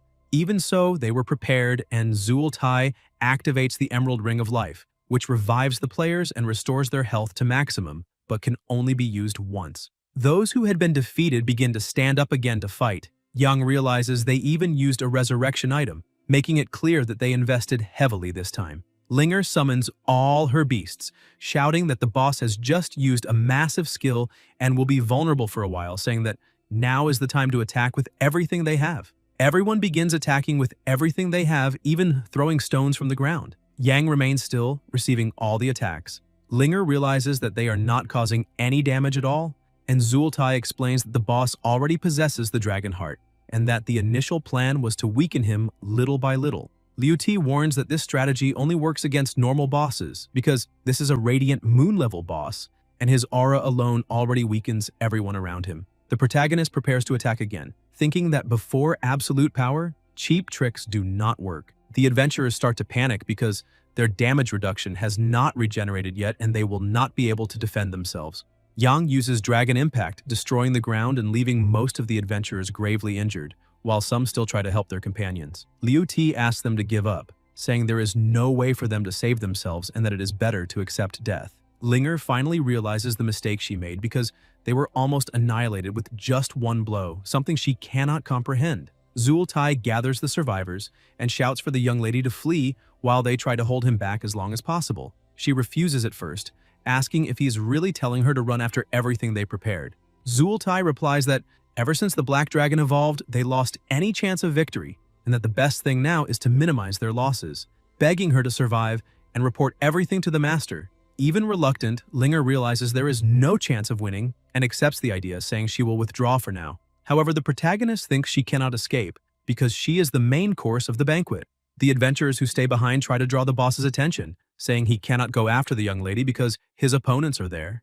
Yang realizes they are sacrificing themselves to ensure her escape, recognizing that it is a heroic act, but they cannot resist for even a minute. Meanwhile, Linger runs as fast as she can, thinking she has lost miserably and wondering how she can consider herself a genius after this. She tries to comfort herself, saying that no one would be capable of defeating a radiant moon-level black dragon, and if even she could not do it, then neither could that girl from Sakura nor that idiot Yang. As she runs, she has an idea, thinking that maybe she has not lost because if she manages to return alive and find another dragon, she can still recover. Suddenly, she crashes into something, and when she looks ahead, she cannot believe what she sees, because all the adventurers who stayed behind could not hold the dragon back for even a minute. She calls another of her beasts, shouting for them to try to hold back the dragon, but she ends up being captured, and her beasts are easily defeated. She starts shouting for the boss to let her go, but the protagonist asks why mere humans like them think they can kill him, saying that it is pathetic, and that now they must pay for their own stupidity with their lives.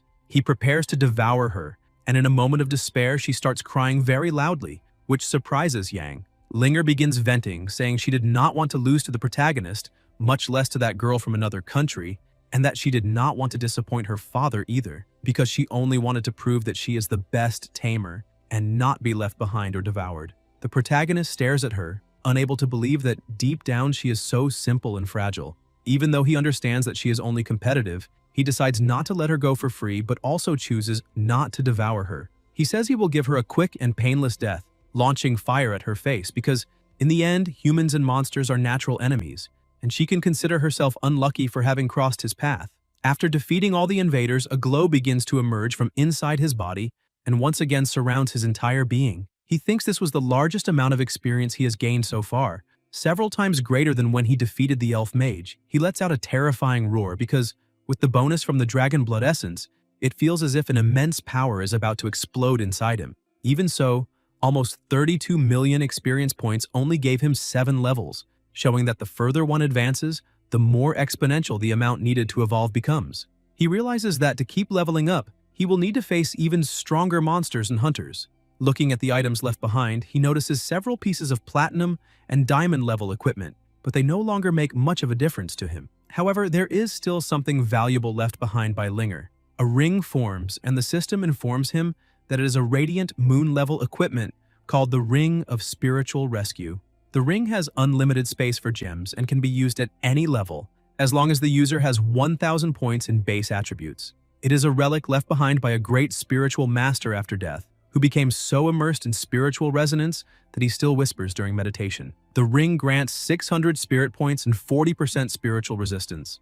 The first trait is passive, Eternal Meditation, which permanently increases the user's spirit by 1% per day up to a maximum of 10%. The second trait is active Spiritual Master's Blessing, which consumes mana to make the user immune to mental interference for 1 hour, failing only if the enemy's spirit is 50% higher than the user's. Yang is surprised to realize that it really is radiant moon-level equipment. Even though it is only an accessory, the bonuses are not as exaggerated as those from weapons, but they are still absurdly good, especially the spirit and spiritual resistance. In addition, the ring has unlimited space for gems, completely removing the level requirement, which makes him think that he really needs to thank Linger when he meets her again. While analyzing the items, he notices something strange in the space around him and wonders if another expert is involved. Suddenly, a first-level Forbidden Scroll appears, and the system identifies it as the Scroll of the Wind God's Wrath, capable of destroying anyone who dares to provoke him. Yang becomes even more satisfied after acquiring another forbidden spell, now possessing 2 important trump cards to use when necessary. He concludes that it is no wonder she is the young lady of the Heavenly Pavilion, since she carries so many powerful items. Then he starts returning to the fortress because once the news of the exploration group's defeat spreads, no one will dare attack him anytime soon. And now it is time to end the Wings of Black Flames mission. Watching the sunset, Lilith feels satisfied to see that the obvious has happened again. The dragon has won once more. Besides, he is the being who, in the future, will give her true freedom, although she still does not know how that will happen.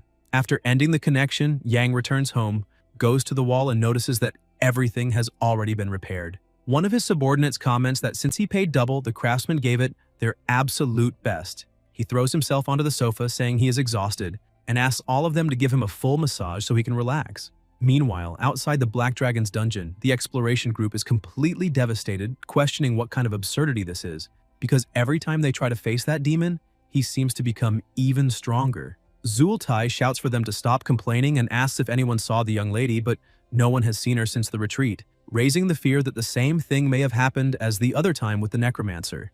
Zultai then hears quiet crying and follows the sound to a rock, where he finds Linger completely devastated.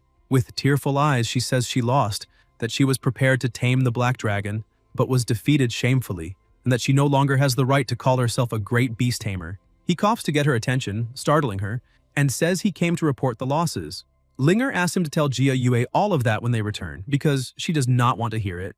Zultai changes the subject after noticing her bad mood and emphasizes that no one could have predicted the dragon would evolve, and that losing to a Radiant Moon-level boss is not shameful. He says she can still tame another dragon. Hearing this, Linger has a great idea, realizing that everything he said is true, because neither Makiko nor Yang would be capable of defeating a Radiant Moon-level Black Dragon. So, if she manages to tame another dragon before them, she will still be the #1 beast tamer. And besides the Black Dragon and Longxia, there is also a Red Dragon and a Silver Dragon. The Red Dragon is a little weaker, and the Silver Dragon is stronger, but both are stellar level, and if she manages to tame the Silver Dragon, then perhaps it will become the most powerful dragon ever tamed by a beast tamer in the world. She agrees with him, saying that this time he was very wise, because she always thought he was just a brute, but it seems he has good insight.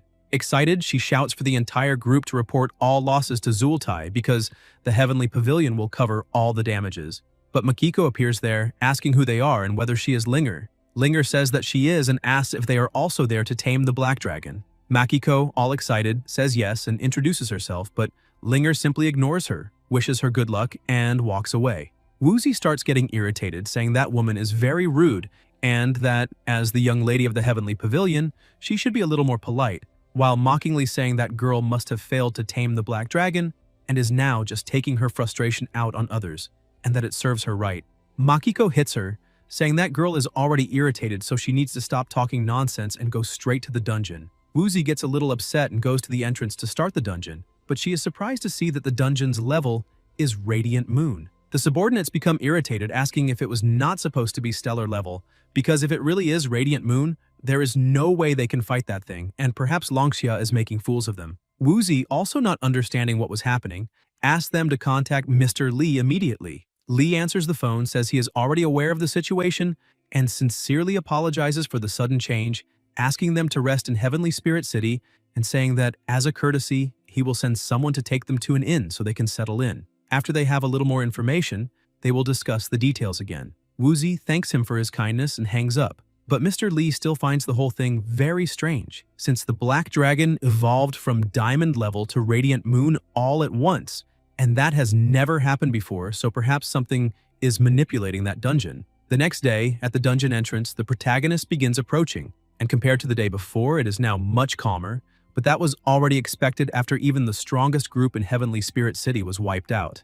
Releasing his power, he starts smiling, thinking that now it is time for 40 minutes of fighting without hard feelings. Already inside the Black Dragon's lair, he starts looking toward the horizon because, in the past, he was the one who connected to the Black Dragon and watched the challengers enter the dungeon. But now, it is finally his turn to enter as a challenger, and this feeling is simply extraordinary.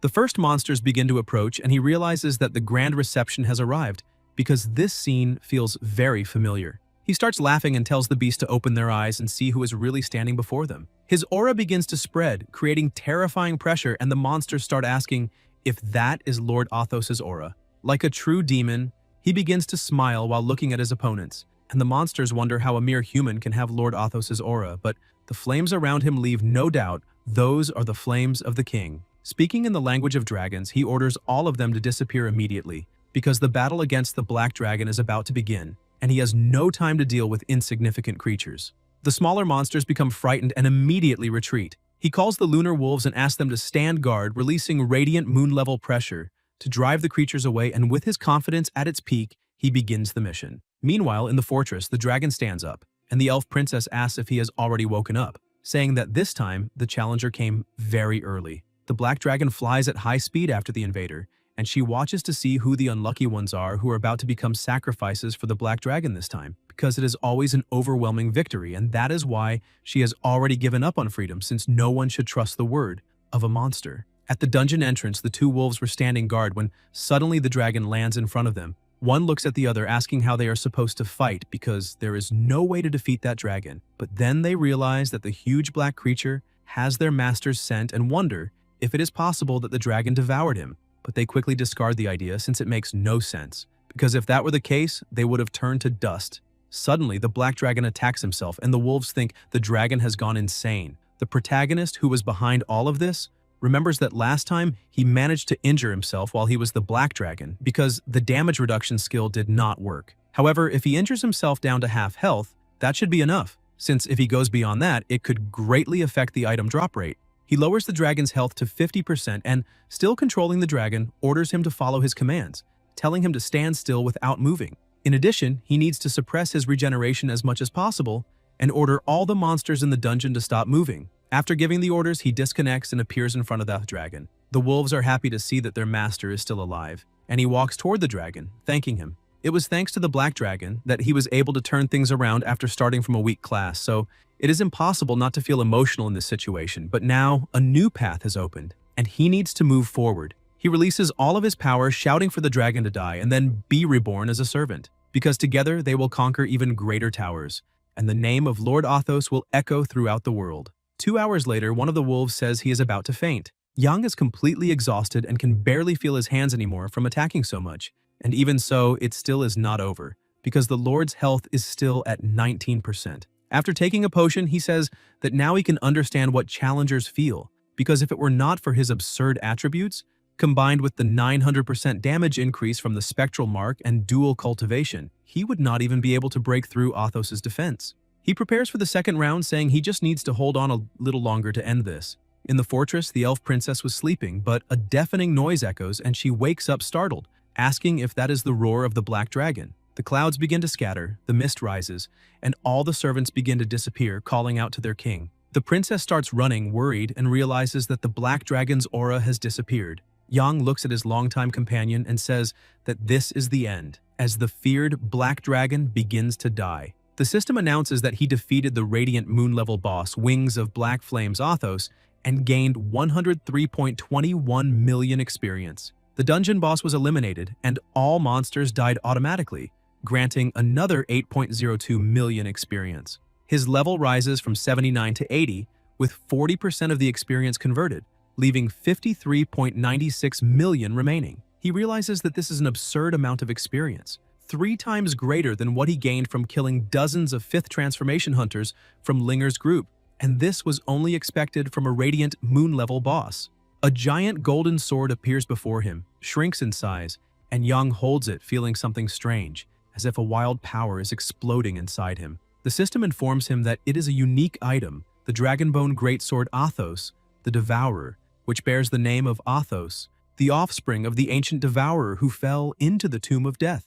Its bones became the sword and its blood became the soul. Its remains are immortal and its hunger is eternal. The equipment requires no level or special attributes, grants 500 points of strength, spirit, and speed, as well as a 10% reduction in physical and magical damage and 10% spiritual resistance. The Devourer trait allows the sword to absorb 10% of a dragon's attributes when killing it, and the unique trait, Soul Mark, prevents the item from dropping even after death. He decides to test the sword's power and, with a single movement, destroys everything in front of him, even mountains. He shouts in shock, saying that it is unbelievably strong, and that even if the bonuses are not the best, the true secret lies in its growth potential, because the sword can devour dragons and add 10% of their attributes. That ability alone is terrifying, but that is to be expected from a weapon dropped by a black dragon, with no level restrictions, and unique, noble, and luxurious properties. According to the system's description, Wings of Black Flames is a descendant of the ancient Devourer, which explains his strength being comparable to that of adult dragons even though he is young. And now he understands why the system chose him. In addition, he completes the dragon hunting mission and receives the heart of the Dragon Slayer with the item information updated.